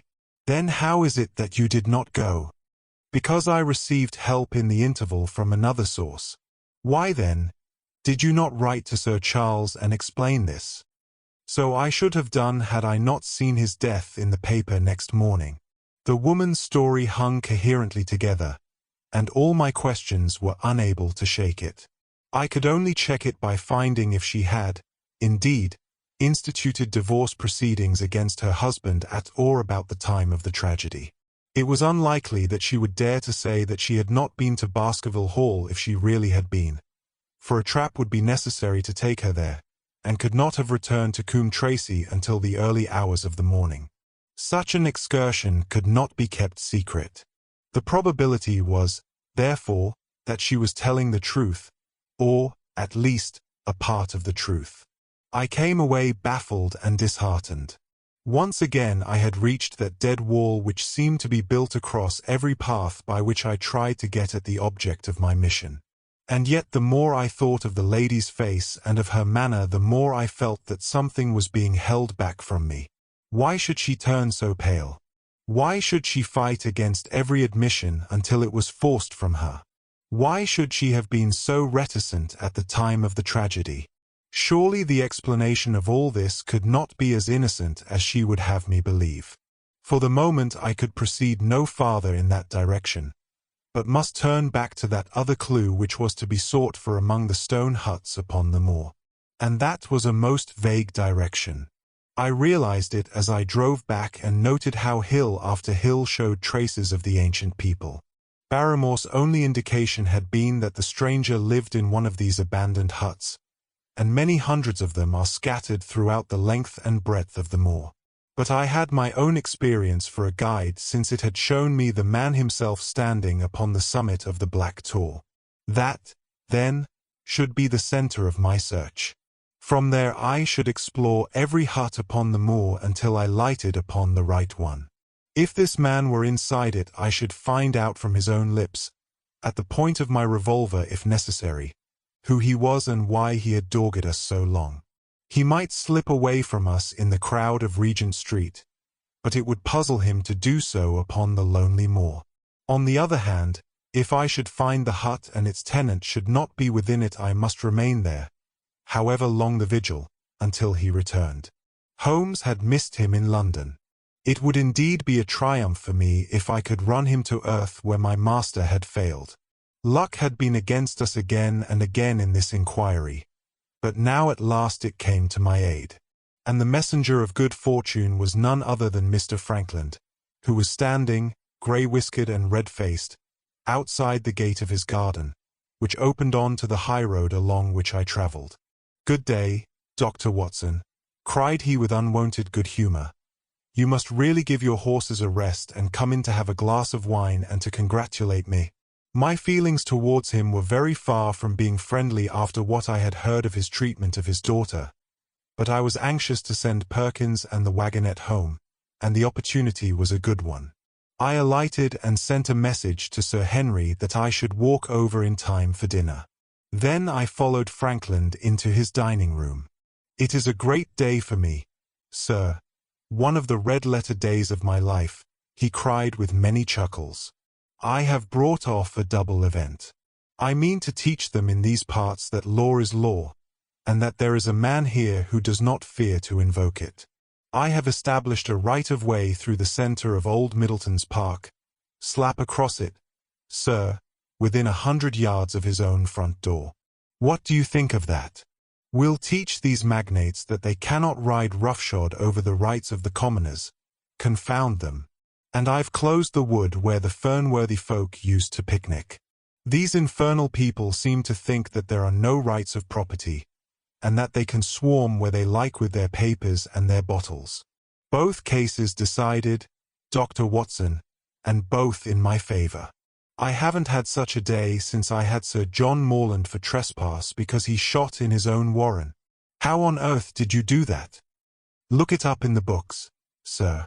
It will repay reading, Frankland versus Morland, Court of Queen's Bench. It cost me £200, but I got my verdict. Did it do you any good? None, sir, none. I am proud to say that I had no interest in the matter. I act entirely from a sense of public duty. I have no doubt, for example, that the Fernworthy people will burn me in effigy tonight. I told the police last time they did it that they should stop these disgraceful exhibitions. The county constabulary is in a scandalous state, sir, and it has not afforded me the protection to which I am entitled. The case of Frankland versus Regina will bring the matter before the attention of the public. I told them that they would have occasion to regret their treatment of me, and already my words have come true. How so?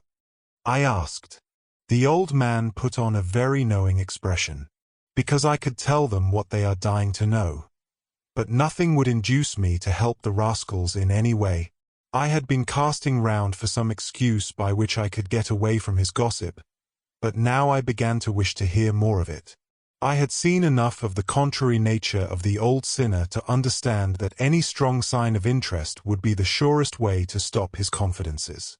Some poaching case, no doubt, said I with an indifferent manner. Ha, my boy, a very much more important matter than that. What about the convict on the moor? I stared. You don't mean that you know where he is, said I. I may not know exactly where he is, but I am quite sure that I could help the police to lay their hands on him. Has it never struck you that the way to catch that man was to find out where he got his food and so trace it to him? He certainly seemed to be getting uncomfortably near the truth. No doubt, said I. But how do you know that he is anywhere upon the moor? I know it because I have seen with my own eyes the messenger who takes him his food. My heart sank for Barrymore. It was a serious thing to be in the power of this spiteful old busybody. But his next remark took a weight from my mind. You'll be surprised to hear that his food is taken to him by a child. I see him every day through my telescope upon the roof. He passes along the same path at the same hour, and to whom should he be going except to the convict? Here was luck indeed, and yet I suppressed all appearance of interest. A child! Barrymore had said that our unknown was supplied by a boy.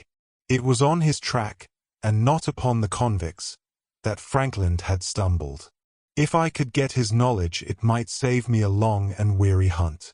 But incredulity and indifference were evidently my strongest cards.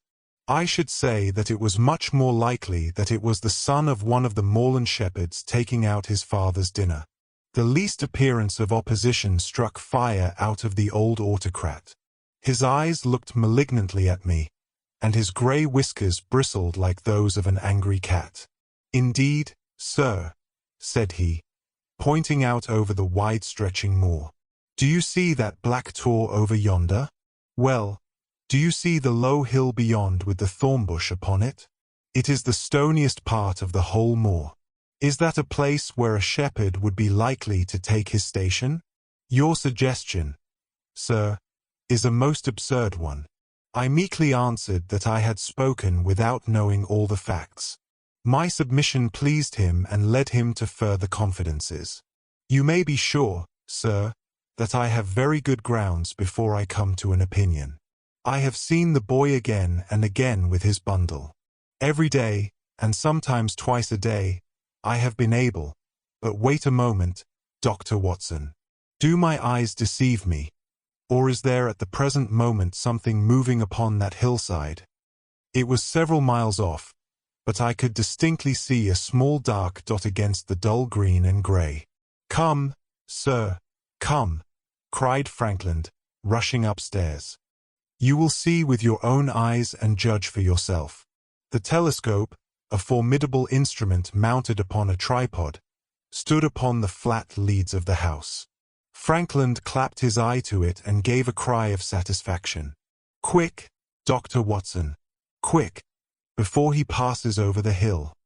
There he was, sure enough, a small urchin with a little bundle upon his shoulder, toiling slowly up the hill. When he reached the crest, I saw the ragged, uncouth figure outlined for an instant against the cold blue sky. He looked round him with a furtive and stealthy air, as one who dreads pursuit. Then he vanished over the hill. Well, am I right? Certainly, there is a boy who seems to have some secret errand, and what the errand is even a county constable could guess. But not one word shall they have from me, and I bind you to secrecy also, Dr. Watson. Not a word. You understand. Just as you wish. They have treated me shamefully, shamefully. When the facts come out in Frankland versus Regina, I venture to think that a thrill of indignation will run through the country. Nothing would induce me to help the police in any way. For all they cared, it might have been me, instead of my effigy, which these rascals burned at the stake. Surely you are not going. You will help me to empty the decanter in honor of this great occasion. But I resisted all his solicitations and succeeded in dissuading him from his announced intention of walking home with me. I kept the road as long as his eye was on me, and then I struck off across the moor and made for the stony hill over which the boy had disappeared. Everything was working in my favor, and I swore that it should not be through lack of energy or perseverance that I should miss the chance which fortune had thrown in my way. The sun was already sinking when I reached the summit of the hill, and the long slopes beneath me were all golden green on one side and grey shadow on the other. A haze lay low upon the farthest skyline, out of which jutted the fantastic shapes of Bell-Liver and Vixen Tor. Over the wide expanse there was no sound and no movement. One great grey bird, a gull or curlew, soared aloft in the blue heaven. He and I seemed to be the only living things between the huge arch of the sky and the desert beneath it. The barren scene, the sense of loneliness, and the mystery and urgency of my task all struck a chill into my heart. The boy was nowhere to be seen. But down beneath me in a cleft of the hills there was a circle of the old stone huts, and in the middle of them there was one which retained sufficient roof to act as a screen against the weather. My heart leaped within me as I saw it. This must be the burrow where the stranger lurked. At last my foot was on the threshold of his hiding place. His secret was within my grasp. As I approached the hut, walking as warily as Stapleton would do when with poised net he drew near the settled butterfly, I satisfied myself that the place had indeed been used as a habitation. A vague pathway among the boulders led to the dilapidated opening which served as a door. All was silent within. The unknown might be lurking there, or he might be prowling on the moor. My nerves tingled with the sense of adventure. Throwing aside my cigarette, I closed my hand upon the butt of my revolver and, walking swiftly up to the door, I looked in. The place was empty, but there were ample signs that I had not come upon a false scent. This was certainly where the man lived. Some blankets rolled in a waterproof lay upon that very stone slab upon which Neolithic man had once slumbered. The ashes of a fire were heaped in a rude grate. Beside it lay some cooking utensils and a bucket half full of water. A litter of empty tins showed that the place had been occupied for some time, and I saw, as my eyes became accustomed to the checkered light, a pannikin and a half-full bottle of spirits standing in the corner. In the middle of the hut a flat stone served the purpose of a table, and upon this stood a small cloth bundle, the same, no doubt, which I had seen through the telescope upon the shoulder of the boy. It contained a loaf of bread, a tin tongue, and 2 tins of preserved peaches. As I set it down again, after having examined it, my heart leaped to see that beneath it there lay a sheet of paper with writing upon it. I raised it, and this was what I read, roughly scrawled in pencil. Dr. Watson has gone to Coombe Tracey. For a minute I stood there with the paper in my hands thinking out the meaning of this curt message. It was I, then, and not Sir Henry, who was being dogged by this secret man. He had not followed me himself, but he had set an agent, the boy, perhaps, upon my track, and this was his report. Possibly I had taken no step since I had been upon the moor which had not been observed and reported. Always there was this feeling of an unseen force, a fine net drawn round us with infinite skill and delicacy, holding us so lightly that it was only at some supreme moment that one realized that one was indeed entangled in its meshes. If there was one report there might be others, so I looked round the hut in search of them. There was no trace, however, of anything of the kind, nor could I discover any sign which might indicate the character or intentions of the man who lived in this singular place, save that he must be of Spartan habits and cared little for the comforts of life. When I thought of the heavy rains and looked at the gaping roof, I understood how strong and immutable must be the purpose which had kept him in that inhospitable abode. Was he our malignant enemy, or was he by chance our guardian angel? I swore that I would not leave the hut until I knew. Outside the sun was sinking low and the west was blazing with scarlet and gold. Its reflection was shot back in ruddy patches by the distant pools which lay amid the great Grimpen mire. There were the 2 towers of Baskerville Hall, and there a distant blur of smoke which marked the village of Grimpen. Between the 2, behind the hill, was the house of the Stapletons. All was sweet and mellow and peaceful in the golden evening light, and yet as I looked at them my soul shared none of the peace of nature but quivered at the vagueness and the terror of that interview which every instant was bringing nearer. With tingling nerves but a fixed purpose, I sat in the dark recess of the hut and waited with somber patience for the coming of its tenant. And then at last I heard him. Far away came the sharp clink of a boot striking upon a stone. Then another and yet another, coming nearer and nearer. I shrank back into the darkest corner and cocked the pistol in my pocket, determined not to discover myself until I had an opportunity of seeing something of the stranger. There was a long pause which showed that he had stopped. Then once more the footsteps approached and a shadow fell across the opening of the hut. "It is a lovely evening, my dear Watson," said a well-known voice. "I really think that you will be more comfortable." Chapter 12. Death on the Moor. For a moment or 2 I sat breathless, hardly able to believe my ears. Then my senses and my voice came back to me, while a crushing weight of responsibility seemed in an instant to be lifted from my soul. That cold, incisive, ironical voice could belong to but one man in all the world. "Holmes!" I cried. "Holmes!" "Come out," said he, "and please be careful with the revolver." I stooped under the rude lintel, and there he sat upon a stone outside, his grey eyes dancing with amusement as they fell upon my astonished features. He was thin and worn, but clear and alert, his keen face bronzed by the sun and roughened by the wind. In his tweed suit and cloth cap he looked like any other tourist upon the moor, and he had contrived, with that cat-like love of personal cleanliness which was one of his characteristics, that his chin should be as smooth and his linen as perfect as if he were in Baker Street. "I never was more glad to see anyone in my life," said I as I wrung him by the hand. "Or more astonished, eh? Well, I must confess to it. The surprise was not all on one side, I assure you. I had no idea that you had found my occasional retreat, still less that you were inside it, until I was within 20 paces of the door. My footprint, I presume." "No, Watson, I fear that I could not undertake to recognize your footprint amid all the footprints of the world. If you seriously desire to deceive me, you must change your tobacconist. For when I see the stub of a cigarette marked Bradley, Oxford Street, I know that my friend Watson is in the neighborhood.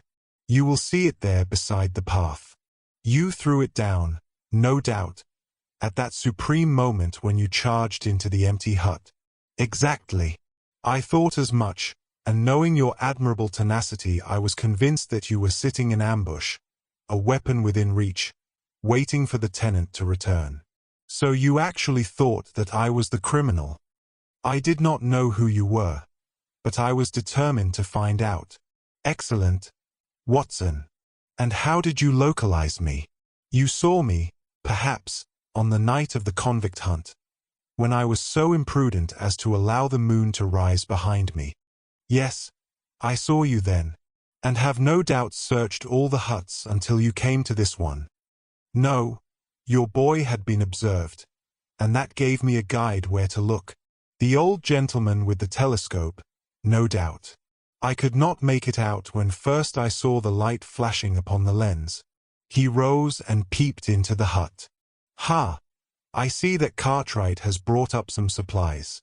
What's this paper? So you have been to Coombe Tracey, have you?" "Yes, to see Mrs. Laura Lyons." "Exactly. Well done.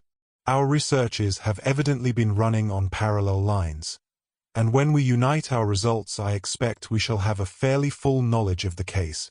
Well, I am glad from my heart that you are here, for indeed the responsibility and the mystery were both becoming too much for my nerves. But how in the name of wonder did you come here, and what have you been doing?" I thought that you were in Baker Street working out that case of blackmailing. That was what I wished you to think. Then you use me, and yet do not trust me. I cried with some bitterness. I think that I have deserved better at your hands. Holmes, my dear fellow, you have been invaluable to me in this as in many other cases, and I beg that you will forgive me if I have seemed to play a trick upon you. In truth, it was partly for your own sake that I did it, and it was my appreciation of the danger which you ran which led me to come down and examine the matter for myself. Had I been with Sir Henry and you, it is confident that my point of view would have been the same as yours, and my presence would have warned our very formidable opponents to be on their guard.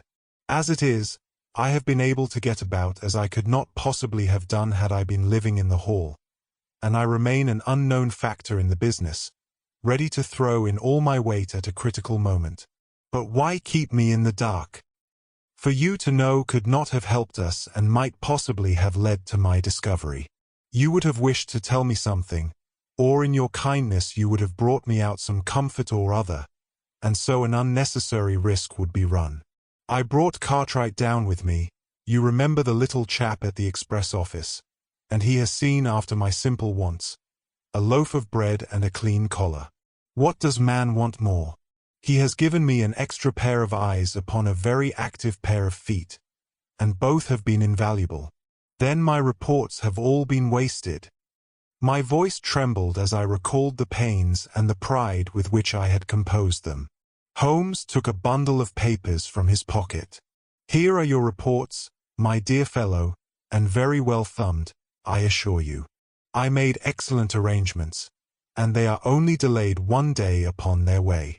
I must compliment you exceedingly upon the zeal and the intelligence which you have shown over an extraordinarily difficult case.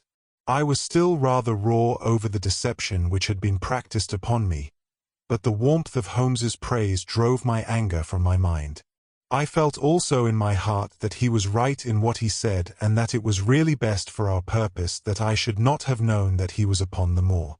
That's better, said he, seeing the shadow rise from my face. And now tell me the result of your visit to Mrs. Laura Lyons. It was not difficult for me to guess that it was to see her that you had gone, for I am already aware that she is the one person in Coombe Tracey who might be of service to us in the matter. In fact, if you had not gone today, it is exceedingly probable that I should have gone tomorrow. The sun had set and dusk was settling over the moor.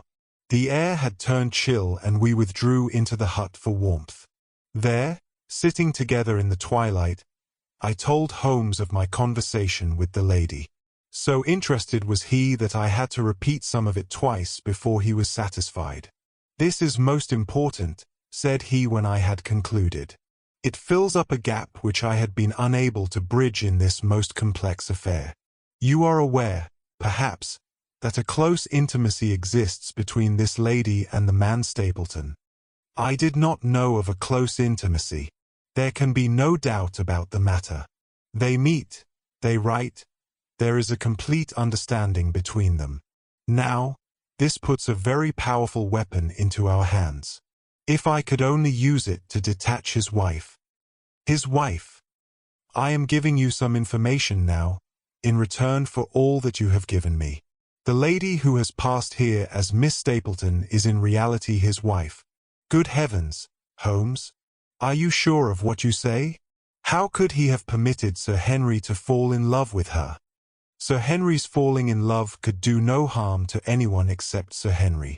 He took particular care that Sir Henry did not make love to her, as you have yourself observed. I repeat that the lady is his wife and not his sister. But why this elaborate deception? Because he foresaw that she would be very much more useful to him in the character of a free woman. All my unspoken instincts, my vague suspicions, suddenly took shape and centered upon the naturalist. In that impassive, colorless man, with his straw hat and his butterfly net, I seemed to see something terrible, a creature of infinite patience and craft, with a smiling face and a murderous heart.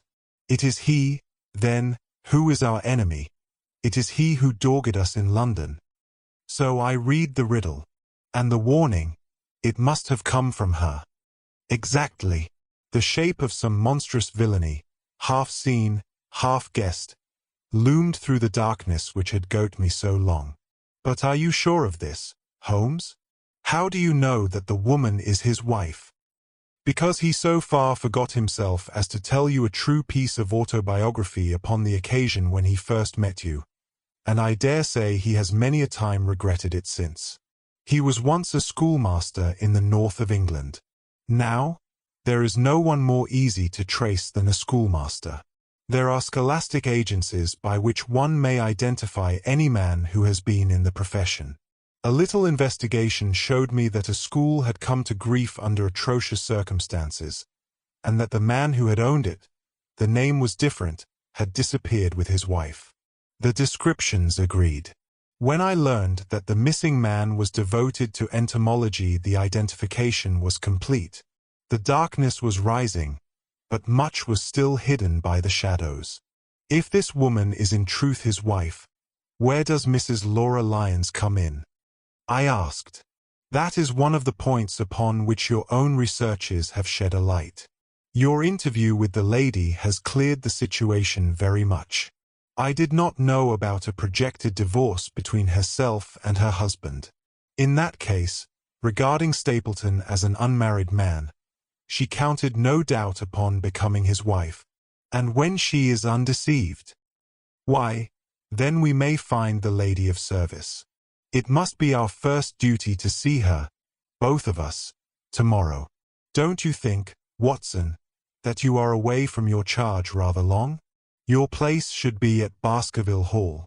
The last red streaks had faded away in the west and night had settled upon the moor. A few faint stars were gleaming in a violet sky. One last question, Holmes, I said as I rose. Surely there is no need of secrecy between you and me. What is the meaning of it all? What is he after? Holmes's voice sank as he answered. It is murder, Watson, refined, cold-blooded, deliberate murder. Do not ask me for particulars. My nets are closing upon him, even as his are upon Sir Henry, and with your help he is already almost at my mercy. There is but one danger which can threaten us. It is that he should strike before we are ready to do so. Another day, 2 at the most, and I have my case complete. But until then guard your charge as closely as ever a fond mother watched her ailing child. Your mission today has justified itself, and yet I could almost wish that you had not left his side. Hark! A terrible scream, a prolonged yell of horror and anguish, burst out of the silence of the moor. That frightful cry turned the blood to ice in my veins. Oh, my God! I gasped. What is it? What does it mean? Holmes had sprung to his feet, and I saw his dark, athletic outline at the door of the hut, his shoulders stooping, his head thrust forward, his face peering into the darkness. Hush, he whispered. Hush! The cry had been loud on account of its vehemence, but it had pealed out from somewhere far off on the shadowy plain. Now it burst upon our ears, nearer, louder, more urgent than before. Where is it? Holmes whispered, and I knew from the thrill of his voice that he, the man of iron, was shaken to the soul. Where is it, Watson? There, I think. I pointed into the darkness. No, there. Again the agonized cry swept through the silent night, louder and much nearer than ever. And a new sound mingled with it, a deep, muttered rumble, musical and yet menacing, rising and falling like the low, constant murmur of the sea. The Hound, cried Holmes. Come, Watson, come. Great heavens, if we are too late. He had started running swiftly over the moor, and I had followed at his heels. But now from somewhere among the broken ground immediately in front of us there came one last despairing yell, and then a dull, heavy thud. We halted and listened. Not another sound broke the heavy silence of the windless night. I saw Holmes put his hand to his forehead like a man distracted. He stamped his feet upon the ground. He has beaten us, Watson. We are too late. No, no, surely not. Fool that I was to hold my hand. And you, Watson, see what comes of abandoning your charge. But, by heaven, if the worst has happened, we'll avenge him. Blindly we ran through the gloom, blundering against boulders, forcing our way through gorse bushes, panting up hills and rushing down slopes, heading always in the direction whence those dreadful sounds had come. At every rise Holmes looked eagerly round him, but the shadows were thick upon the moor, and nothing moved upon its dreary face. "Can you see anything?" "Nothing. But, hark! What is that?" A low moan had fallen upon our ears. There it was again upon our left. On that side a ridge of rocks ended in a sheer cliff which overlooked a stone-strewn slope. On its jagged face was spread-eagled some dark, irregular object. As we ran towards it, the vague outline hardened into a definite shape.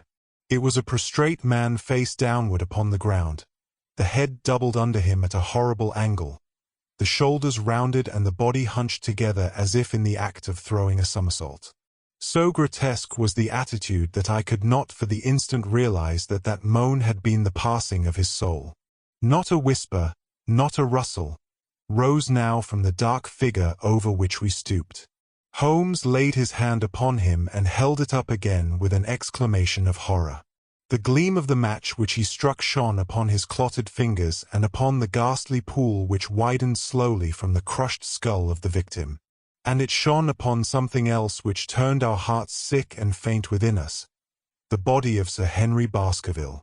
There was no chance of either of us forgetting that peculiar ruddy tweed suit, the very one which he had worn on the first morning that we had seen him in Baker Street. We caught the one clear glimpse of it, and then the match flickered and went out, even as the hope had gone out of our souls. Holmes groaned, and his face glimmered white through the darkness. "The brute! The brute!" I cried with clenched hands. "Oh, Holmes, I shall never forgive myself for having left him to his fate.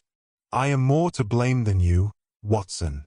In order to have my case well rounded and complete, I have thrown away the life of my client. It is the greatest blow which has befallen me in my career. But how could I know, that he would risk his life alone upon the moor in the face of all my warnings? That we should have heard his screams, my God, those screams, and yet have been unable to save him? Where is this brute of a hound which drove him to his death? It may be lurking among these rocks at this instant. And Stapleton, where is he? He shall answer for this deed. He shall. I will see to that. Uncle and nephew have been murdered, the one frightened to death by the very sight of a beast which he thought to be supernatural, the other driven to his end in his wild flight to escape from it. But now we have to prove the connection between the man and the beast. Save from what we heard, we cannot even swear to the existence of the latter, since Sir Henry has evidently died from the fall. But, by heavens, cunning as he is, the fellow shall be in my power before another day is past. We stood with bitter hearts on either side of the mangled body, overwhelmed by this sudden and irrevocable disaster which had brought all our long and weary labors to so piteous an end. Then as the moon rose we climbed to the top of the rocks over which our poor friend had fallen, and from the summit we gazed out over the shadowy moor, half silver and half gloom. Far away, miles off, in the direction of Grimpen, a single steady yellow light was shining. It could only come from the lonely abode of the Stapletons. With a bitter curse I shook my fist at it as I gazed. Why should we not seize him at once? Our case is not complete. The fellow is wary and cunning to the last degree. It is not what we know, but what we can prove. If we make one false move, the villain may escape us yet. What can we do? There will be plenty for us to do tomorrow. Tonight we can only perform the last offices to our poor friend. Together we made our way down the precipitous slope and approached the body, black and clear against the silvered stones. The agony of those contorted limbs struck me with a spasm of pain and blurred my eyes with tears. We must send for help, Holmes. We cannot carry him all the way to the hall. Good heavens! Are you mad? He had uttered a cry and bent over the body. Now he was dancing and laughing and wringing my hand. Could this be my stern, self-contained friend? These were hidden fires. Indeed. A beard. A beard. The man has a beard. A beard. It is not the baronet. It is, why, it is my neighbor, the convict. With feverish haste we had turned the body over, and that dripping beard was pointing up to the cold, clear moon. There could be no doubt about the beetling forehead, the sunken animal eyes. It was indeed the same face which had glared upon me in the light of the candle from over the rock, the face of Selden, the criminal.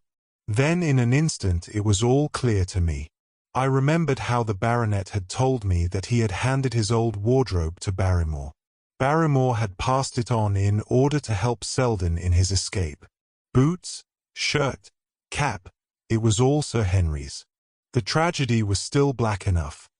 But this man had at least deserved death by the laws of his country. I told Holmes how the matter stood, my heart bubbling over with thankfulness and joy.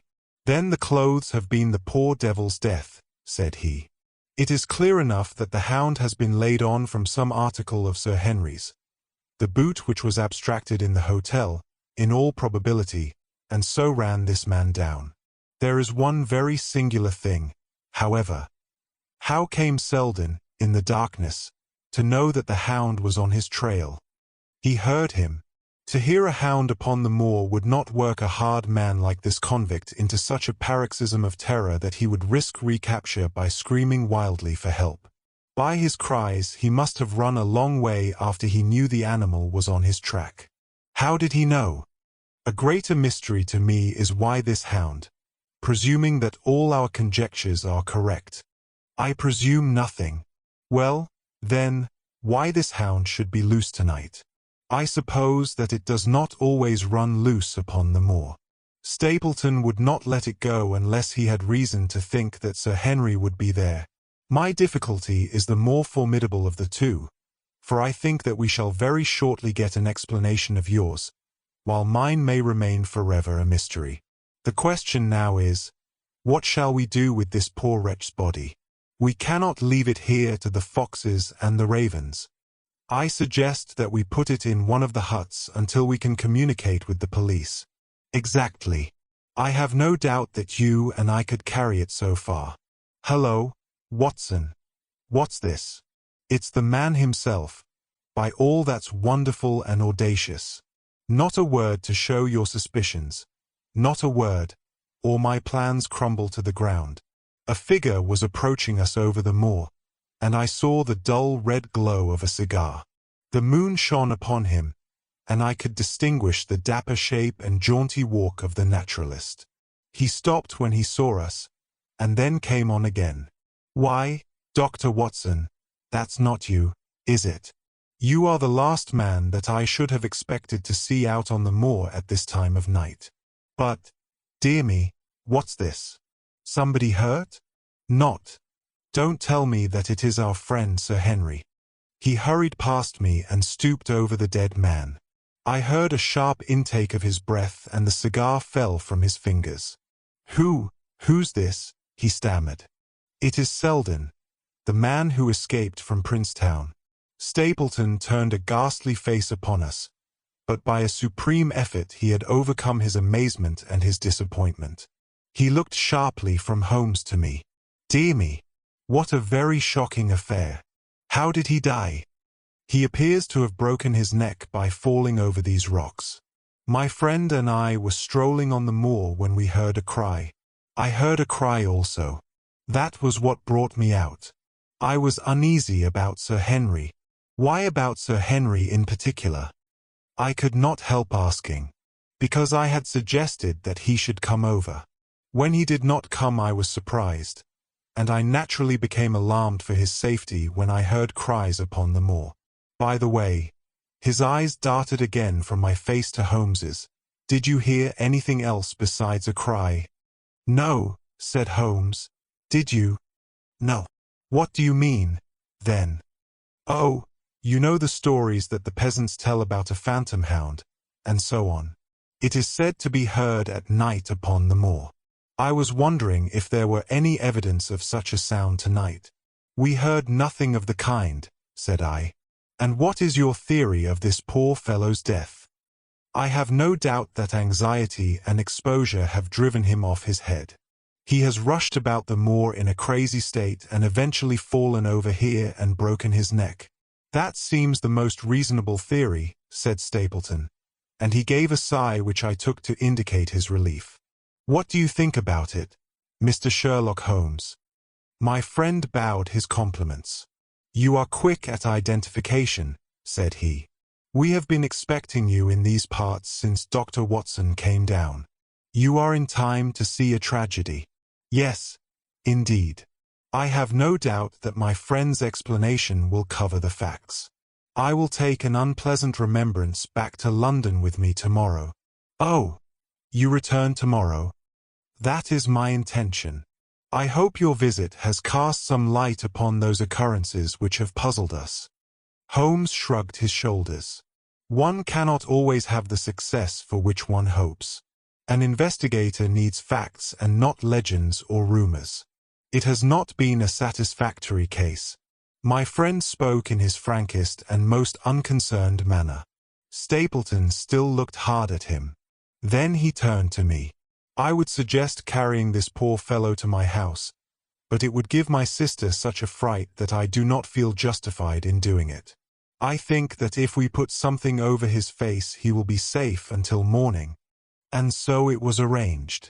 Resisting Stapleton's offer of hospitality, Holmes and I set off to Baskerville Hall, leaving the naturalist to return alone.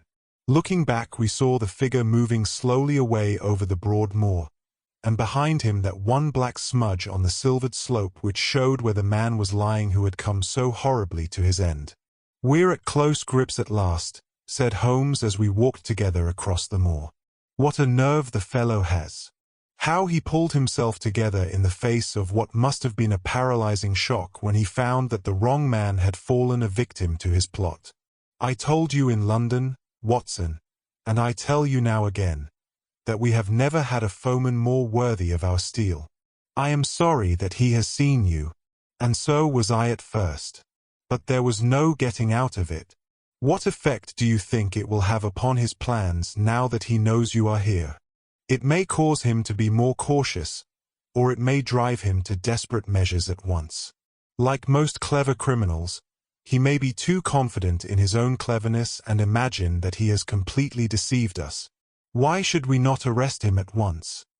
My dear Watson, you were born to be a man of action. Your instinct is always to do something energetic. But supposing, for argument's sake, that we had him arrested tonight, what on earth the better off should we be for that? We could prove nothing against him. There's the devilish cunning of it. If he were acting through a human agent we could get some evidence. But if we were to drag this great dog to the light of day it would not help us in putting a rope round the neck of its master. Surely we have a case. Not a shadow of one. Only surmise and conjecture. We should be laughed out of court if we came with such a story and such evidence. There is Sir Charles's death, found dead without a mark upon him. You and I know that he died of sheer fright, and we know also what frightened him. But how are we to get 12 stolid jurymen to know it? What signs are there of a hound? Where are the marks of its fangs? Of course we know that a hound does not bite a dead body and that Sir Charles was dead before ever the brute overtook him. But we have to prove all this, and we are not in a position to do it. Well, then, tonight. We are not much better off tonight. Again, there was no direct connection between the hound and the man's death. We never saw the hound. We heard it, but we could not prove that it was running upon this man's trail. There is a complete absence of motive. No, my dear fellow, we must reconcile ourselves to the fact that we have no case at present, and that it is worth our while to run any risk in order to establish one. And how do you propose to do so? I have great hopes of what Mrs. Laura Lyons may do for us when the position of affairs is made clear to her. And I have my own plan as well. Sufficient for tomorrow is the evil thereof. But I hope before the day is past to have the upper hand at last. I could draw nothing further from him, and he walked, lost in thought, as far as the Baskerville gates. Are you coming up? Yes. I see no reason for further concealment. But one last word, Watson. Say nothing of the Hound to Sir Henry. Let him think that Selden's death was as Stapleton would have us believe. He will have a better nerve for the ordeal which he will have to undergo tomorrow, when he is engaged, if I remember your report aright, to dine with these people. And so am I. Then you must excuse yourself and he must go alone. That will be easily arranged. And now, if we are too late for dinner, I think that we are both. Chapter 13. Fixing the nets. Sir Henry was more pleased than surprised to see Sherlock Holmes, for he had for some days been expecting that recent events would bring him down from London. He did raise his eyebrows, however, when he found that my friend had neither any luggage nor any explanations for its absence. Between us we soon supplied his wants, and then over a belated supper we explained to the baronet as much of our experience as it seemed desirable that he should know. But first I had the unpleasant duty of breaking the news to Barrymore and his wife. To him it may have been an unmitigated relief, but she wept bitterly in her apron. To all the world he was the man of violence, half animal and half demon. But to her he always remained the little wilful boy of her own girlhood, the child who had clung to her hand. Evil indeed is the man who has not one woman to mourn him. I've been moping in the house all day since Watson went off in the morning, said the baronet. I guess I should have some credit, for I have kept my promise. If I hadn't sworn not to go about alone, I might have had a more lively evening, for I had a message from Stapleton asking me over there. I have no doubt that you would have had a more lively evening, said Holmes dryly. By the way, I don't suppose you appreciate that we have been mourning over you as having broken your neck. Sir Henry opened his eyes. How was that? This poor wretch was dressed in your clothes. I fear your servant who gave them to him may get into trouble with the police. That is unlikely. There was no mark on any of them, as far as I know. That's lucky for him. In fact, it's lucky for all of you, since you are all on the wrong side of the law in this matter. I am not sure that as a conscientious detective my first duty is not to arrest the whole household. Watson's reports are most incriminating documents. But how about the case? Asked the baronet. Have you made anything out of the tangle? I don't know that Watson and I are much the wiser since we came down. I think that I shall be in a position to make the situation rather more clear to you before long. It has been an exceedingly difficult and most complicated business. There are several points upon which we still want light, but it is coming all the same. We've had one experience, as Watson has no doubt told you. We heard the Hound on the moor, so I can swear that it is not all empty superstition. I had something to do with dogs when I was out west, and I know one when I hear one. If you can muzzle that one and put him on a chain, I'll be ready to swear you are the greatest detective of all time. I think I will muzzle him and chain him all right if you will give me your help. Whatever you tell me to do I will do. Very good. And I will ask you also to do it blindly, without always asking the reason. Just as you like. If you will do this, I think the chances are that our little problem will soon be solved. I have no doubt. He stopped suddenly and stared fixedly up over my head into the air. The lamp beat upon his face, and so intent was it and so still that it might have been that of a clew-cut classical statue, a personification of alertness and expectation. What is it? We both cried. I could see as he looked down that he was repressing some internal emotion. His features were still composed, but his eyes shone with amused exultation. Excuse the admiration of a connoisseur, said he as he waved his hand towards the line of portraits which covered the opposite wall. Watson won't allow that I know anything of art, but that is mere jealousy because our views upon the subject differ. Now, these are a really very fine series of portraits. Well, I'm glad to hear you say so, said Sir Henry, glancing with some surprise at my friend. I don't pretend to know much about these things, and I'd be a better judge of a horse or a steer than of a picture. I didn't know that you found time for such things. I know what is good when I see it, and I see it now. That's a Nella, I'll swear, that lady in the blue silk over yonder, and the stout gentleman with the wig ought to be a Reynolds. They are all family portraits, I presume. Every one. Do you know the names? Barrymore has been coaching me in them, and I think I can say my lessons fairly well. Who is the gentleman with the telescope? That is Rear Admiral Baskerville, who served under Rodney in the West Indies. The man with the blue coat and the roll of paper is Sir William Baskerville, who was chairman of committees of the House of Commons under Pitt. And this cavalier opposite to me, the one with the black velvet and the lace. Ah, you have a right to know about him. That is the cause of all the mischief, the wicked Hugo, who started the Hound of the Baskervilles. We're not likely to forget him. I gazed with interest and some surprise upon the portrait. Dear me, said Holmes, he seems a quiet, meek-mannered man enough, but I dare say that there was a lurking devil in his eyes. I had pictured him as a more robust and ruffianly person.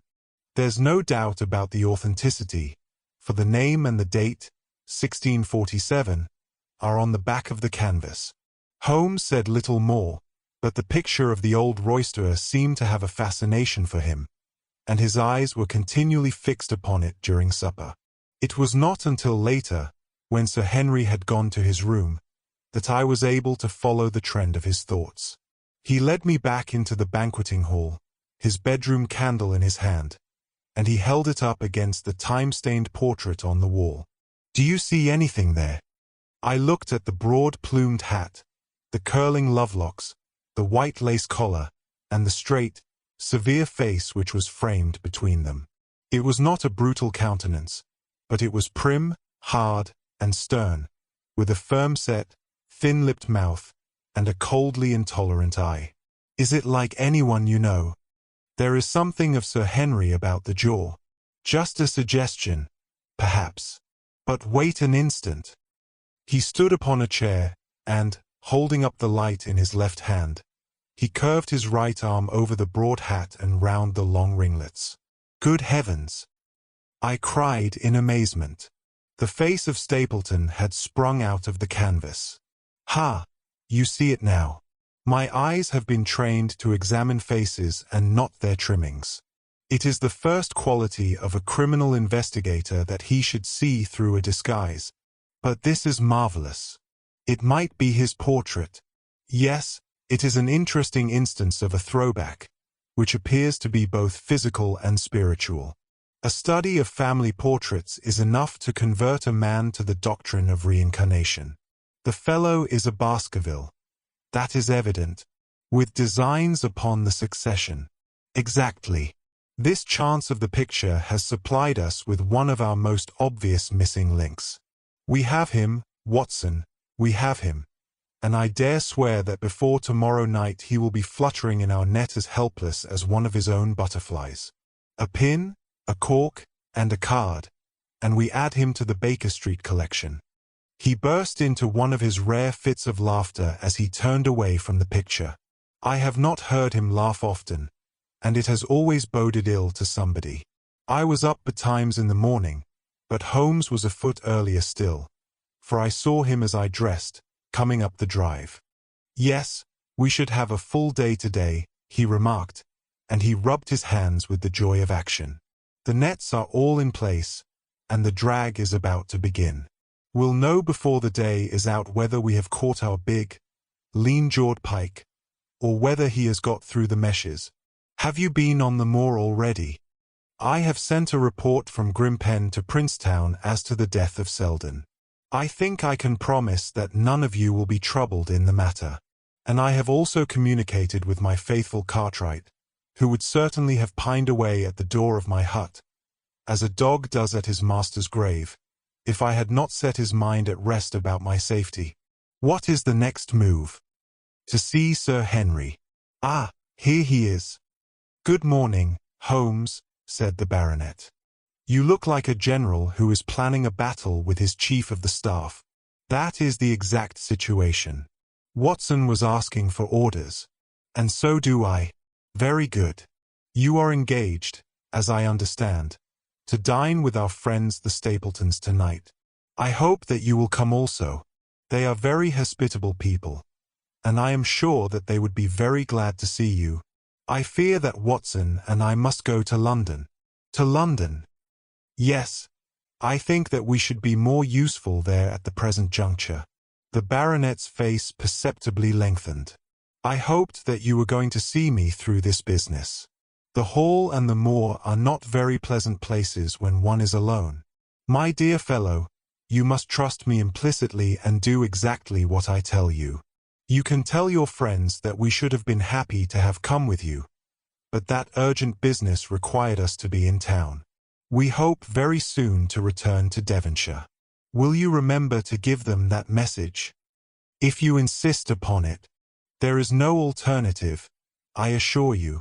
I saw by the baronet's clouded brow that he was deeply hurt by what he regarded as our desertion. When do you desire to go? He asked coldly. Immediately after breakfast. We will drive in to Coombe Tracey, but Watson will leave his things as a pledge that he will come back to you. Watson, you will send a note to Stapleton to tell him that you regret that you cannot come. I have a good mind to go to London with you, said the baronet. Why should I stay here alone? Because it is your post of duty. Because you gave me your word that you would do as you were told, and I tell you to stay. All right? Then, I'll stay. One more direction. I wish you to drive to Merripit House.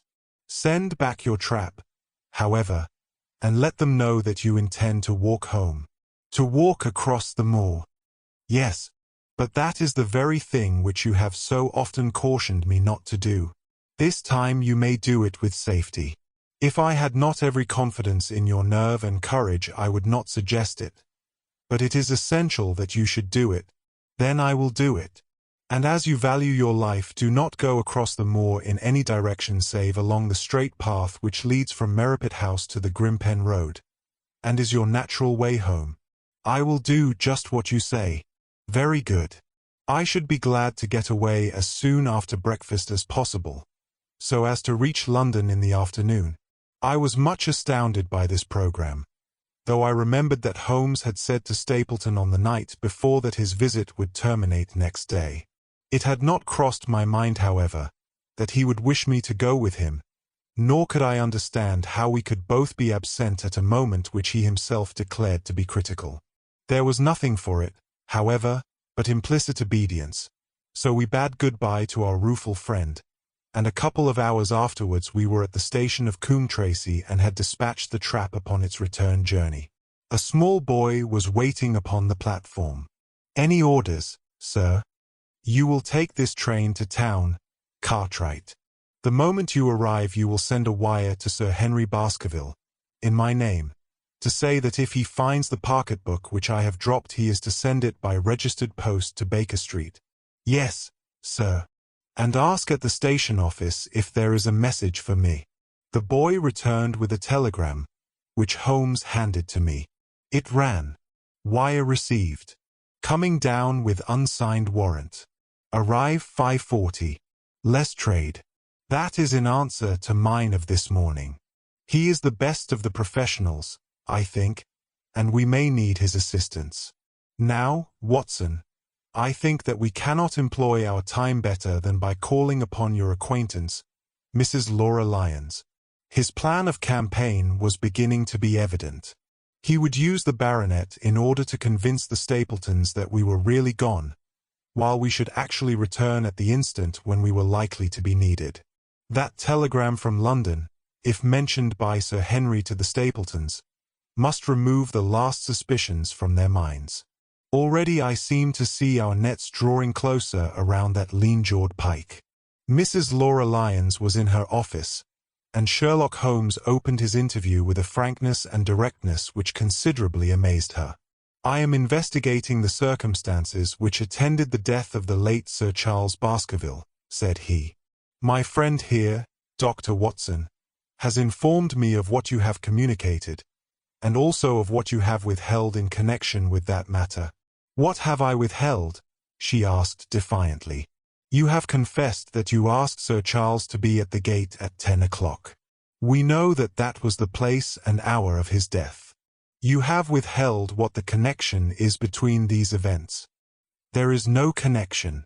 In that case the coincidence must indeed be an extraordinary one. But I think that we shall succeed in establishing a connection, after all. I wish to be perfectly frank with you, Mrs. Lyons. We regard this case as one of murder, and the evidence may implicate not only your friend Mr. Stapleton but his wife as well." The lady sprang from her chair. "His wife!" she cried. "The fact is no longer a secret. The person who has passed for his sister is really his wife." Mrs. Lyons had resumed her seat. Her hands were grasping the arms of her chair, and I saw that the pink nails had turned white with the pressure of her grip. "His wife," she said again. "His wife. He is not a married man." Sherlock Holmes shrugged his shoulders. "Prove it to me. Prove it to me. And if you can do so—" The fierce flash of her eyes said more than any words.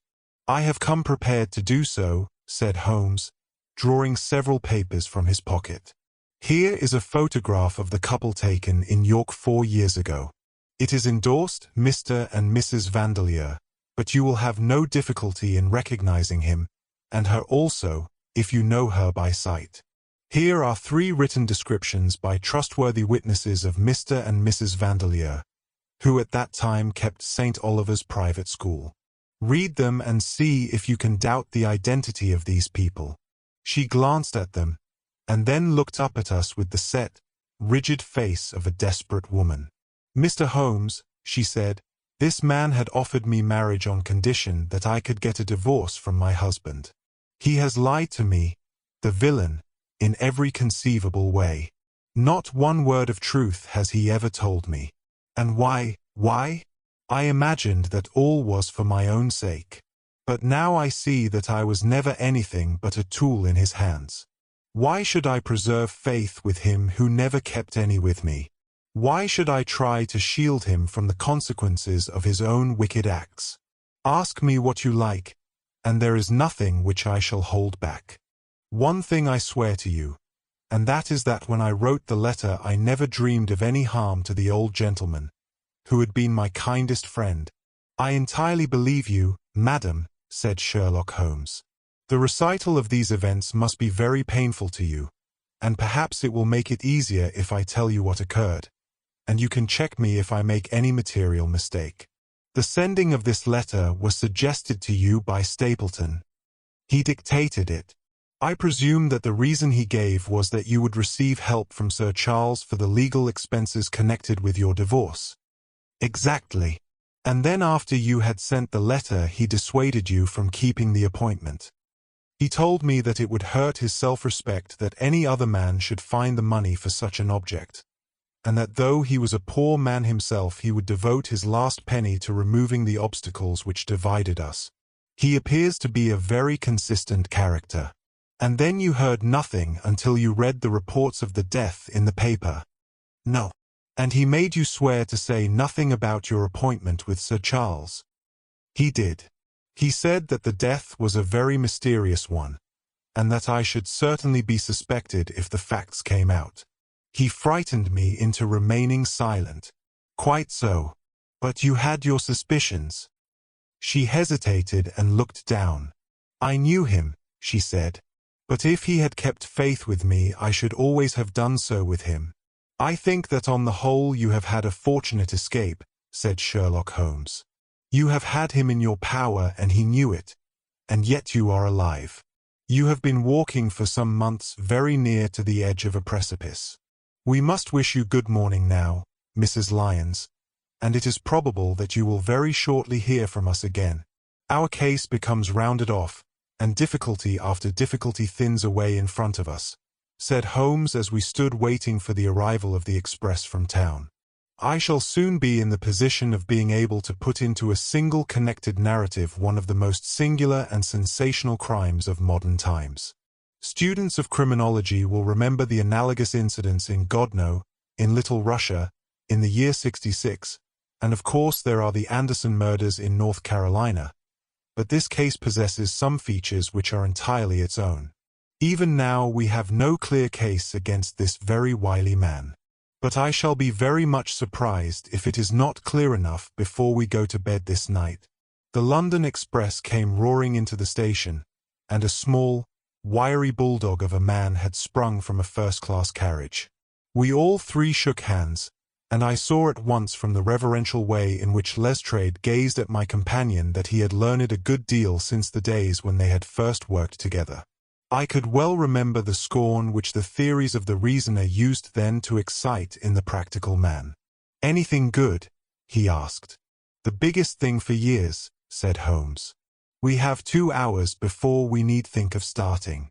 I think we might employ it in getting some dinner and then, Lestrade, we will take the London fog out of your throat by giving you a breath of the pure night air of Dartmoor. Never been there? Ah, well, I don't suppose you will forget your—" Chapter 14. The Hound of the Baskervilles.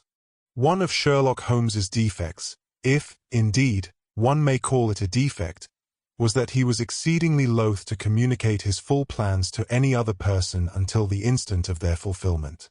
Partly it came no doubt from his own masterful nature, which loved to dominate and surprise those who were around him.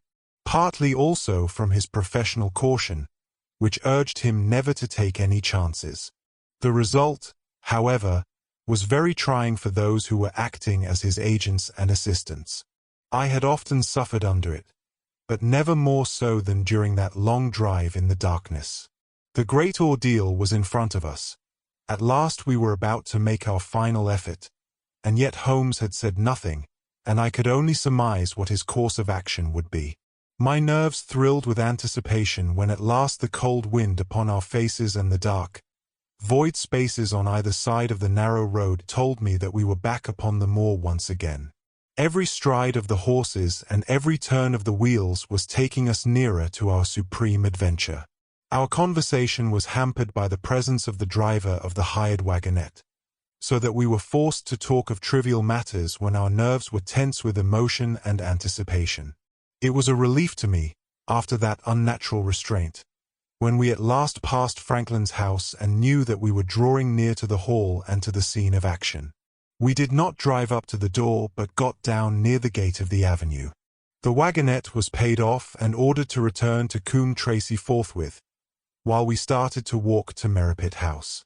"Are you armed, Lestrade?" The little detective smiled. "As long as I have my trousers I have a hip pocket, and as long as I have my hip pocket I have something in it." "Good. My friend and I are also ready for emergencies. You're mighty close about this affair, Mr. Holmes. What's the game now?" "A waiting game. My word, it does not seem a very cheerful place," said the detective with a shiver, glancing round him at the gloomy slopes of the hill and at the huge lake of fog which lay over the Grimpen Mire. "I see the lights of a house ahead of us. That is Merripit House and the end of our journey. I must request you to walk on tiptoe and not to talk above a whisper." We moved cautiously along the track as if we were bound for the house, but Holmes halted us when we were about 200 yards from it. "This will do," said he. "These rocks upon the right make an admirable screen. We are to wait here. Yes, we shall make our little ambush here. Get into this hollow, Lestrade. You have been inside the house, have you not, Watson? Can you tell the position of the rooms? What are those latticed windows at this end?" "I think they are the kitchen windows. And the one beyond, which shines so brightly. That is certainly the dining room. The blinds are up. You know the lie of the land best. Creep forward quietly and see what they are doing. But for heaven's sake don't let them know that they are watched. I tiptoed down the path and stooped behind the low wall which surrounded the stunted orchard. Creeping in its shadow, I reached a point whence I could look straight through the uncurtained window. There were only two men in the room, Sir Henry and Stapleton. They sat with their profiles towards me on either side of the round table. Both of them were smoking cigars, and coffee and wine were in front of them. Stapleton was talking with animation, but the baronet looked pale and distrait. Perhaps the thought of that lonely walk across the ill-omened moor was weighing heavily upon his mind. As I watched them, Stapleton rose and left the room, while Sir Henry filled his glass again and leaned back in his chair, puffing at his cigar. I heard the creak of a door and the crisp sound of boots upon gravel. The steps passed along the path on the other side of the wall under which I crouched. Looking over, I saw the naturalist pause at the door of an outhouse in the corner of the orchard.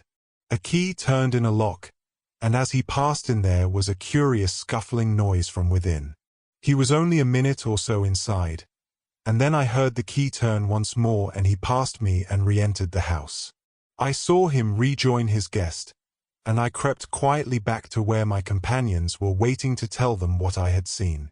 "You say, Watson, that the lady is not there?" Holmes asked when I had finished my report. "No."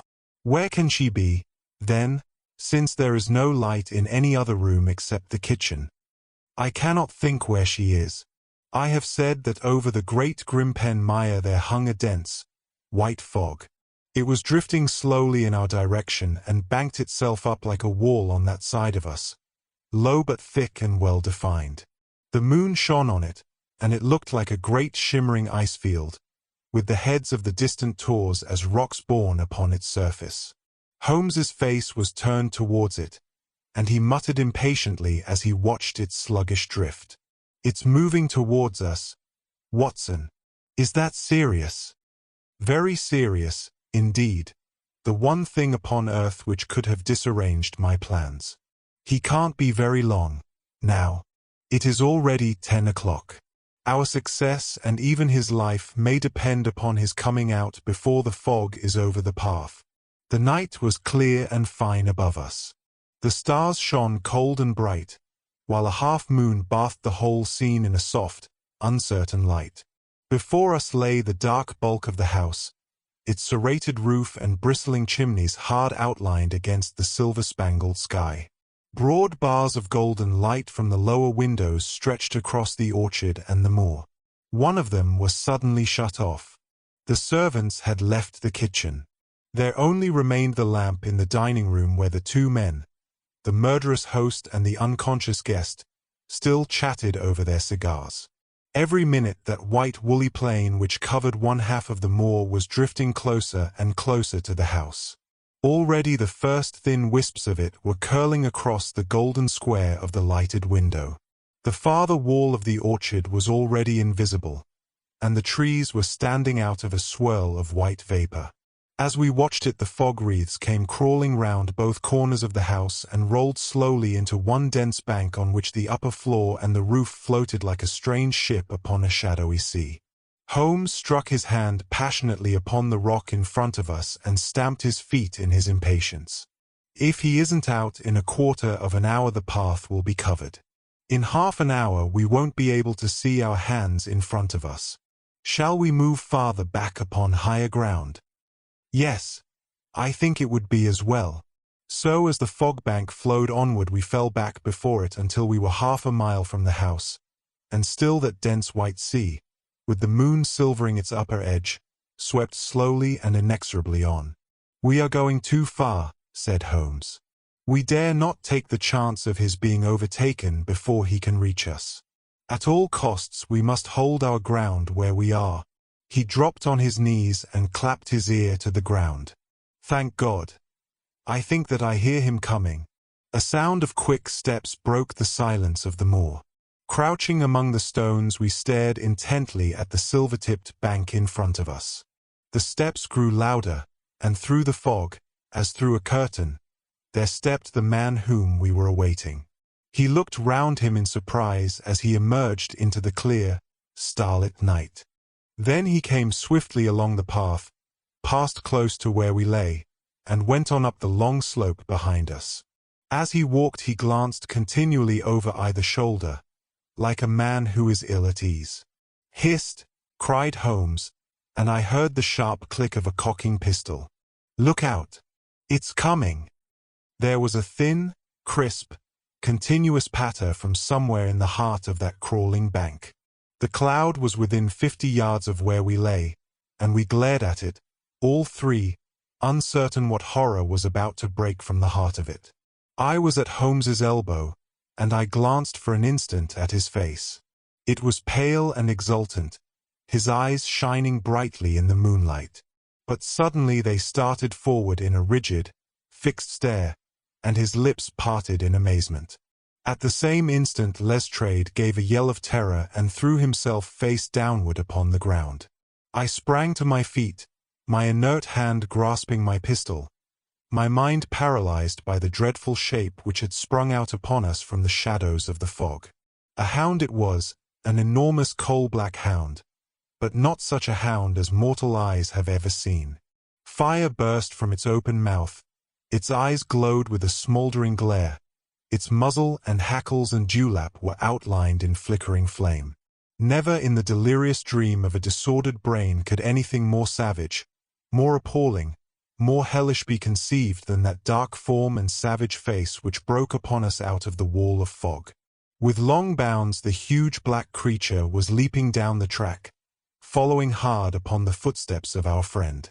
So paralyzed were we by the apparition that we allowed him to pass before we had recovered our nerve.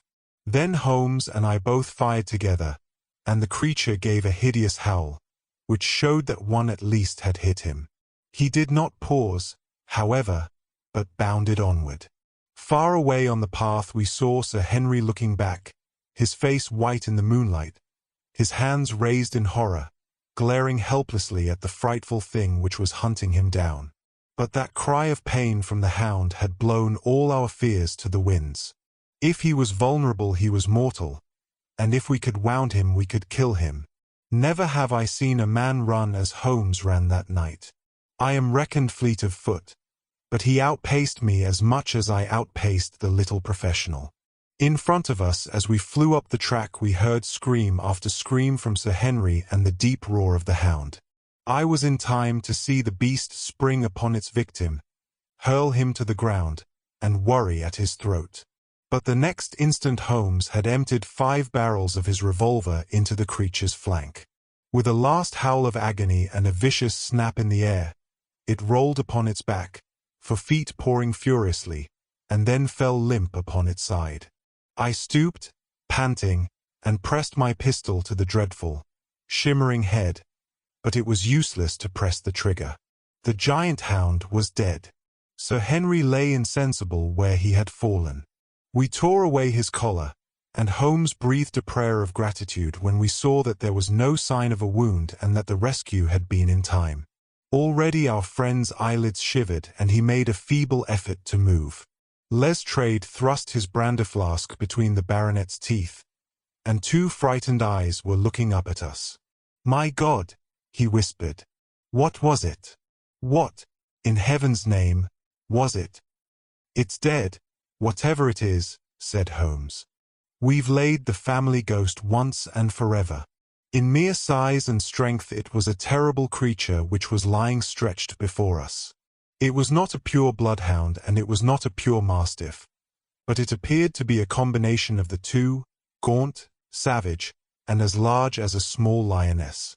Even now in the stillness of death, the huge jaws seemed to be dripping with a bluish flame and the small, deep-set, cruel eyes were ringed with fire.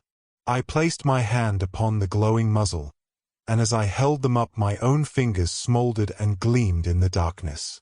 "Phosphorus," I said. "A cunning preparation of it," said Holmes, sniffing at the dead animal. "There is no smell which might have interfered with his power of scent. We owe you a deep apology, Sir Henry, for having exposed you to this fright. I was prepared for a hound, but not for such a creature as this. And the fog gave us little time to receive him. You have saved my life, having first endangered it. Are you strong enough to stand? Give me another mouthful of that brandy and I shall be ready for anything. So, now, if you will help me up, what do you propose to do? To leave you here. You are not fit for further adventures tonight. If you will wait, one or other of us will go back with you to the hall. He tried to stagger to his feet, but he was still ghastly pale and trembling in every limb. We helped him to a rock, where he sat shivering with his face buried in his hands. We must leave you now, said Holmes. The rest of our work must be done, and every moment is of importance. We have our case, and now we only want our man. It's 1,000 to 1 against our finding him at the house, he continued as we retraced our steps swiftly down the path. Those shots must have told him that the game was up. We were some distance off, and this fog may have deadened them. He followed the Hound to call him off, of that you may be certain. No, he's gone by this time. But we'll search the house and make sure. The front door was open, so we rushed in and hurried from room to the amazement of a doddering old manservant, who met us in the passage. There was no light save in the dining room, but Holmes caught up the lamp and left no corner of the house unexplored. No sign could we see of the man whom we were chasing. On the upper floor, however, one of the bedroom doors was locked. There's someone in here, cried Lestrade. I can hear a movement. Open this door. A faint moaning and rustling came from within. Holmes struck the door just over the lock with the flat of his foot and it flew open. Pistol in hand, we all three rushed into the room. But there was no sign within it of that desperate and defiant villain whom we expected to see. Instead, we were faced by an object so strange and so unexpected that we stood for a moment staring at it in amazement. The room had been fashioned into a small museum, and the walls were lined by a number of glass-topped cases full of that collection of butterflies and moths the formation of which had been the relaxation of this complex and dangerous man. In the center of this room there was an upright beam, which had been placed at some period as a support for the old worm-eaten balk of timber which spanned the roof. To this post a figure was tied, so swathed and muffled in the sheets which had been used to secure it that one could not for the moment tell whether it was that of a man or a woman. One towel passed round the throat and was secured at the back of the pillar. Another covered the lower part of the face, and over it 2 dark eyes full of grief and shame and a dreadful questioning, stared back at us. In a minute we had torn off the gag, unswathed the bonds, and Mrs. Stapleton sank upon the floor in front of us. As her beautiful head fell upon her chest, I saw the clear red wheal of a whiplash across her neck. "The brute!" cried Holmes. "Here, Lestrade, your brandy bottle. Put her in the chair. She has fainted from ill usage and exhaustion." She opened her eyes again. "Is he safe?" she asked. "Has he escaped?" "He cannot escape us, madam." No, I did not mean my husband." "Sir Henry? Is he safe?" "Yes." "And the Hound?" "It is dead." She gave a long sigh of satisfaction. "Thank God! Thank God! Oh, this villain! See how he has treated me." She shot her arms out from her sleeves, and we saw with horror that they were all mottled with bruises. "But this is nothing. It is my mind and soul that he has tortured and defiled. I could endure it all, ill usage, solitude, a life of deception, everything, as long as I could still cling to the hope that I had his love. But now I know that in this also I have been his dupe and his tool." She broke into passionate sobbing as she spoke. "You bear him no good will, madam," said Holmes. "Tell us then where we shall find him. If you have ever aided him in evil, help us now and so atone." "There is but one place where he can have fled," she answered. "There is an old tin mine on an island in the heart of the mire. It was there that he kept his hound, and there also he had made preparations so that he might have a refuge. That is where he would fly." The fog bank lay like white wool against the window. Holmes held the lamp towards it. "See," said he, No one could find his way into the Grimpen mire tonight. She laughed and clapped her hands. Her eyes and teeth gleamed with fierce merriment. He may find his way in, but never out, she cried. How can he see the guiding wands tonight? We planted them together, he and I, to mark the pathway through the mire. Oh, if I could only have plucked them out today. Then indeed you would have had him at your mercy. It was evident to us that all pursuit was in vain until the fog had lifted. Meanwhile we left Lestrade in possession of the house while Holmes and I went back with the baronet to Baskerville Hall. The story of the Stapletons could no longer be withheld from him, but he took the blow bravely when he learned the truth about the woman whom he had loved. But the shock of the night's adventures had shattered his nerves, and before morning he lay delirious in a high fever under the care of Dr. Mortimer. The two of them were destined to travel together round the world before Sir Henry had become once more the hale, hearty man that he had been before he became master of that ill-omened estate. And now I come rapidly to the conclusion of this singular narrative, in which I have tried to make the reader share those dark fears and vague surmises which clouded our lives so long and ended in so tragic a manner. On the morning after the death of the Hound the fog had lifted and we were guided by Mrs. Stapleton to the point where they had found a pathway through the bog. It helped us to realize the horror of this woman's life when we saw the eagerness and joy with which she laid us on her husband's track. We left her standing upon the thin peninsula of firm, peaty soil which tapered out into the widespread bog. From the end of it a small wand planted here and there showed where the path zigzagged from tuft to tuft of rushes among those green-scummed pits and foul quagmires which barred the way to the stranger.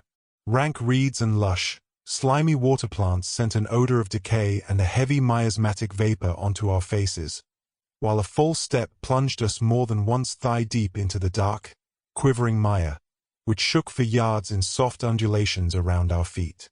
Its tenacious grip plucked at our heels as we walked, and when we sank into it it was as if some malignant hand was tugging us down into those obscene depths, so grim and purposeful was the clutch in which it held us. Once only we saw a trace that someone had passed that perilous way before us.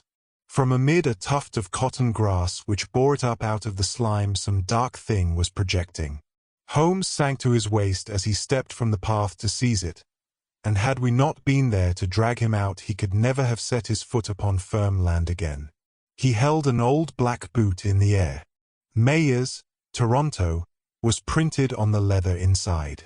"It is worth a mud bath," said he. "It is our friend Sir Henry's missing boot, thrown there by Stapleton in his flight." Exactly. He retained it in his hand after using it to set the Hound upon the track. He fled when he knew the game was up, still clutching it. And he hurled it away at this point of his flight. We know at least that he came so far in safety, but more than that we were never destined to know, though there was much which we might surmise. There was no chance of finding footsteps in the mire, for the rising mud oozed swiftly in upon them, but as we at last reached firmer ground beyond the morass we all looked eagerly for them. But no slightest sign of them ever met our eyes. If the earth told a true story, then Stapleton never reached that island of refuge towards which he struggled through the fog upon that last night. Somewhere in the heart of the great Grimpen mire, down in the foul slime of the huge morass which had sucked him in, this cold and cruel-hearted man is forever buried. Many traces we found of him in the bog-girt island where he had hid his savage ally. A huge driving wheel and a shaft half filled with rubbish showed the position of an abandoned mine. Beside it were the crumbling remains of the cottages of the miners, driven away no doubt by the foul reek of the surrounding swamp. In one of these a staple and chain with a quantity of gnawed bones showed where the animal had been confined. A skeleton with a tangle of brown hair adhering to it lay among the debris. "A dog," said Holmes. "By Jove, a curly-haired spaniel. Poor Mortimer will never see his pet again. Well, I do not know that this place contains any secret which we have not already fathomed. He could hide his hound, but he could not hush its voice, and hence came those cries which even in daylight were not pleasant to hear. On an emergency, he could keep the Hound in the outhouse at Merripit. But it was always a risk, and it was only on the supreme day, which he regarded as the end of all his efforts, that he dared do it. This paste in the tin is no doubt the luminous mixture with which the creature was daubed. It was suggested, of course, by the story of the family hellhound, and by the desire to frighten old Sir Charles to death. No wonder the poor devil of a convict ran and screamed, even as our friend did, and as we ourselves might have done, when he saw such a creature bounding through the darkness of the moor upon his track. It was a cunning device, for, apart from the chance of driving your victim to his death, what peasant would venture to inquire too closely into such a creature should he get sight of it, as many have done, upon the moor? I said it in London, Watson, and I say it again now, that never yet have we helped to hunt down a more dangerous man than he who is lying yonder. He swept his long arm towards the huge mottled expanse of green-splotched bog which stretched away until it merged into the Chapter 15. A Retrospection. It was the end of November, and Holmes and I sat, upon a raw and foggy night, on either side of a blazing fire in our sitting-room in Baker Street. Since the tragic upshot of our visit to Devonshire, he had been engaged in two affairs of the utmost importance, in the first of which he had exposed the atrocious conduct of Colonel Upward in connection with the famous card scandal of the Nonpareil Club, while in the second he had defended the unfortunate Emily Montpensier from the charge of murder which hung over her in connection with the death of her stepdaughter, Mademoiselle Carreri, the young lady who, as it will be remembered, was found 6 months later alive and married in New York. My friend was in excellent spirits over the success which had attended a succession of difficult and important cases, so that I was able to induce him to discuss the details of the Baskerville mystery. I had waited patiently for the opportunity, for I was aware that he would never permit cases to overlap, and that his clear and logical mind would not be drawn from its present work to dwell upon memories of the past. Sir Henry and Dr. Mortimer were, however, in London, on their way to that long voyage which had been recommended for the restoration of his shattered nerves. They had called upon us that very afternoon, so that it was natural that the subject should come up for discussion. The whole course of events, said Holmes, from the point of view of the man who called himself Stapleton, was simple and direct, although to us, who had no means in the beginning of knowing the motives of his actions and could only learn part of the facts, it all appeared exceedingly complex. I have had the advantage of 2 conversations with Mrs. Stapleton, and the case has now been so entirely cleared up that I am not aware that there is anything which has remained a secret to us. You will find a few notes upon the matter under the heading B in my indexed list of cases. Perhaps you would kindly give me a sketch of the course of events from memory. Certainly, though I cannot guarantee that I carry all the facts in my mind. Intense mental concentration has a curious way of blotting out what has passed. The barrister who has his case at his fingers' ends and is able to argue with an expert upon his own subject finds that a week or 2 of the courts will drive it all out of his head once more. So each of my cases displaces the last, and Mademoiselle Carreri has blurred my recollection of Baskerville Hall. Tomorrow some other little problem may be submitted to my notice which will in turn dispossess the fair French lady and the infamous Upward. So far as the case of the Hound goes, however, I will give you the course of events as nearly as I can, and you will suggest anything which I may have forgotten.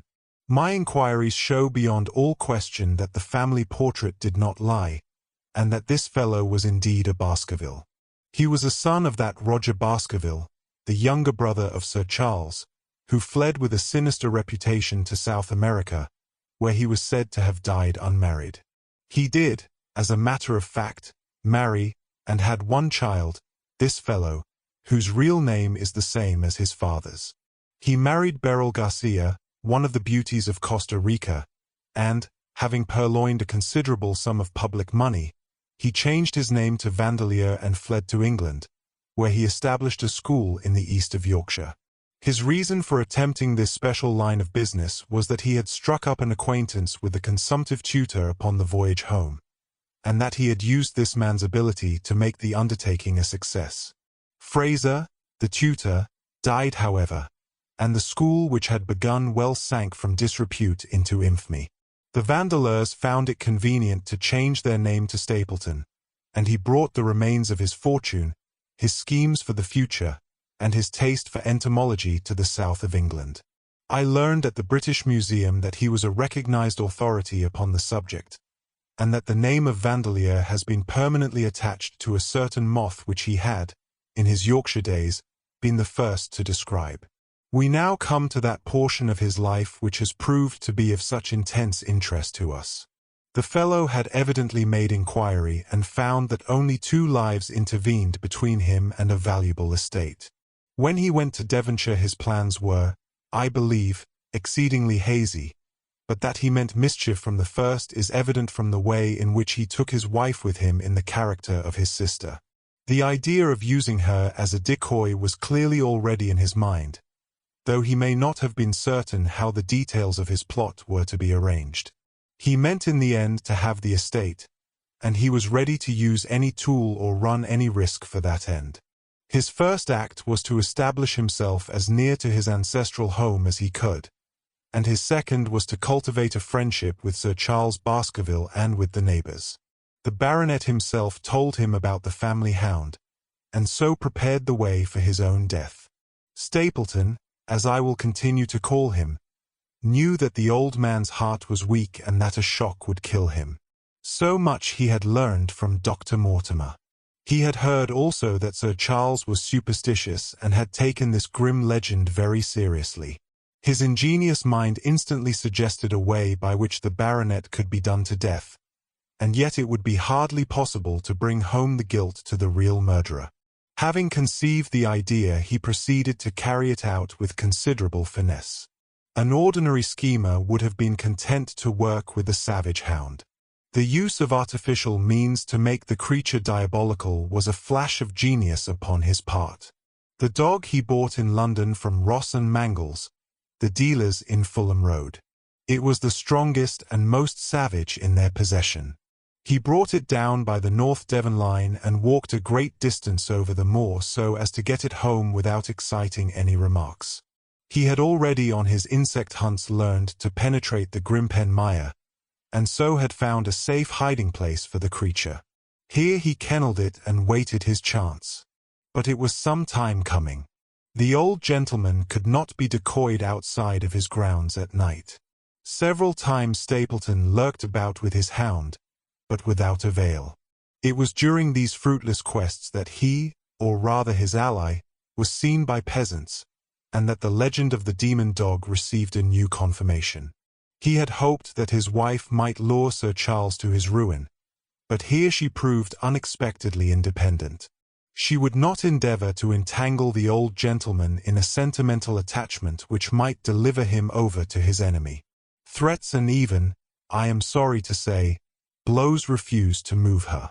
She would have nothing to do with it, and for a time Stapleton was at a deadlock.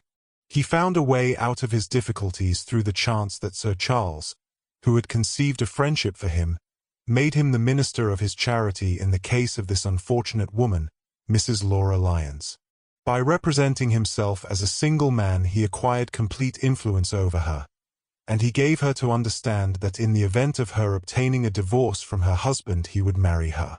His plans were suddenly brought to a head by his knowledge that Sir Charles was about to leave the hall on the advice of Dr. Mortimer, with whose opinion he himself pretended to coincide. He must act at once, or his victim might get beyond his power. He therefore put pressure upon Mrs. Lyons to write this letter, imploring the old man to give her an interview on the evening before his departure for London. He then, by a specious argument, prevented her from going, and so had the chance for which he had waited. Driving back in the evening from Coombe Tracey, he was in time to get his hound, to treat it with his infernal paint, and to bring the beast round to the gate at which he had reason to expect that he would find the old gentleman waiting. The dog, incited by its master, sprang over the wicket gate and pursued the unfortunate baronet, who fled screaming down the yew alley. In that gloomy tunnel it must indeed have been a dreadful sight to see that huge black creature, with its flaming jaws and blazing eyes, bounding after its victim. He fell dead at the end of the alley from heart disease and terror. The hound had kept upon the grassy border while the baronet had run down the path, so that no track but the man's was visible. On seeing him lying still, the creature had probably approached to sniff at him, but finding him dead had turned away again. It was then that it left the print which was actually observed by Dr. Mortimer. The hound was called off and hurried away to its lair in the Grimpen Mire, and a mystery was left which puzzled the authorities, alarmed the countryside, and finally brought the case within the scope of our observation. So much for the death of Sir Charles Baskerville. You perceive the devilish cunning of it, for really it would be almost impossible to make a case against the real murderer. His only accomplice was one who could never give him away, and the grotesque, inconceivable nature of the device only served to make it more effective. Both of the women concerned in the case, Mrs. Stapleton and Mrs. Laura Lyons, were left with a strong suspicion against Stapleton. Mrs. Stapleton knew that he had designs upon the old man, and also of the existence of the hound. Mrs. Lyons knew neither of these things, but had been impressed by the death occurring at the time of an uncancelled appointment which was only known to him. However, both of them were under his influence, and he had nothing to fear from them. The first half of his task was successfully accomplished, but the more difficult still remained. It is possible that Stapleton did not know of the existence of an heir in Canada. In any case, he would very soon learn it from his friend Dr. Mortimer, and he was told by the latter all details about the arrival of Henry Baskerville. Stapleton's first idea was that this young stranger from Canada might possibly be done to death in London without coming down to Devonshire at all. He distrusted his wife ever since she had refused to help him in laying a trap for the old man, and he dared not leave her long out of his sight for fear he should lose his influence over her. It was for this reason that he took her to London with him. They lodged, I find, at the Mexborough Private Hotel, in Craven Street, which was actually one of those called upon by my agent in search of evidence. Here he kept his wife imprisoned in her room while he, disguised in a beard, followed Dr. Mortimer to Baker Street and afterwards to the station and to the Northumberland Hotel. His wife had some inkling of his plans, but she had such a fear of her husband, a fear founded upon brutal ill-treatment, that she dare not write to warn the man whom she knew to be in danger. If the letter should fall into Stapleton's hands, her own life would not be safe. Eventually, as we know, she adopted the expedient of cutting out the words which would form the message, and addressing the letter in a disguised hand. It reached the baronet, and gave him the first warning of his danger. It was very essential for Stapleton to get some article of Sir Henry's attire so that, in case he was driven to use the dog, he might always have the means of setting him upon his track. With characteristic promptness and audacity he set about this at once, and we cannot doubt that the boots or chambermaid of the hotel was well bribed to help him in his design. By chance, however, the first boot which was procured for him was a new one and, therefore, useless for his purpose. He then had it returned and obtained another, a most instructive incident, since it proved conclusively to my mind that we were dealing with a real hound, as no other supposition could explain this anxiety to obtain an old boot and this indifference to a new one. The more outré and grotesque an incident is, the more carefully it deserves to be examined, and the very point which appears to complicate a case is, when duly considered and scientifically handled, the one which is most likely to elucidate it. Then we had the visit from our friends next morning, shadowed always by Stapleton in the cab. From his knowledge of our rooms and of my appearance, as well as from his general conduct, I am inclined to think that Stapleton's career of crime has been by no means limited to this single Baskerville affair. It is suggestive that during the last 3 years there have been 4 considerable burglaries in the West Country, for none of which was any criminal ever arrested. The last of these, at Folkestone Court, in May, was remarkable for the cold-blooded pistoling of the page, who surprised the masked and solitary burglar. I cannot doubt that Stapleton recruited his waning resources in this fashion, and that for years he has been a desperate and dangerous man. We had an example of his readiness of resource that morning when he got away from us so successfully, and also of his audacity in sending back my own name to me through the cabman. From that moment he understood that I had taken over the case in London, and that therefore there was no chance for him there. He returned to Dartmoor and awaited the arrival of the baronet. "One moment," said I, "you have, no doubt, described the sequence of events correctly, but there is one point which you have left unexplained. What became of the Hound when its master was in London?" "I have given some attention to this matter, and it is undoubtedly of importance. There can be no question that Stapleton had a confidant, though it is unlikely that he ever placed himself in his power by sharing all his plans with him. There was an old manservant at Merripit House, whose name was Anthony. His connection with the Stapletons can be traced for several years, as far back as the schoolmastering days, so that he must have been aware that his master and mistress were really husband and wife. This man has disappeared and has escaped from the country. It is suggestive that Anthony is not a common name in England, while Antonio is so in all Spanish or Spanish-American countries.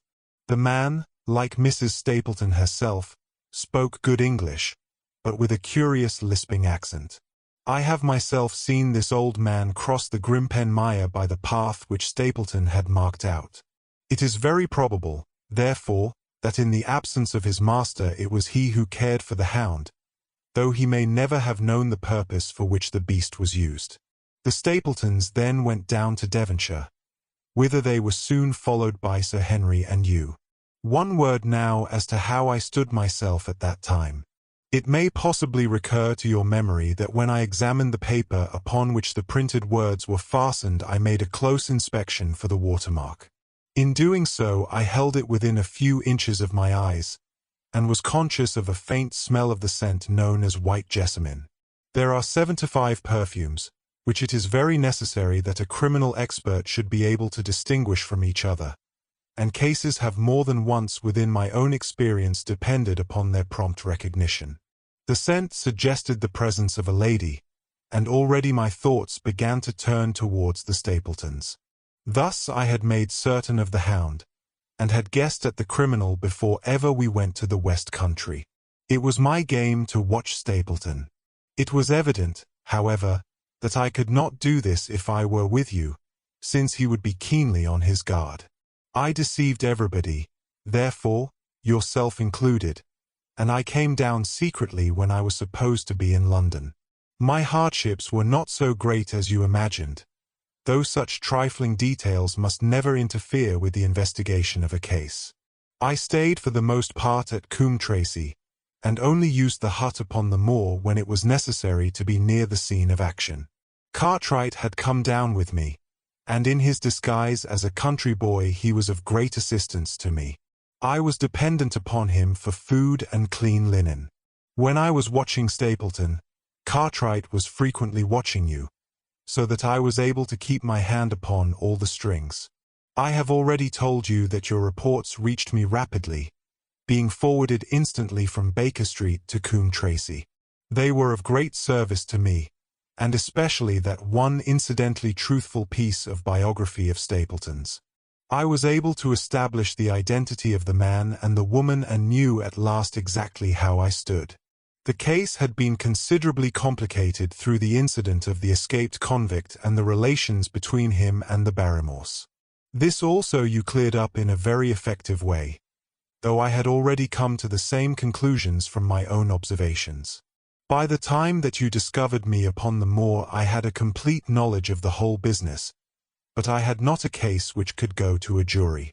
Even Stapleton's attempt upon Sir Henry that night, which ended in the death of the unfortunate convict, did not help us much in proving murder against our man.